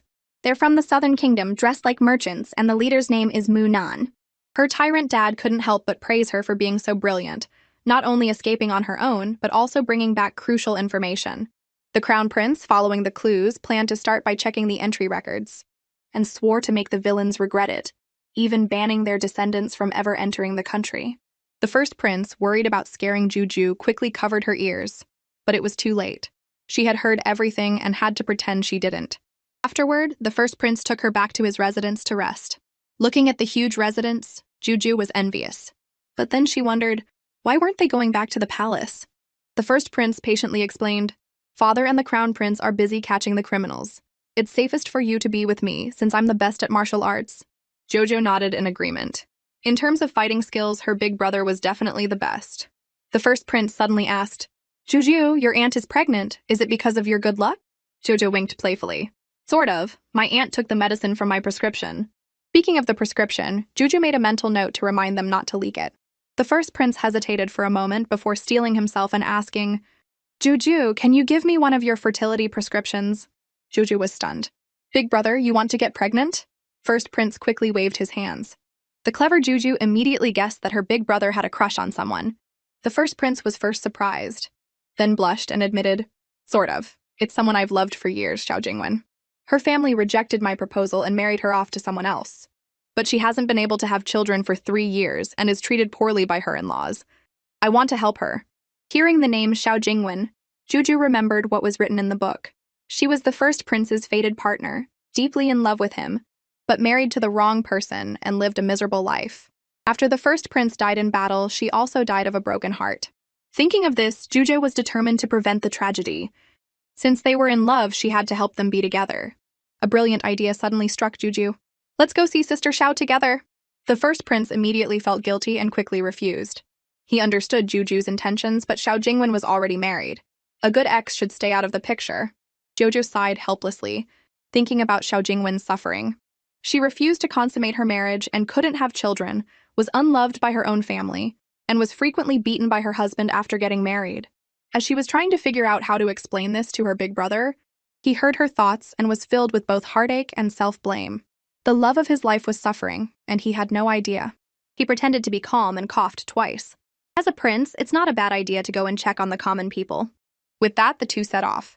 In a flash, they arrived at Xiao Jingwen's husband's home, the Li residence. As soon as they entered, they heard a woman's painful cries and a man's vicious shouts. Xiao Jingwen, if you don't admit you hate the first prince, the next whip will land on you. Xiao Jingwen stayed true to her heart and remained silent, letting her husband's whip fall on her again. Suddenly, someone snatched the whip away. Who dares to touch me? Lieutenant Li turned around angrily and saw Juju walking up to him fiercely. It was this princess who had the guard do it. You got a problem? Juju had thought her big brother would have a change of heart, but in the end, she had to act on his behalf. But then she thought, At least he's taken the first step to save Sister Xiao. Jojo accused Lieutenant Li of hitting a woman, but he shamelessly denied it, calling it a misunderstanding. Jojo got angry. This princess saw it with her own eyes and you still dare to argue? That's another crime. Seeing that things were not going his way, Lieutenant Li immediately knelt and begged for mercy. I'll go help the princess find her kite. Princess, please rest for a moment. Then he called 2 women over to serve her. Juju noticed that the 2 women weren't dressed like servants and asked with a smile, "Who are they?" "They are my concubines. Princess, feel free to order them around." The first prince was furious to hear this. He had promised not to take any concubines when they got married, and he had broken his promise so quickly. Jojo pointed to Xiao Jingwen. "This princess wants her to accompany me." Lieutenant Li, trying to cover up his crime, made all sorts of excuses, but was met with Juju's roar. "What? You have a problem with this princess's decision?" Lieutenant Li instantly cowered. I wouldn't dare. I wouldn't dare." Jojo couldn't be bothered with him and just wanted to use the kite story to get him out of the way. At this moment, Xiao Jingwen, not knowing Juju's intentions and afraid of being a poor hostess, asked if the concubines could accompany her instead. Jojo smiled brightly. "I just like you. Don't you like me?" The sudden confession made Xiao Jingwen blush. "The princess is so adorable. How could I not like you?" And the first prince, seeing her smile for the first time in a long time, felt his heart flutter. Afterward, Xiao Jingwen took Juju to her own quarters, which were so run down it was hard to look at. Jojo immediately understood that Lieutenant Li was deliberately making things difficult for her. Seeing Juju's troubled expression, Xiao Jingwen felt very apologetic. Jojo said frankly that she despised Lieutenant Li. A grown man making his wife live in a place like this while he eats and drinks his fill? He's not even human. Just as Juju was fuming, Xiao Jingwen suddenly felt dizzy and collapsed. The first prince was quick to react, rushing forward to catch her. Jojo asked anxiously, "What's wrong with Sister Xiao?" After checking her, the first prince confirmed she had only fainted from exhaustion and breathed a sigh of relief. But then he blamed himself for never caring about her. Jojo quickly comforted him. "It's not your fault, big brother. It's all Lieutenant Li's fault." She then decisively suggested that Xiao Jingwen divorce Lieutenant Li and that they teach him a good lesson. The first prince readily agreed. "All right." Xiao Jingwen slowly regained consciousness, looking confused. "How did I get here?" Jojo smiled and explained, "Sister Xiao, you fainted from exhaustion just now. We brought you here." The first prince quickly asked, "Are you feeling better?" Seeing the first prince, Xiao Jingwen was both surprised and panicked, and she quickly tried to get up and bow. The first prince, heartbroken to see her so weak, quickly stopped her.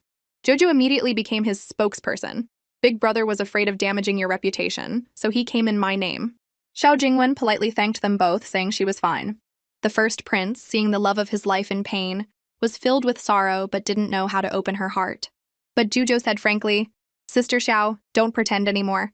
Big brother and I are here to help you." Xiao Jingwen was a smart woman. Even if Juju hadn't said anything, she knew why they were there. Jojo took the opportunity to persuade her to get a divorce. Xiao Jingwen had thought about it before, but the scumbag would only agree to cast her out, and she was worried about her unmarried sister's reputations, so she had been enduring it in silence. Hearing this, Jojo puffed out her chest and promised, "I will definitely help you get a successful divorce." Xiao Jingwen was skeptical. "Really?" "Of course, as long as you agree to one small condition." Before Juju could say what it was, Xiao Jingwen had already guessed that she wanted her to marry the first prince. But right now, she couldn't agree. Jojo was confused. "Why?" "It's my parents. My family is just a minor official's family. They're worried about the difference in our statuses, that I'll be bullied if I marry into the royal family and have no way to fight back." Hearing this, Jojo understood. Sister Xiao actually wants to marry Big Brother. As soon as she said this, the Big Brother and Big Sister duo blushed. Jojo never expected that her oldest brother and sister would be so innocent when it came to love. This romance bodyguard Jojo was determined to be. Without further ado, she immediately dragged her big brother straight to the Xiao residence. The big brother was stunned. So soon? Of course, matters of the heart should be handled sooner rather than later. Missing out on true love is a lifetime regret. After all, in the book, it was her big brother's repeated hesitation that led to their tragic end. Jojo secretly vowed that she would not let this tragedy be repeated. The first prince heard her determination and understood that backing down would not lead to a happy ending. He walked up and took Xiao Jingwen's hand. "Are you willing to wait for me to marry you?" Xiao Jingwen's eyes filled with tears as she nodded. "Yes, I'll wait for you." With renewed confidence, the first prince was about to enter the Xiao residence but got cold feet at the gate. "Juju, should we prepare a little? It's not appropriate to come empty-handed to propose." Just then, a voice called out from behind them. First prince. It was old Master Xiao looking arrogant. My Jingwen is already married. Why have you come to our residence now? Jojo was puzzled. What minor official would dare to speak to a royal family member like that? Seeing her big brother cowering, Juju decided to take matters into her own hands. Sister Xiao and big brother are in love. I promise that if she marries him, she will live a happy life. But no matter how adorably Juju pleaded, old Master Xiao wouldn't budge. My Xiao family is not worthy of marrying into the royal family. Princess, please don't mention it again. The Xiao elders were actually worried that their daughter would be unhappy if she married into the royal family. Jojo, however, had a solution that would please everyone. The Xiao elders were holding their breath, waiting for Juju's perfect solution. To their surprise, Juju's suggestion was shocking. Just have Big Brother marry into the Xiao family. The first prince was stunned at first, but Juju's words gave him the courage to defy convention. He immediately promised the Xiao elders that if he could marry Jingwen, he would be willing to marry into their family. However, he was met with a heartless rejection from old Master Xiao. My daughter's life is perfectly happy and a divorce is impossible. Your Highnesses, please leave. The clever Juju immediately stepped forward and countered. So if Sister Xiao gets a divorce, you'll agree to their marriage? With the conversation at this point, old Master Xiao had no choice but to agree. But he had one condition. They couldn't use a royal decree to force a divorce. Hearing this, the first prince was overjoyed and quickly agreed. With a lucky star like Juju, he believed everything would be solved. The first prince started showering Juju with compliments, making her roll her eyes several times, and urged him to hurry up and rescue Sister Xiao from her miserable life. Without further ado, the first brother scooped up Juju and sprinted towards the Li residence. When Xiao Jingwen heard that her parents had given their consent, half of her worries were lifted. But then she remembered Lieutenant Li's words, I will never agree to a divorce. And she grew anxious again. The first prince quickly comforted her. Don't worry, Juju will have a way. Juju waved to Xiao Jingwen, and then whispered in her ear, Lieutenant Li will see how much the favored princess likes you and will definitely come to suck up to you tonight. At that evening, Lieutenant Li did indeed show up, saying he had specially ordered the kitchen to prepare his wife's favorite dishes. Xiao Jingwen suppressed her disgust, and following Juju's instructions, let him stay for dinner. Lieutenant Li was secretly pleased, thinking that Xiao Jingwen was still a pushover he could control. He then started eagerly serving Juju, getting her food and water. Seeing Juju eat bite after bite of the food he had served her, he felt his future was bright, completely unaware that he had walked right into a trap. Jojo had long grown tired of his fawning, and suddenly clutched her stomach and fell to the ground, crying, My stomach hurts so much.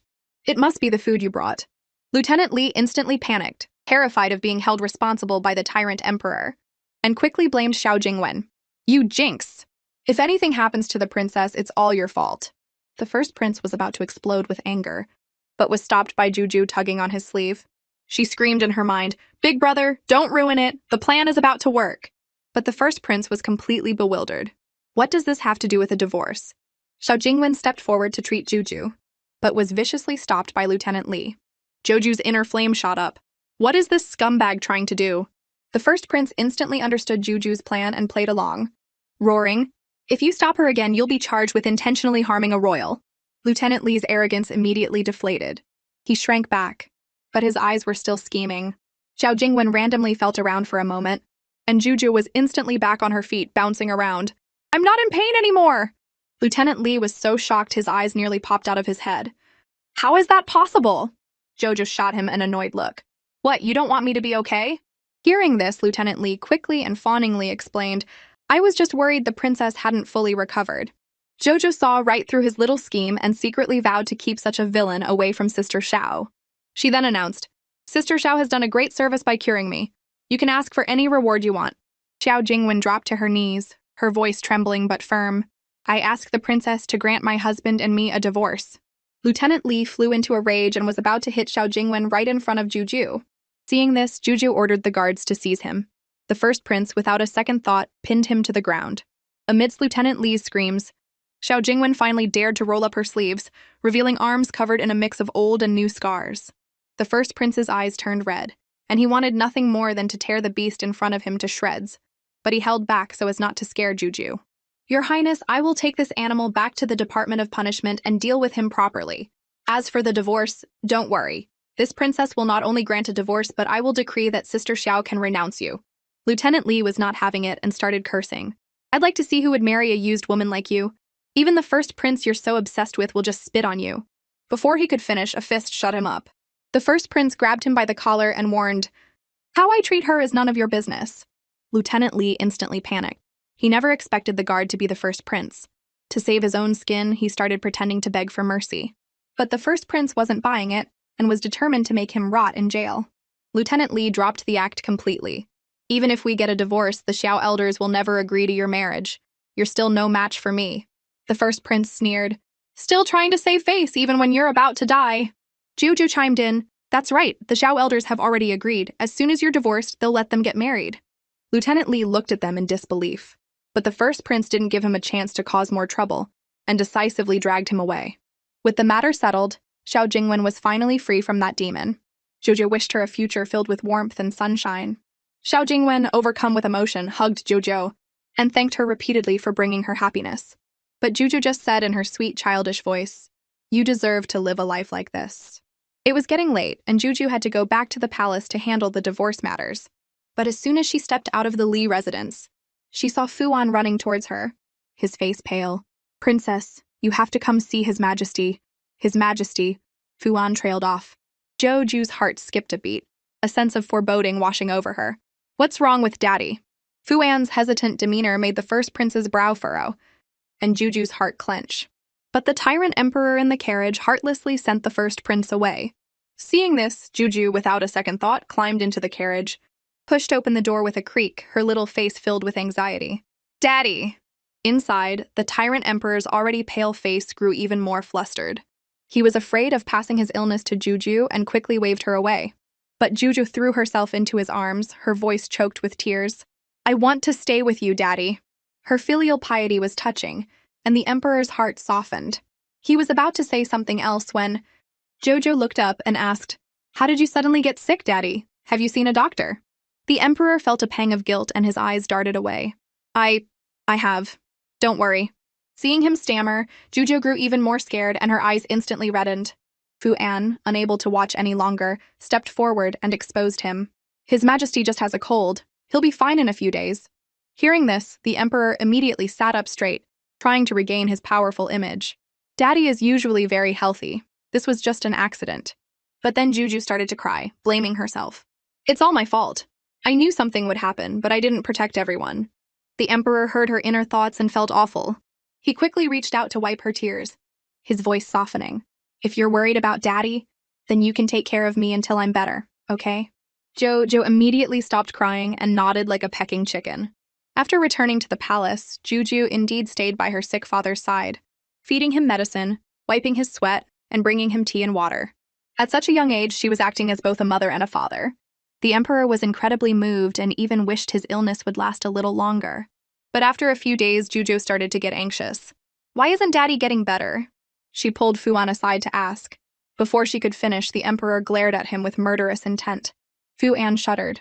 "His Majesty is taking his medicine on time. He'll be fully recovered in a few more days." The clever Juju immediately knew something was up. She stomped over to the emperor. "Daddy, you have to take your medicine on time. Mommy and I are very worried about you." The emperor, having been caught, gave an awkward smile and mumbled, "That medicine is so bitter. I'll drink it now. I'll drink it now." Hearing this, Juju secretly giggled to herself. So the mighty emperor is afraid of bitter things too. Under Juju's careful watch, her tyrant dad finally recovered, and she could finally go back to the Autumn Water residence. On the way, she happened to run into her little cousin, Yuanxiang. Yuanxiang's eyes lit up when she saw her, saying, "I've been looking for you several times but couldn't find you. I was so worried something had happened." When she learned that Juju had been taking care of the emperor, Yuanxiang was relieved. Then her expression turned serious. "Juju, I need to ask you for a favor." Juju was curious about what Yuanxiang wanted to ask her. Yuanxiang quickly pulled out a small oil paper wrapped package from her robes. It was a peach blossom crisp, the very kind Dijiang had made for Juju. He had specially sent some for Yuanxiang to try. Yuanxiang held the pastry, her eyes shining. "This tastes absolutely divine. I want to sell them. But I've tried to see Dijiang several times to ask for the recipe, and I've been turned away every time." She looked at Juju pleadingly. "Please, Juju, can you help me talk to him?" Jojo was silent for a moment. She wanted to help her little cousin. But if Dijiang didn't want to share his recipe, she couldn't force him. Yuanxiang, hearing Juju's thoughts, added, "It's not just about making money. It's also to help Dijiang. With some money, his life in the tribute prince's residence will be a little easier. Jojo trusted her cousin's business sense and nodded. I'll go ask him. Yunxiang was overjoyed and pulled Juju along as they rushed to the tribute prince's residence. In his study, Dijiang heard footsteps and frowned, thinking it was Yunxiang again. He was about to tell Chuyang to send her away when a sweet, soft voice broke through.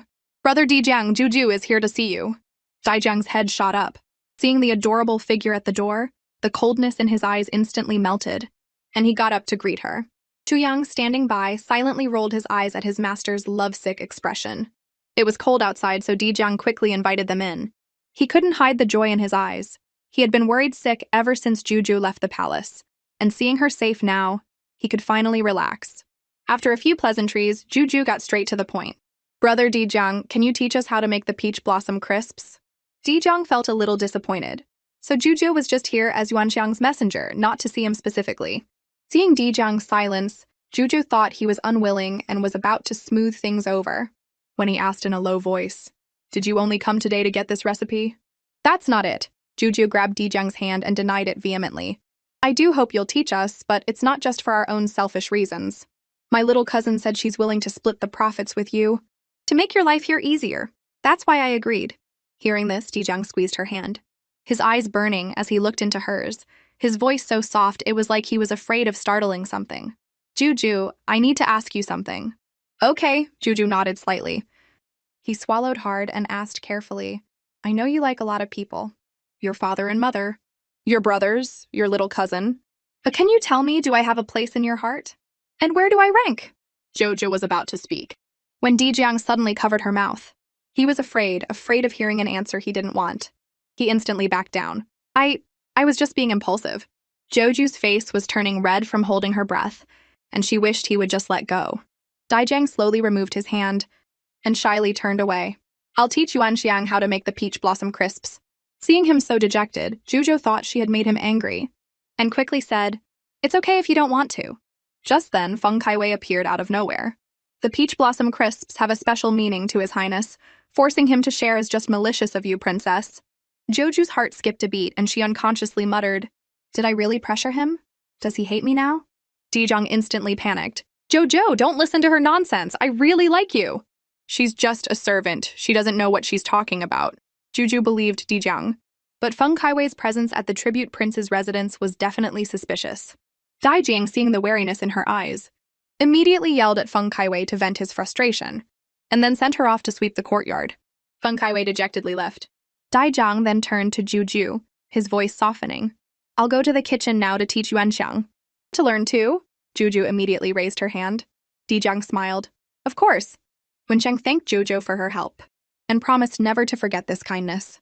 But Juju said she didn't need to be repaid. She just hoped that through this, her brother Dijiang's life would become a little easier. Dijiang looked into Juju's clear eyes and all his insecurities vanished. As for the scheming Feng Kaiwei, he had to get rid of her as soon as possible to avoid future trouble. Just as he was thinking this, Juju tugged on his sleeve. Brother Dijiang, stop daydreaming. Let's go to the kitchen and make peach blossom crisps. Joju's bell-like laughter warmed Dijiang's heart. His eyes softened instantly, and he nodded, heading to the kitchen with the two of them. Meanwhile, Feng Kaiwei, who was sweeping the courtyard, watched the three of them chatting and laughing, grinding her teeth in frustration. Why? In the original book, I was the one by his side. How dare that little princess steal my place? It seems I need to come up with a plan to get rid of her for good. Dijiang personally demonstrated how to make the peach blossom crisps. With the exquisite pastries right in front of her, Jojo was full of confidence. Without a second thought, she rolled up her sleeves and got to work. But after a flurry of activity, the results were a disaster. Jojo looked at her creation, and her little face fell. Yunxiang quickly tried to smooth things over. They may not look great, but I'm sure they taste fine. Dijiang also added gently, Don't worry, princess. You'll get it with a little more practice. Encouraged by the two of them, Joju's fighting spirit was reignited, and she made several more batches. But she ended up making too many. Holding the pastries, she wondered who else she could share them with besides her parents. As she was thinking, she found herself at Anyang Pavilion, the residence of Noble Lady Anne and her third brother. Noble Lady Anne, third brother, I've come to see you. Noble Lady Anne and the third prince were overjoyed and came out to greet her. Jojo smiled and handed them a plate. These are the peach blossom crisps I learned to make. You should try them. When noble Lady An took the plate, her eyes reddened. Only the little princess truly cares about us. Juju gave a silly smile. I was just passing by and thought I'd drop them off. Her words only warmed noble Lady Anne's heart more. Others would go out of their way to avoid this deserted place. She subconsciously covered her cheek and hesitated. Juju instantly understood. Noble Lady Anne had been poisoned and disfigured while pregnant with the third prince, and he had been born with a scar as well. This was why her father disliked him, and why their lives in the palace were so difficult. The third prince heard her thoughts, and his eyes lit up. She really was different from everyone else. He said softly, "Mother, if you have something to say, you should tell Juju." Noble lady. And finally let down her guard, removed her veil and revealed the scar on her face. You see, with a face like this, it's normal for His Majesty to avoid me. Juju cursed her father internally, but said aloud, I have a way to cure the poison. Do you believe me? Noble Lady Anne was stunned, then gave a bitter smile. Famous doctors had been helpless. How could she dare to hope? Mother, trust Juju just this once, the third prince said urgently. After what had happened before, he felt that Juju had some kind of superpower and might really have a solution. Noble Lady Anne hesitated for a moment before finally nodding. Jojo told the third prince the prescription, specifically reminding him not to leak it and to mix in a few other herbs when getting the medicine to avoid suspicion. A few days later, Jojo excitedly went to Anyang Pavilion to check on their progress. As soon as she pushed open the door, she saw the third prince's pale face, his voice trembling. Mother. After she drank the medicine, Joju's heart skipped a beat. She quickly asked, What happened to Noble Lady Anne? Inside the hall, Noble Lady Anne was covering her face with both hands, a dark, foul-smelling substance seeping through her fingers as if her face was rotting away. Jojo rushed forward to take a closer look, but Noble Lady Anne flinched like a startled bird and pulled her hands back, her eyes filled with panic. The third prince, already on edge due to his own appearance, flew into a rage and pointed at Juju. Is there something wrong with the prescription? This is great!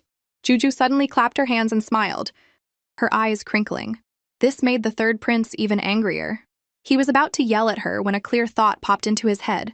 This means the toxins are coming out of Noble Lady Anne. The scars are falling off, which is why it's sticking to her hands. Once she washes it off, she'll be beautiful. His anger instantly vanished, and he forced a smile. So when will the toxins be gone? I'll prepare some hot water for my mother to wash up. Jojo was also eager to see the transformed Noble Lady Anne and volunteered to get the hot water. Noble Lady. Anne looked at her blurry reflection in the water basin and hesitantly reached up, slowly wiping away the grime. As the last bit of dirt was washed away, both the third prince and Juju stared in awe. Mother, look! The third prince's hand holding the bronze mirror was trembling. The woman reflected in the mirror had no scars, her skin was like jade, and she was even more beautiful than before. Noble Lady Anne couldn't believe it. She touched her own face, then pinched her son's cheek hard. Only when he cried out in pain did she believe it was real. Tears instantly welled up in her eyes. Congratulations, your ladyship. Jojo presented her with a bouquet of freshly picked lotus flowers. I saw these when I was getting the water, so I brought them for you. Noble Lady Anne took the flowers, too choked up to speak. When Juju announced she was going to tell the emperor the good news, she urged her son to get ready to see him and ask for a reward for the little princess. In the imperial study, the tyrant emperor was frowning at a memorial. Hearing the word daddy, his face lit up. He immediately threw down his brush, rushed over and swept the little Juju, who had just burst into his arms. Before Juju could tell him the surprise came to her. Greetings, your majesty. A clear, youthful voice came from outside. Who are you? The emperor subconsciously shielded Juju. The handsome young man spoke slowly. Reporting to father, I am your son, Feng Tianyin. The emperor's pupils contracted in shock. He studied the young man's face. But your face... Seeing this, Juju quickly added, Daddy, third brother, and Noble Lady Anne's faces are all better. The emperor, still processing this, glanced over and saw Juju practically glued to the handsome young man.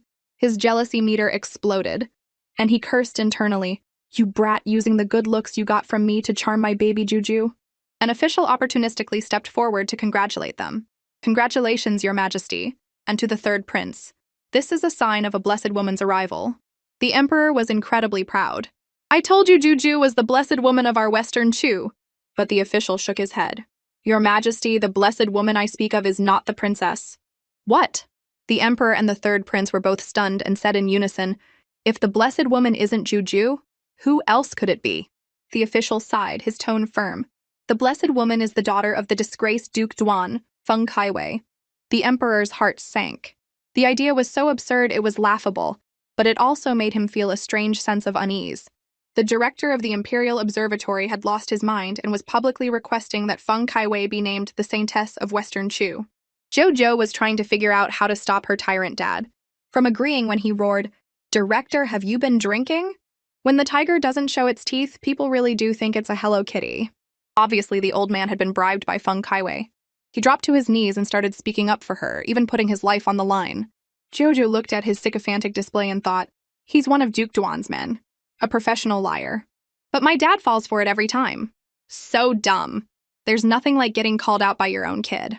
The tyrant emperor coughed to hide his embarrassment, and then roared at the director, Feng Kaiwei has no merits and no abilities. Why should she be named a saintess? I think you're getting senile. The director frantically tried to explain, I have proof. The third prince's face healed because of Feng Kaiwei. Jojo was about to retort, but the third prince spoke up first. Are you trying to give my credit to someone else? It was Juju who cured me. What does it have to do with that Feng Kaiwei? Juju never expected her usually calm and collected brother to get so worked up. The third prince, sensing her gaze, immediately softened his tone. In any case, I won't believe your nonsense. The director, seeing this wasn't working, tried to slander Juju, calling her a jinx. The emperor couldn't be bothered with his nonsense and ordered him to be dragged away, slapped 100 times, beaten 50 times with a cane, dismissed from his post, his house confiscated, and exiled from the capital. The director was still struggling, publicly accusing the emperor of being foolish. The emperor, at his wits' end, and the third prince tag-teamed him, scolding him until he was speechless. After the man was dragged away, the father and son immediately turned to Juju with smiles. Don't listen to his nonsense. You, Juju, are the lucky star of our Western Chu. The cute and sensible Juju didn't mind. She knew that with a family who truly cared about her, she couldn't be hurt by such villains. Just then, the first prince rushed in. What are you all doing? Juju greeted him excitedly. The first prince chatted with his younger siblings and noticed right away that the scar on his third brother's face was gone. He immediately guessed it was Juju's doing and earnestly reminded him, don't forget to protect Juju well. The third prince quickly nodded. Don't worry, big brother, I will. The first prince, in his excitement, clapped him on the shoulder, and the force of the blow nearly sent him flying. The emperor watched his son's brotherly affection with a sense of pride. This is all thanks to Juju. After feeling moved, he asked the first prince why he had rushed over. The first prince blushed inexplicably. Your son would like to request a marriage certificate to show my sincerity to the Xiao family. The emperor was delighted and immediately had Fu An prepare a brush and ink. When Juju heard her big brother was getting married, she insisted on going to his residence to share in the joy. The first prince agreed to take her with him right away. Juju was ecstatic, but the emperor was so jealous he could scream. First the third one, now the first one. All these brats are trying to steal my Juju. In the blink of an eye, they were at the first prince's residence, which was decorated with red silk, full of festive cheer. It was clear the first prince had put a lot of effort into marrying the love of his life. But on the eve of his wedding, someone showed up, crazed and wanting to die. It was Yang Bo, the fierce general who had been poached by the southern kingdom in the book. Juju's eyes lit up, and she tugged on the first prince's sleeve. Big brother, let me go see him. Just as Juju and the first prince rushed over, they saw that Yang Bo had already fainted. A servant said he had run headfirst into a tree. The first prince was relieved that no one was seriously hurt when Yang Bo opened his eyes, clutching his throbbing head. Seeing that he was still alive, his eyes filled with disappointment. Juju remembered the book said Yang Bo would live to be 99, and said frankly, no matter what you do, you won't be able to die. Yang Bo wouldn't believe a child's words, so Juju made a bet with him. If you're still fine after your next attempt, you have to tell me why you're trying to kill yourself. Seeing Yang Bo hesitate, Juju taunted him. A great general like you. Are you afraid of dying? Of course not. With that, Yang Bo snatched a sword and slashed it across his neck. But the expected spray of blood didn't happen. His neck was completely unharmed. He angrily confronted the first prince. Why isn't your sword sharpened? Are you crazy? The first prince retorted, you're the crazy one. My wedding is just around the corner. Why would I have sharp weapons lying around? Am I asking for bad luck? After calming down, the first prince asked again why he was trying to kill himself. But Yang Bo was hesitant to speak. Juju already knew the reason. Yang Bo was not valued in the Western Chu, and the Southern Kingdom had extended an olive branch. He wanted to achieve greatness but couldn't let go of his homeland, so he was using this suicide attempt to test fate. If he lived, he would defect from the Western Chu. The first prince suddenly understood and spoke first. I already know about your dealings with the Southern Kingdom. I'll give you a chance. Take the position of deputy general and stay in the Western Chu. How about it? Yang Bo never expected the first prince to forgive him. Moved, he immediately knelt and kowtowed, thanking him for this opportunity. With the matter successfully resolved, Juju sincerely praised the first prince, making him incredibly happy. Just then, the third prince walked in, with a marriage certificate personally written by the emperor. The first prince took it, grinning from ear to ear. But when the third prince said he wanted to take Juju out, his smile froze. Before he could stop them, Juju had already taken the third prince's hand and left. On the bustling street, Juju, on her third trip out of the palace, planned to show her third brother, who was experiencing the city for the first time, a good time. Third brother, let's go over there, they have delicious buns. But as soon as they entered the bun shop, they heard a maid shouting, My young lady is the daughter of Minister's son, Sun Xiaoyun. Letting us cut in line is an honor for you. Juju sighed to herself. This Sun Xiaoyun was the very person who had broken off her engagement with the third prince because she found him ugly. Worried that her third brother would be upset, Juju quickly tugged on his sleeve and suggested they go somewhere else. The third prince understood and nodded. All right, I'll listen to you, little sister. We'll go wherever you want. He gently picked up Juju and was about to turn and leave. But just then, Sun Xiaoyun caught sight of the third prince. His stunning looks instantly captivated her. She quickly chased after them and called out, Sir, please wait. I am an unmarried young lady, and I've fallen for you at first sight. I wonder if you are already betrothed. Faced with his former fiancé's advances, the third prince was filled with disdain, while Juju was already plotting how to get revenge for her brother.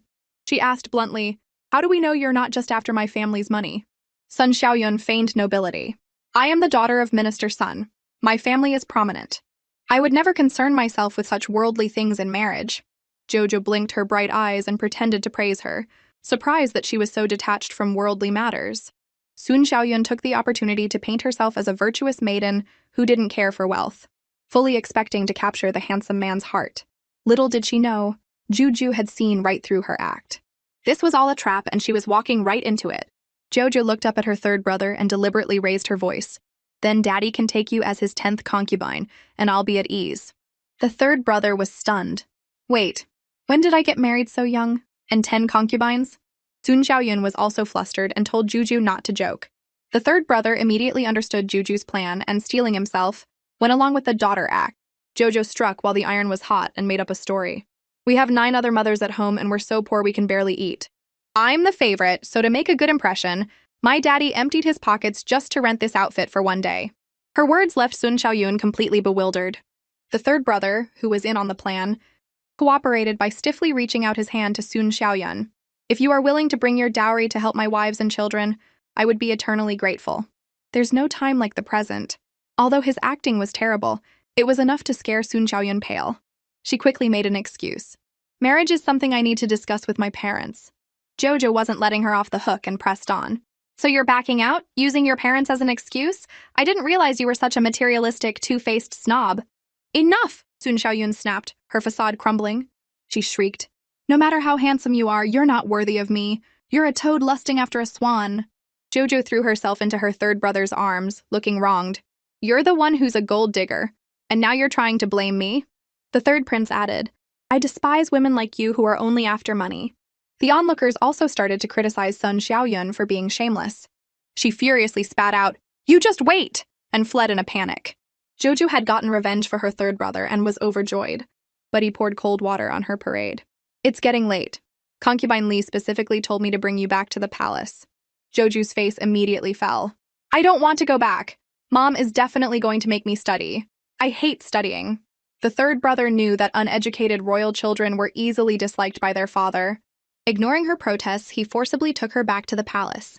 In the blink of an eye, Juju was back in the Autumn Water residence, staring at a mountain of homework. She felt like her head was about to explode and protested, No studying, I just want to go out and play. Protest denied. For the first time, Concubine Li was angry with her. You must study. I'm not spoiling you anymore. Suddenly, an idea sparked in Juju's mind. If my brother Dijiang teaches me, I'll study. She secretly calculated that since Dijiang was a tribute prince, her dad would never agree. Then she could continue to have fun. Her plan was perfect. But she had underestimated her dad's doting love. What was a tribute prince compared to his daughter's education? The moment she agreed to study, her dad had Dijiang sent over. Being personally requested by Juju, Dijiang was overjoyed. But Juju was fuming internally. Dog of a dad, you're so mean. Jo couldn't help but curse her dog of a dad, but she had no choice but to pick up her brush and practice her calligraphy. Dijiang, seeing her ever-changing expression, thought she was unhappy about studying with him. Juju quickly waved her hands, her voice sweet and clear. I just haven't had enough fun yet. Dijiang smiled at her words, a gentle look in his eyes.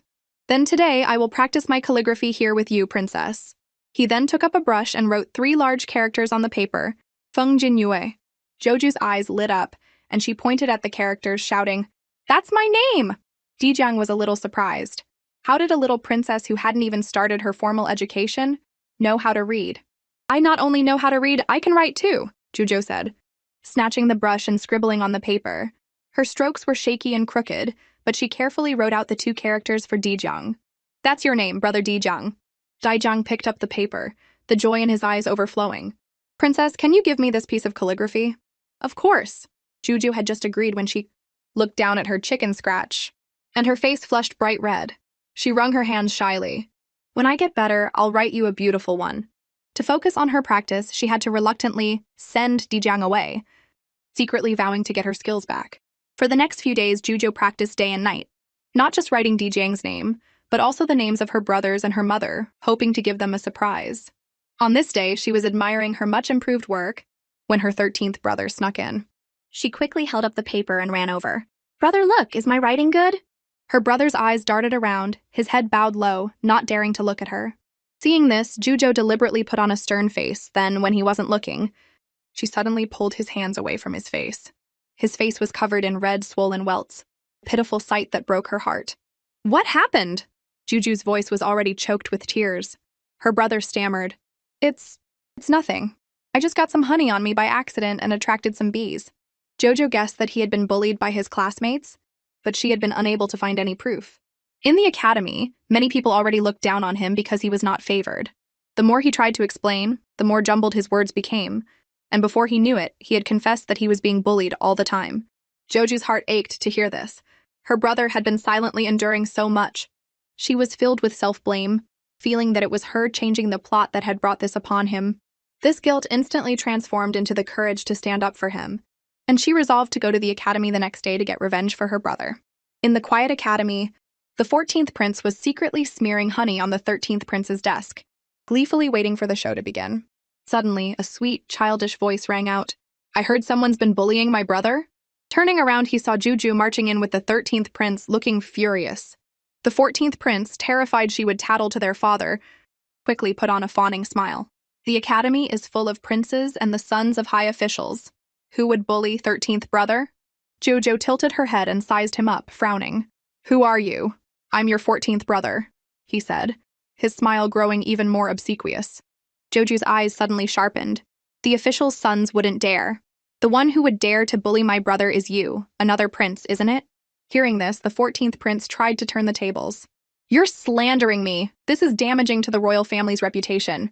Jojo pouted. Brother, bring out the thing. The 13th prince immediately produced a plain black box. The 14th prince sneered to himself. What can a stupid box do to me? This is a sacred object that can detect lies, Juju explained seriously. Put your hand inside. If you tell the truth, your fingers will turn black. If you lie, nothing will happen. As soon as she finished speaking, the other students rushed forward to prove their innocence. Only the 14th prince and his attendant huddled in a corner, their eyes darting around as they whispered to each other. All right, it's your turn. Juju stared at the two of them, her sweet voice carrying an air of authority. The 14th prince steeled himself and stepped forward. Fine, I'll do it. I have a clear conscience. After everyone had put their hand in the box, Juju told them to take them out at the same time. Amidst a sea of pale hands, only the 14th prince's was pitch black. Ha! My hand is black! I didn't lie! The 14th prince shouted triumphantly. Quickly punish those whose hands aren't black. The others cried out in protest. But Juju slowly pointed at the 14th prince and his servant. The real ones who bullied my brother are you two. The 14th prince was baffled. Didn't you say that if it turns black, it means you're telling the truth? Of course that was a lie to trick you, Juju sneered. There's nothing in the box. The 13th prince was also stunned and pulled Juju aside to ask her what was going on. I guess the culprit would try to get away with it, so I did the opposite, Juju explained, looking up at her brother. Someone with a clear conscience wouldn't do anything to their hands, but the culprit would try to blacken their hands. So you two are the culprits. The 14th prince's face instantly turned pale, and he tried to argue. But Juju had had enough and shouted, "Guards, drag them away, and let my father deal with them." "You're amazing, Juju!" The 13th prince's eyes were filled with admiration. "You're just like the genius the master is always talking about." Genius? An old master appeared out of nowhere, pushed the 13th prince aside, and rushed to Juju, his beard quivering with excitement. "Princess, please, I beg you, be my disciple." Juju was taken aback by this sudden turn of events, her little head full of question marks. Who is this strange grandpa? Just a moment ago, Juju was startled by the strange old man. "Grandpa, who are you?" The old man coughed unsteadily. "I am Qi Zhongshu, the greatest scholar in Western Chu, appointed by His Majesty as the royal tutor. I was just so impressed by the princess's intelligence that I wish to take you as my final disciple." As soon as he finished speaking, the surrounding students all looked on with envy. The 13th prince also smiled, proud of his sister's excellence, but Juju shook her head like a rattle. "I don't want to." The master's beard froze. "Why?" Juju winked playfully and explained, "My daddy thinks I already have a tutor." She was clever. This old man was clearly an academic fanatic. If she really became his disciple, she'd never have time to slack off. Thinking of this, she quickly pushed her 13th brother and left. Master Qi was left standing there, fuming. This entire scene was witnessed by Feng Kaiwei, who was sweeping nearby. She gripped her broom tightly, a glint in her eye. "If I become Qi Zhongshu's disciple, I can secure my position in the palace, and my path to becoming empress will be one step closer." So, she decisively dropped her broom and ran back. "I need to write down all those famous poems. Then Qi Zhongshu will definitely be impressed with me." Meanwhile, Juju was overjoyed that her dad had dealt with the person who had bullied her brother. The smile hadn't even left her face when the master blocked her path. "Princess, will you reconsider becoming my disciple?" Juju was about to wave her hand when a delicate voice interrupted. "Master, your servant greets you." Feng Taiwei approached, holding a piece of paper, her posture humble. "These are some poems I've written in my spare time. Some have said they are acceptable, so I boldly ask for your guidance." The master was about to dismiss her. After all, the entire Duke Duan family were known to be fools. What kind of good poetry could she possibly write? But as his eyes fell on the paper, they widened, and his hands began to tremble. "Excellent poetry. Truly a masterpiece for the ages." Feng Kaiwei bowed at the right moment. "If you are not opposed, master, I would like to become your disciple." When she looked up, a confident smile played on her lips, as if she was sure of her victory. "Let me see," Juju suddenly said, quickly moving closer. But Feng Kaiwei was inexplicably sarcastic. "If the princess wants to see, then see. After all, talent is not something that can be stolen with a glance. Don't you see the yellow river's water coming from the sky, rushing to the sea, never to return? Li Bai's bring in the wine?" How could Feng Kaiwei write this? Juju was instantly stunned, a thought exploding in her mind. Feng Kaiwei is also a transmigrator. Unwilling to see Feng Kaiwei profit from plagiarizing Li Bai's poem, Ju immediately questioned her about its meaning and emotion. Feng Kaiwei stammered for a moment, unable to answer. Juju then said lightly, "This poem is about a poet drowning his sorrows in wine, expressing his heroic optimism and great ambitions." After she said this, Feng Kaiwei immediately chimed in, "That's right. I was just testing the princess, so I didn't say it on purpose."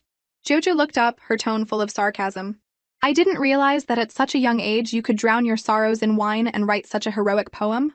The master, hearing this, had a realization. He looked at Feng Kaiwei with scrutiny and disappointment, saying that given her inexperience, she was either a debauched youth or a powerless woman waiting to die. He decisively rejected Feng Kaiwei, turned and rushed to Juju, begging to take her as his disciple. "I don't want to. I have a teacher." With that, Juju took off on her little legs and ran away as fast as she could. On the other side, Juju's teacher, Di Jiang, heard about this and had mixed feelings. He said that teaching Juju was just a stroke of luck, and that things were just going back to normal, but he couldn't hide the reluctance in his eyes. After a long silence, he told Chu Yang to report that he was voluntarily resigning as the princess's teacher. Chu Yang didn't understand and advised him that this was a good opportunity to leave the tribute prince's residence and build his power. But Di Jiang just stared out the window and said, "I have my own ways of gaining power, but if I cling to the princess, it would be shameless." He didn't say that he would rather let go himself than be abandoned by Juju, at least to save some face. Just as he was thinking this, he heard Juju's soft voice from behind him. "Brother Di Jiang, I came to see you." Di Jiang's heart tightened. He knew what was coming. Jojo could see that something was on his mind, and when she asked, Dijang dropped to his knees, his tone distant. I am resigning as the princess's teacher. I ask for your permission. Jojo was stunned. She reached out to take his hand and ask why, but he jerked it away, his voice as cold as ice. I don't want to talk about it. Please don't ask anymore. You won't even call me Juju anymore. Jojo's eyes reddened, and tears streamed down her face. She asked with a choked voice, Brother Dijang, do you hate me? Dijang's heart clenched. He was about to explain, when Juju threw herself into his arms, her small arms wrapped tightly around his waist. The sudden hug made Dijang freeze, and though he said, men and women should not be so familiar, let go. His fingertips hovered in the air, and the tips of his ears quietly turned red. But Juju just hugged him tighter, her small body trembling. No! If you don't explain, I'm not letting go. Under Juju's tearful assault, Dijang's heart softened, and he confessed the reason for his resignation. I heard that the great scholar of Western Chu, Master Qi Zhongshu, wants to take you as his disciple. Compared to him, my knowledge is insignificant. For the sake of the princess's future, I had to resign. That's not true! Juju immediately retorted, tightly gripping Dijang's hand and looking up at him seriously. The teacher I choose is... Dijang was a little taken aback. Did I hear you right? Can you repeat that? You heard me right. No matter how many times you ask, my answer is the same. I choose you. As soon as she said it, she realized it sounded too much like choosing a husband, and her cheeks flushed bright red. I choose you as my teacher. A smile flickered in Dijang's eyes, and he suppressed his excitement, nodding. I know. It's enough that you chose me. But he felt he had no way to repay her great kindness, and had to kowtow to her. Princess, then I will ask for a chance, Dijang said, looking at her with an expression so serious it was no joke. A chance to take back my resignation. A chance to stay by your side forever. Both now and in the future. The sudden confession made Juju's heart skip a beat. Before the sweetness could spread, she heard Dijang add, I will definitely be the best teacher for you. He then forcibly dragged her off to her lesson. Juju instantly deflated.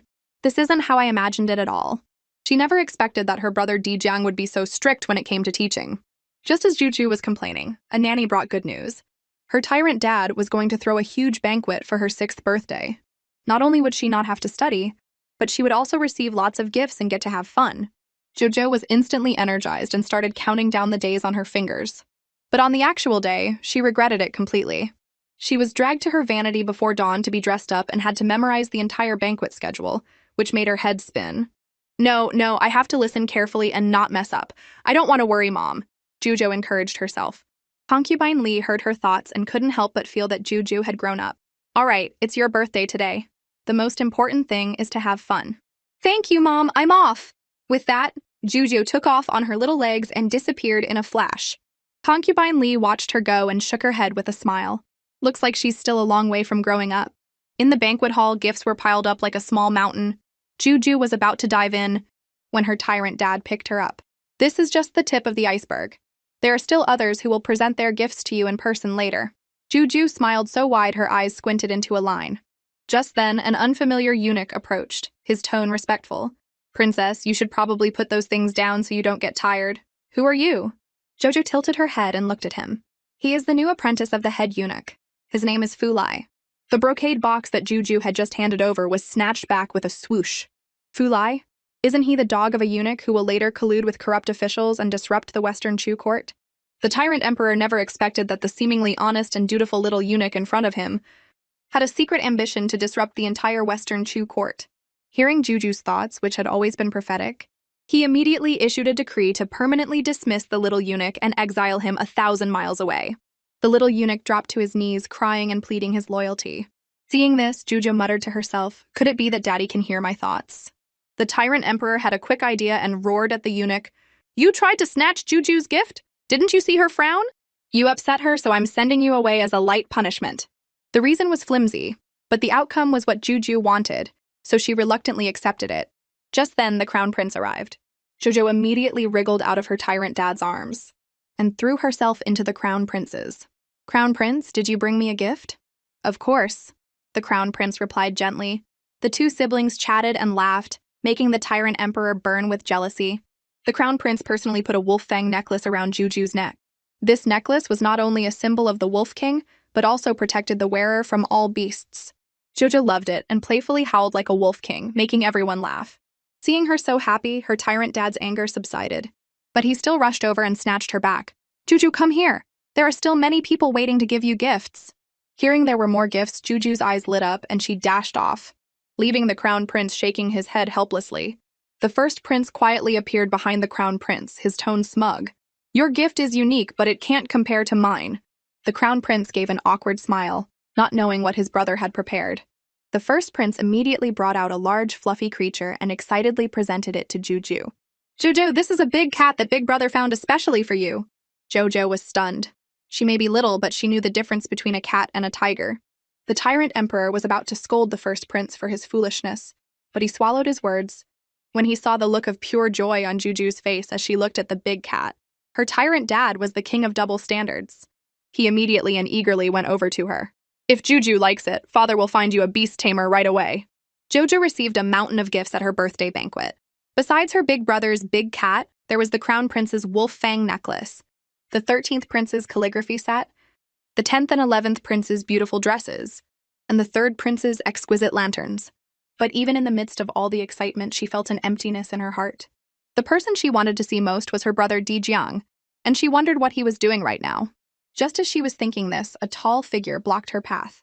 Juju was slightly taken aback and asked timidly, "You are—" The person's voice was deep and gentle. "Were you just thinking of me, princess?" It was her brother Jiang.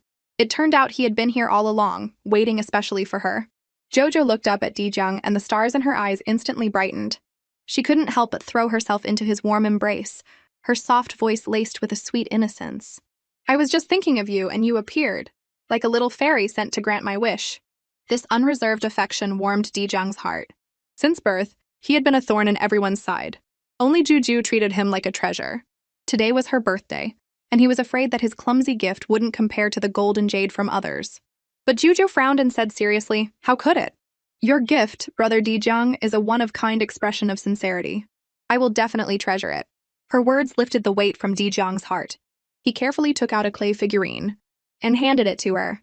Her eyes instantly lit up like stars, and she quickly cradled it in her palm, saying she would put it somewhere she could see it every day. Watching her joyful expression, the tips of Jiang's ears quietly turned red. "I'm glad you like it," he said, his voice as soft as the wind, yet full of warmth. Juju, seeing his rare shyness, secretly giggled and leaned in to whisper, "So in your eyes, brother Jiang, I'm this cute." But Jiang shook his head. "How could that be? This clay figurine isn't half as cute as the princess." Joju's heart skipped a beat. She sighed to herself that the original novel's male lead was so charming at such a young age, and she playfully went along with it. "Of course I'm the cutest." Watching the worry fade from his face, she also felt a sense of joy, hoping that he could always let go of his burdens and live a peaceful life. The next morning, Juju took her mother's hand and went to see her tyrant dad. He immediately pulled her into his arms, and she thanked him in her sweet voice for the birthday banquet. But her tyrant dad just nuzzled her cheek and said dotingly, "You are my only daughter. It's only right that we celebrate your birthday." His words melted Juju's heart. Concubine Li, standing by, watched the father and daughter, her emotions swirling. A king's heart was always hard to read, but at this moment, the sincerity and joy in his eyes were all for Juju. The resentment in Concubine Li's heart quietly dissolved, and she couldn't help but think that maybe she could let go of the past and trust the man in front of her again. Just then, the tyrant emperor beckoned to her. "Come here, let's be happy together." "All right," Concubine Li said with a smile. The family of 3 sat around a table, chatting. The emperor suddenly suggested they go watch a performance by foreign actors, and mentioned that a foreign dancer would be performing, which would be a good opportunity to display their power. Foreign dancer?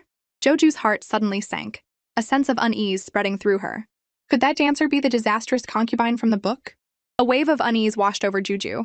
She remembered clearly that in the book, this dancer named Hua Rong was a master of seduction. Not only would she charm her dad and the entire court, but she would also personally destroy the rekindled feelings between her parents. She bit her lip and secretly vowed that she would not let this farce happen. Concubine Li heard Juju's thoughts and decided not to run away anymore. She would use Hua Rong's appearance to test the sincerity of the man in front of her. The tyrant emperor's thoughts were surprisingly in line with hers. He also wanted to use this performance to put his beloved's mind at ease. But Juju tugged on her dad's sleeve and whined, "Daddy, I'm sleepy. I don't want to watch them dance. Make them go away." No, we have to watch. Her parents' simultaneous refusal sent Juju into a panic. The tyrant emperor said sternly, "This is an opportunity to show the strength of our Western Chu. Have all the princes come and witness it."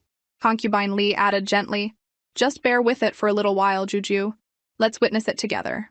The dumbfounded Juju was dumbfounded again and could only take things one step at a time. A moment later, Huarong, dressed in purple, gracefully entered. She danced like a butterfly, her every move exuding seduction. She was certain that with her stunning beauty and captivating charm, she would win the emperor's heart. The court officials were indeed mesmerized, showering her with praise, saying her beauty outshone all the concubines in the harem. Joju's heart was in her throat, terrified that her dad would be bewitched by this superficial charm. But in the next second, the emperor's cold words were like a splash of ice water. "That's it? You may leave." Huarong froze, unable to believe that her charms had no effect. The emperor was secretly pleased, thinking his wise and powerful image was secure. But he didn't realize that Juju was suspecting he was just faking his composure. He immediately turned to Concubine Li. "In my heart, Concubine Li is 1,000 times more beautiful than her." Concubine Li blushed, a warmth spreading through her heart. She truly felt that the man in front of her had changed, and that all this change was because of Juju. She looked at Juju and smiled gently. Jojo looked up curiously, but Concubine Li just smiled and shook her head. "It's nothing, I just feel that I really like you, Juju." "I love Juju too." The tyrant emperor leaned over and pulled his wife and daughter into a hug. "Juju is the cutest and best princess in all of Western Chu." The warmth of the family hug made Juju's heart melt. But before the warmth could fade, she was unexpectedly force-fed a dose of her parents' PDA. The emperor publicly confessed his love for Concubine Li. "I also love you the most." Concubine Li's heart skipped a beat. "Your Majesty hasn't been drinking, yet you're speaking nonsense." "How is it nonsense? I've never been more clear-headed." Seeing this, Juju couldn't help but think, Daddy still prefers beauty. He just prefers Mommy's beauty. The tyrant dad, seeing through her little thoughts, smiled and pulled her into his arms. "My arms feel empty without Juju." Jojo looked at the smiles in her parents' eyes and didn't mind anymore. Just then, the 14th prince rushed over to greet them. "I have been studying hard recently and haven't seen father for a long time, so I came to pay my respects." Jojo shot him a disgusted look and muttered to herself, "Studying hard, my foot? You're probably just too embarrassed to show your face after being exposed." The 14th prince shuddered. Even though Juju hadn't opened her mouth, he could hear her voice. After a long moment, he collected himself, and a malicious thought formed in his mind. Juju must be a nation-ruining demoness. He was already plotting to tell his father and get revenge. The emperor waved him away. The 14th prince turned to Juju, who was nestled in her father's arms. And her father dotingly asked, "Which one do you want to eat, Juju? Daddy will get it for you." This display of exclusive affection made the 14th prince burn with jealousy, and he wished he could expose Juju as a demoness right then and there. But out of respect for his father, he could only ask for a private conversation. The emperor was about to agree to meet him after the banquet when Juju looked up at him, her soft voice full of anticipation, asking if he would be coming to the autumn water residence that night. The emperor gently stroked her little head. He had just managed to win Concubine Li's favor, so of course he was going. He immediately canceled his meeting with the 14th prince and told him to come to the imperial study the next day. The 14th prince gritted his teeth in frustration, the desire for revenge growing stronger in his heart. The next morning, the 14th prince rushed into the imperial study and immediately accused Juju of being an unnatural monster, begging his father to banish her from the palace. The emperor's face instantly darkened, and he sternly rebuked him for his nonsense, warning him that if he dared to slander Juju again, he would not be let off lightly. But the 14th prince wouldn't give up. He stubbornly presented his so-called evidence, insisting he had heard Juju's thoughts, and that she was a monster. The emperor already knew the truth. Not only could he hear her thoughts, but he also knew that she was always trying to solve problems for the Western Chu. Seeing the 14th prince's malicious persistence, the emperor flew into a rage and slammed his hand on the table. "I see! You're holding a grudge because Juju exposed you for bullying the other princes. As a prince, you are a disgrace. Guards, take him to the prison and no one is to visit him." After his anger subsided, a wave of fear washed over the emperor.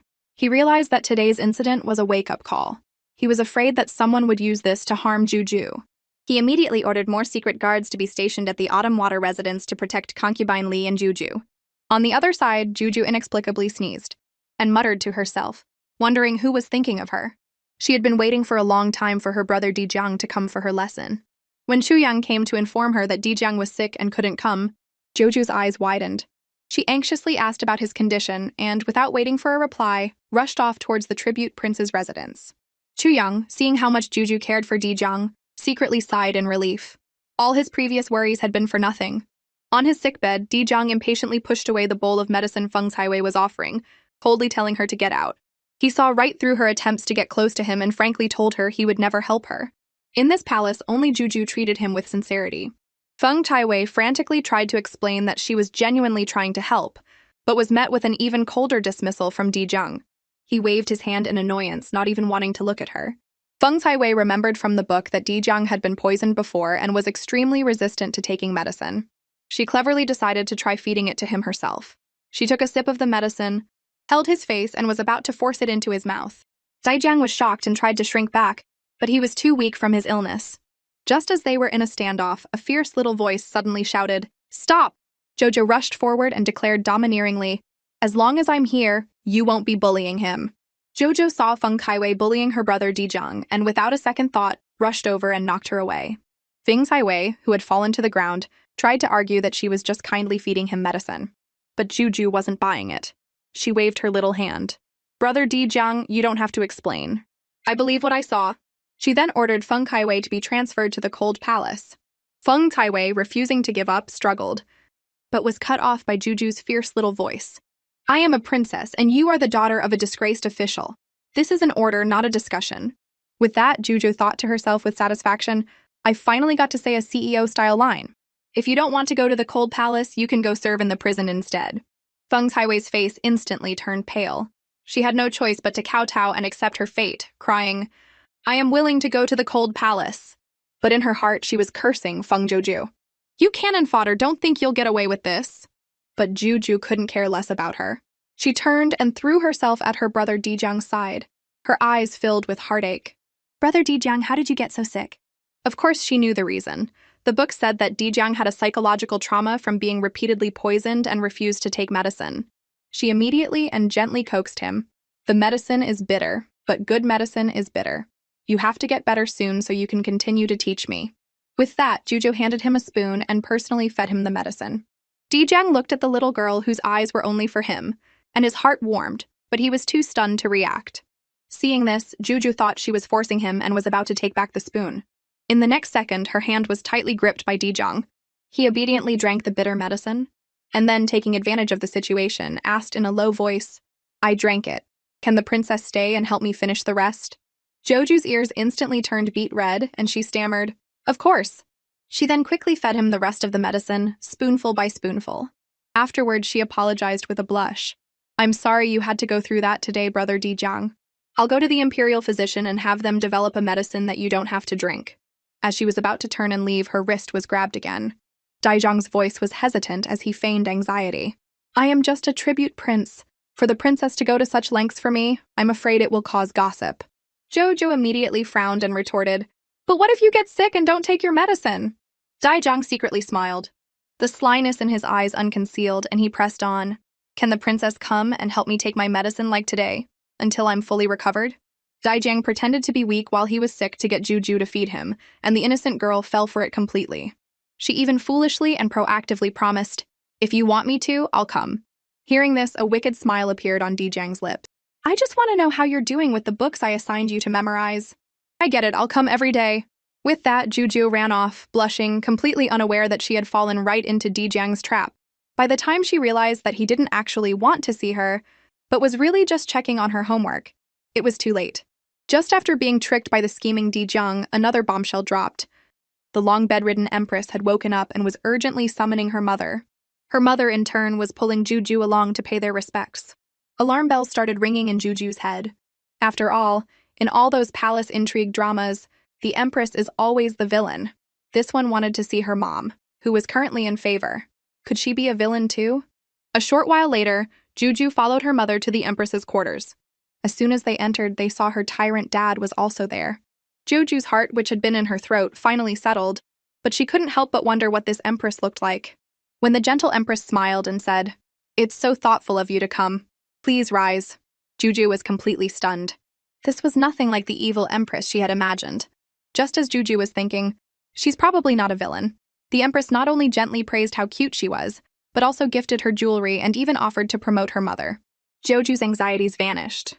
The empress really was a kind and gentle person. But in the next second, the empress started coughing violently and fainted in the tyrant emperor's arms. The doctor's diagnosis was a devastating blow. The empress was suffering from a deep-seated grief and had at most a year to live. The emperor was distraught. How is that possible? I don't believe it. Check her again. This was the first time Juju had seen her dad so angry. On the way back to their own palace, Juju finally learned the truth from her mother. It turned out that the empress's son, the sixth prince, Feng Tianshu, had been sent by the emperor to manage a flood and was swept away. The empress had been sick ever since, and the emperor felt incredibly guilty. Hearing the name Feng Tianshu, Juju's eyes widened in shock. The sixth prince wasn't dead at all. In the book, he had tried to return to the palace to reunite with his family but had met with a mishap. She desperately wanted to tell them the truth. On a quiet afternoon in the palace, a small sneeze shattered the silence. To see the empress, Juju had snuck through a doggy door. It was all her dad's fault for not letting anyone visit her.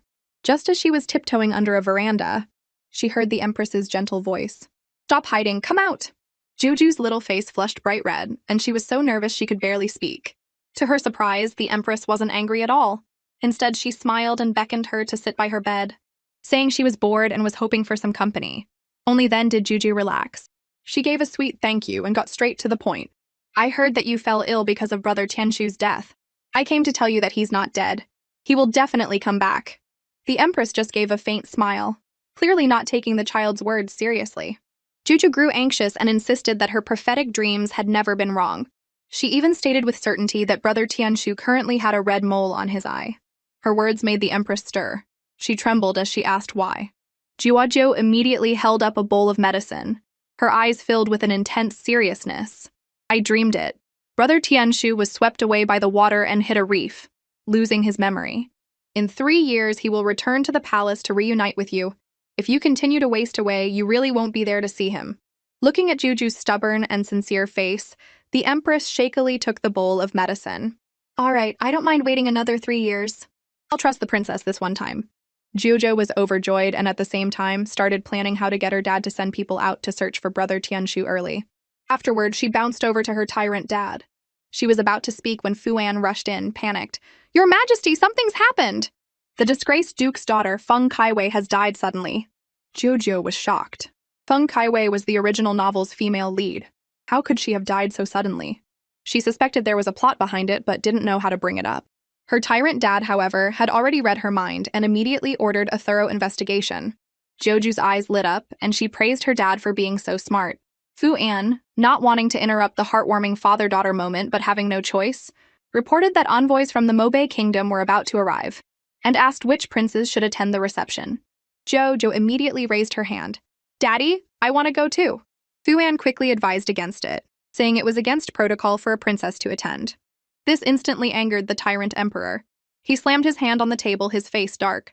"Nonsense! My Juju can go wherever she wants. What are rules?" "In front of me and Juju, they're worthless." Jojo quickly stepped in to smooth things over, urging her dad to calm down. Seeing how sensible she was, the emperor's anger instantly vanished, and he smiled, dismissing Fuan. A world where only Fuan suffered was now complete.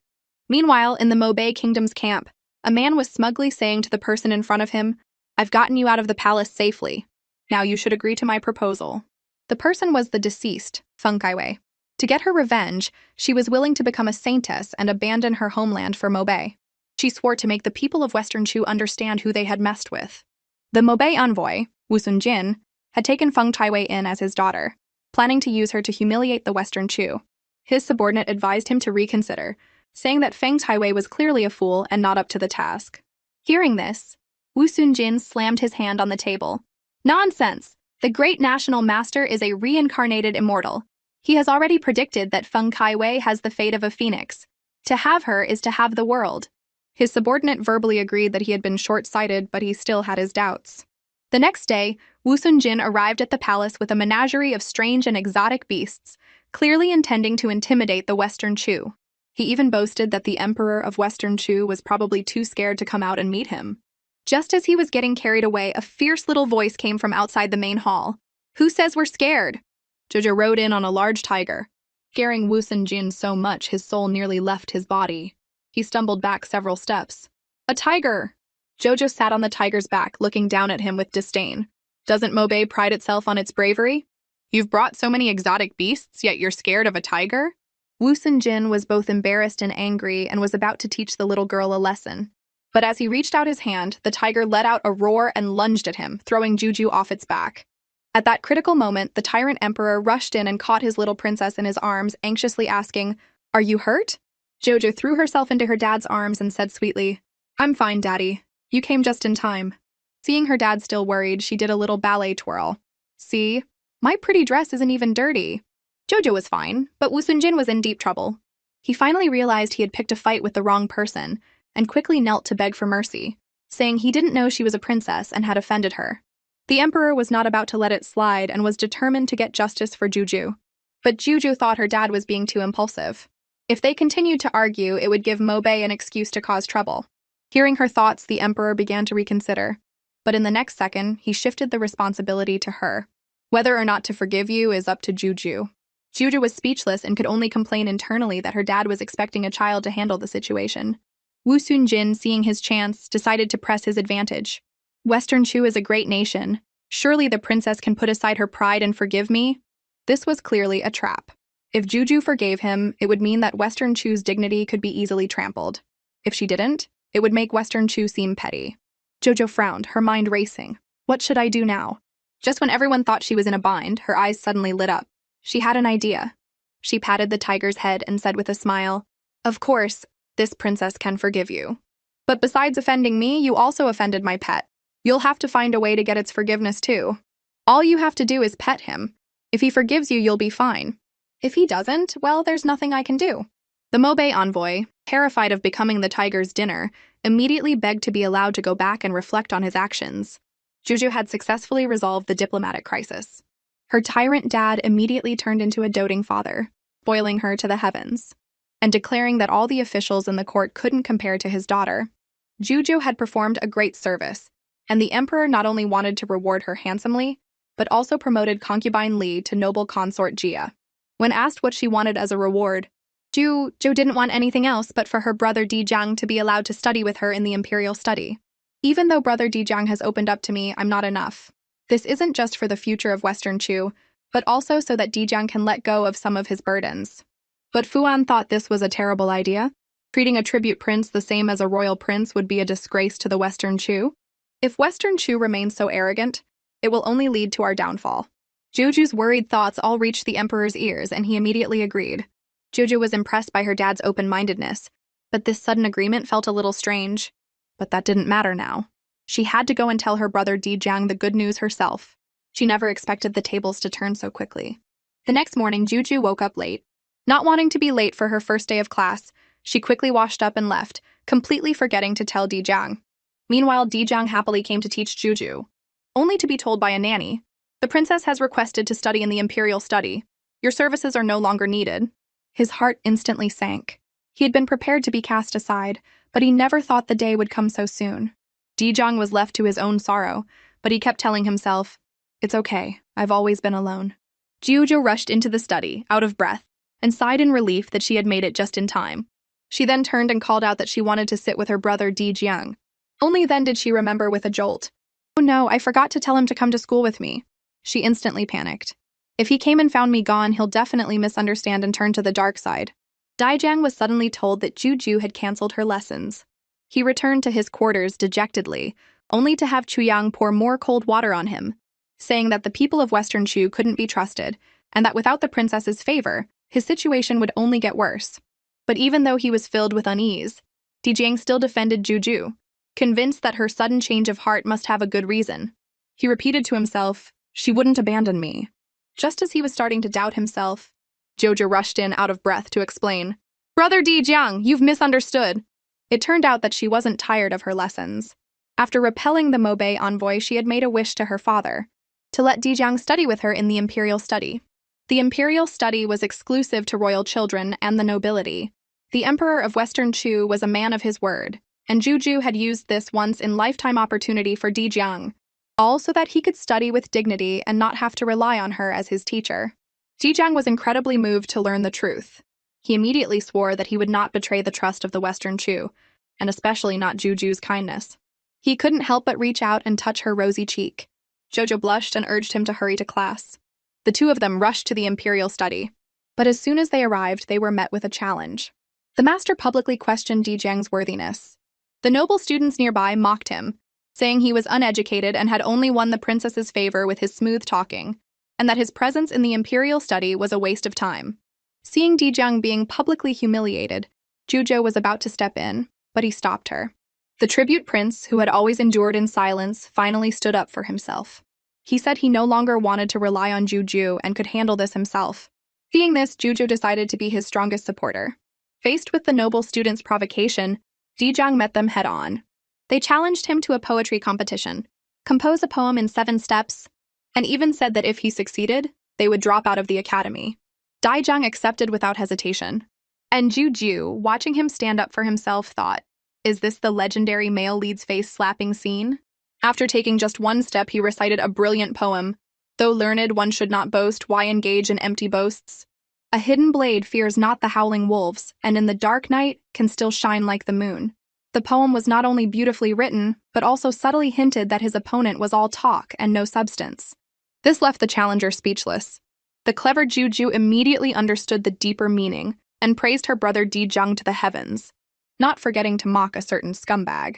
It's a pity that some people claim to be full of knowledge but don't understand such a simple truth. The others in the room chimed in. The challenger, having lost all face, resorted to violence, grabbing Jijiang's collar. The teacher, who looked down on Jijiang's humble status, was about to turn a blind eye, but after being lectured by Juju, he kicked the challenger out, ordering him never to return, and even publicly acknowledged Jijiang's knowledge. After this, no one dared to look down on Jijiang again. After all, he had both real talent and the little princess's backing, and Jijiang, in his heart, knew that only Juju truly cared for him. Just as this storm had passed, Juju's life was also on the upswing. Her mother was promoted from concubine Li to noble consort Jia, and she herself was making great progress in her studies, impressing everyone with her quick wit. The family's life was getting better and better. Noble consort Jia was about to use this opportunity to tell the emperor that Juju was a girl, but just as the thought crossed her mind, something happened. The emperor suddenly rushed over and, without a word, snatched up Juju, who was playing with her tiger and another pet. Even when Juju complained that her vacation was being interrupted, the emperor could only gently comfort her, promising that the entire imperial study would get a vacation after this was over. It turned out that the Mobe envoys were causing trouble again, threatening to attack if the Western Chu couldn't answer their 3 riddles. Her tyrant dad was convinced that Juju was the only hope for the Western Chu, and Juju was already rolling up her sleeves ready to accept this great fortune. For the first riddle, Wusun Jin presented a pair of ram's horns and asked them to find something of the exact same weight. The entire court was at a loss, and even the emperor frowned. This was just pure troublemaking. Just when everyone thought Western Chu was going to fail, our little Juju, who was happily munching on an apple, slowly said, "You don't have to look. The thing that weighs the same as the ram's horns is your own 2 hands, Mr. Envoy." This one sentence left the Mobe envoy completely baffled. He roared, "Are you making a fool of me?" Jojo just added, "If you don't believe me, you can chop them off and weigh them." This divine logic left the envoy speechless, and he had no choice but to concede. As soon as the first riddle was solved, Wusun Jin came up with another trick. He asked them to identify the Mobe crown prince, who had never shown his face before, from a group of unfamiliar envoys. This would have stumped anyone, but for Juju, it was a piece of cake. "Guards, bring peanuts." It was said that the Mobe crown prince would break out in a rash if he ate peanuts. 1 peanut for everyone would reveal the truth. This was a top secret of the Mobe royal family that even most of their own people didn't know, yet it was exposed by a little girl from Western Chu. Wusun Jin was so scared his face turned pale, and he had no choice but to admit defeat in the second round. For the third riddle, Wusun Jin brought out his ultimate treasure, the ancient divine beast, Poison Flower. This is the sacred beast of our Mobe, the only one of its kind in the world. Although the beast had been dormant for many years, the emperor was convinced that Juju, being a lucky star, could awaken it. Just as he was thinking this, he saw Juju's troubled expression. This was because the third riddle in the original story was different. The plot had changed. The book did mention that when the Western Chu was founded, a girl from the Jiaoyan clan, who could communicate with and control all spirits, had performed a great service and was named a saintess. But she had been dead for centuries. How did she suddenly reappear? The Tyrant Emperor, who had heard her thoughts, flew into a rage and accused Mobei of being treacherous thieves for stealing a divine beast that belonged to the Western Chu. But Wu Sunjin shamelessly and glibly replied, "Your Majesty is mistaken. Poison Flower woke up once 500 years ago and willingly went to Mobei, then fell back asleep. Since it chose Mobei, it is naturally our sacred beast. Today we have an agreement. If Western Chu can awaken the beast, Mobei is willing to forever honor Western Chu as its superior and will return Poison Flower." Wu Sunjin was certain that Western Chu could not awaken the beast because he had secretly kidnapped the reincarnated saintess, Feng Kai Wei. Wu Sunjin, seeing Juju's hesitation, sneered, "Princess, where has your smugness from before gone?" Juju was truly panicked. The plot had suddenly changed, and only the Jiaoyan saintess could solve this riddle. She was afraid of messing up, not only disappointing her tyrant dad, but also causing her mother to lose favor.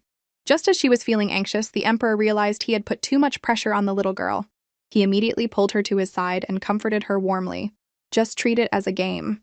It's okay if you don't succeed. My Western Chu will not be bullied by Mobei." Her tyrant dad's doting and domineering attitude was off the charts.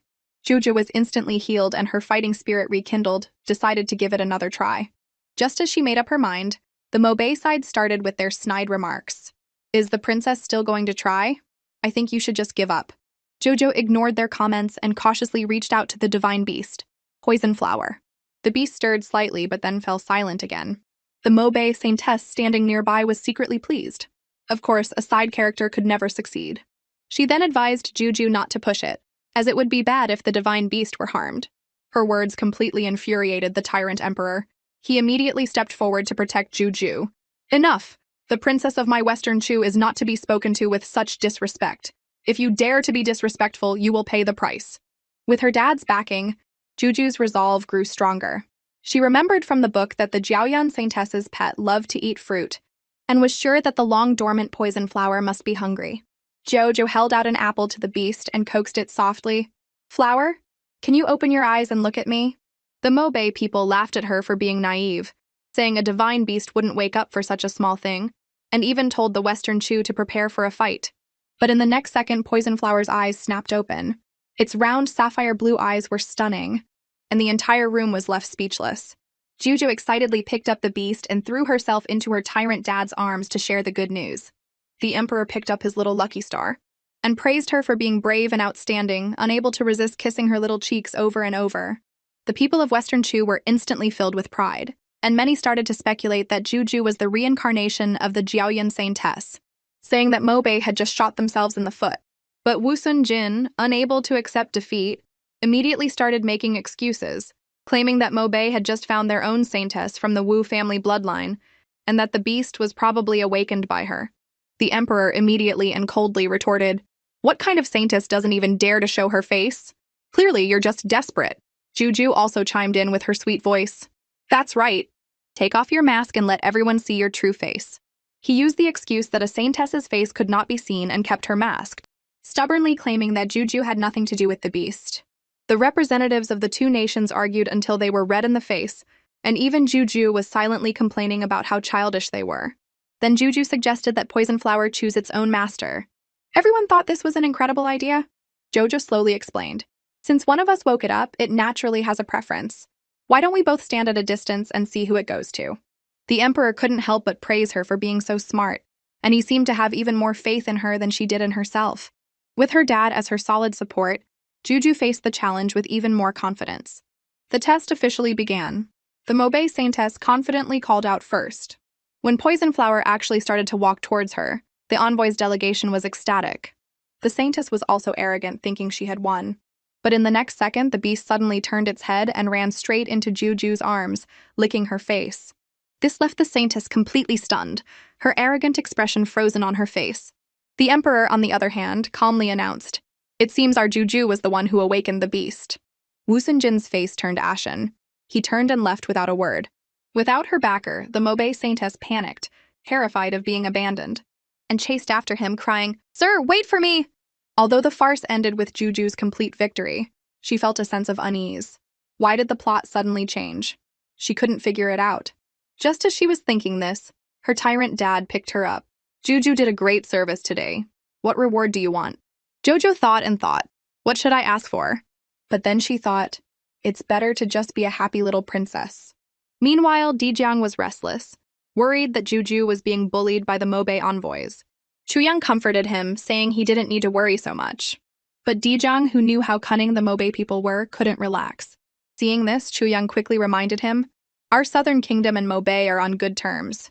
You shouldn't be so worried about the Western Chu princess." But his words instantly ignited Dijiang's anger. He looked up, his voice cold and resolute. "The southern kingdom that cast me aside is no longer my homeland." Chuyang instantly panicked and tried to stop him. "Your Highness, you can't forget our plan." "Plan?" Juju's eyes widened at the sudden conversation. "What plan are you talking about?" She curiously asked what it was, but Dijiang stammered for a long time without saying a word. Chuyang, seeing this, quickly stepped in to help his master. The plan was to save you." "Save who? Me?" Dijiang and Juju were both completely bewildered. A moment later, Dijiang caught on and went along with Chuyang's lie. Right. I heard His Majesty asked you to face the Mobe envoy's challenge. And was worried you'd be bullied, so I was planning to go help you." Jojo was incredibly moved by his words. Dijiang quickly changed the subject. "Princess, what brings you here?" Jojo immediately pulled out her surprise. "Ta-da!" Dijiang instantly recognized the legendary divine beast, Poison Flower. Jojo enthusiastically told her brother to reach out and pet it, but just as his hand was about to touch the beast, it suddenly turned hostile, letting out a roar and refusing to be touched. Even Jojo was confused and asked the beast what was wrong, but it just gave a haughty snort. Jojo, helpless, had to smooth things over, saying the beast wasn't feeling well, apologized on its behalf, and then scurried away with it. As soon as she left, Chuyang couldn't help but point out the truth. The divine beast isn't unwell. It's clearly rejecting Dijiang's Southern Kingdom bloodline. He then advised Dijiang not to be so devoted to the Western Chu, as the Southern Kingdom and Western Chu were mortal enemies. But before Chuyang could finish, Dijiang cut him off angrily. "Enough! I told you we can't rely on the Southern Kingdom. I'm asking you, how long has it been since the Southern Kingdom, which you're so concerned about, has replied to our messages?" He was hinting that the situation had changed and it was time to adjust their plans. Meanwhile, the imperial study was in an uproar. A minister, looking nervous, stammered as he requested an audience with the Tyrant Emperor. And the first thing he brought up was Juju's marriage. The emperor immediately exploded, roaring, "How old is the princess? And you're already thinking about this? You're delusional." His rage filled the entire study. The minister trembled with fear and quickly knelt and kowtowed, explaining that it wasn't his idea, but that there was a problem with the Marquis of Wuan. Hearing this, the emperor's brow furrowed and he was even more confused. The old man was 60. His marriage had nothing to do with Juju. As he was pondering this, the Marquis of Wuan strode into the study, produced an edict from the late emperor, and stated that the late emperor had already arranged that if the royal family had a princess, she must be betrothed to the Wu family. The emperor looked at the edict, his face growing darker and darker.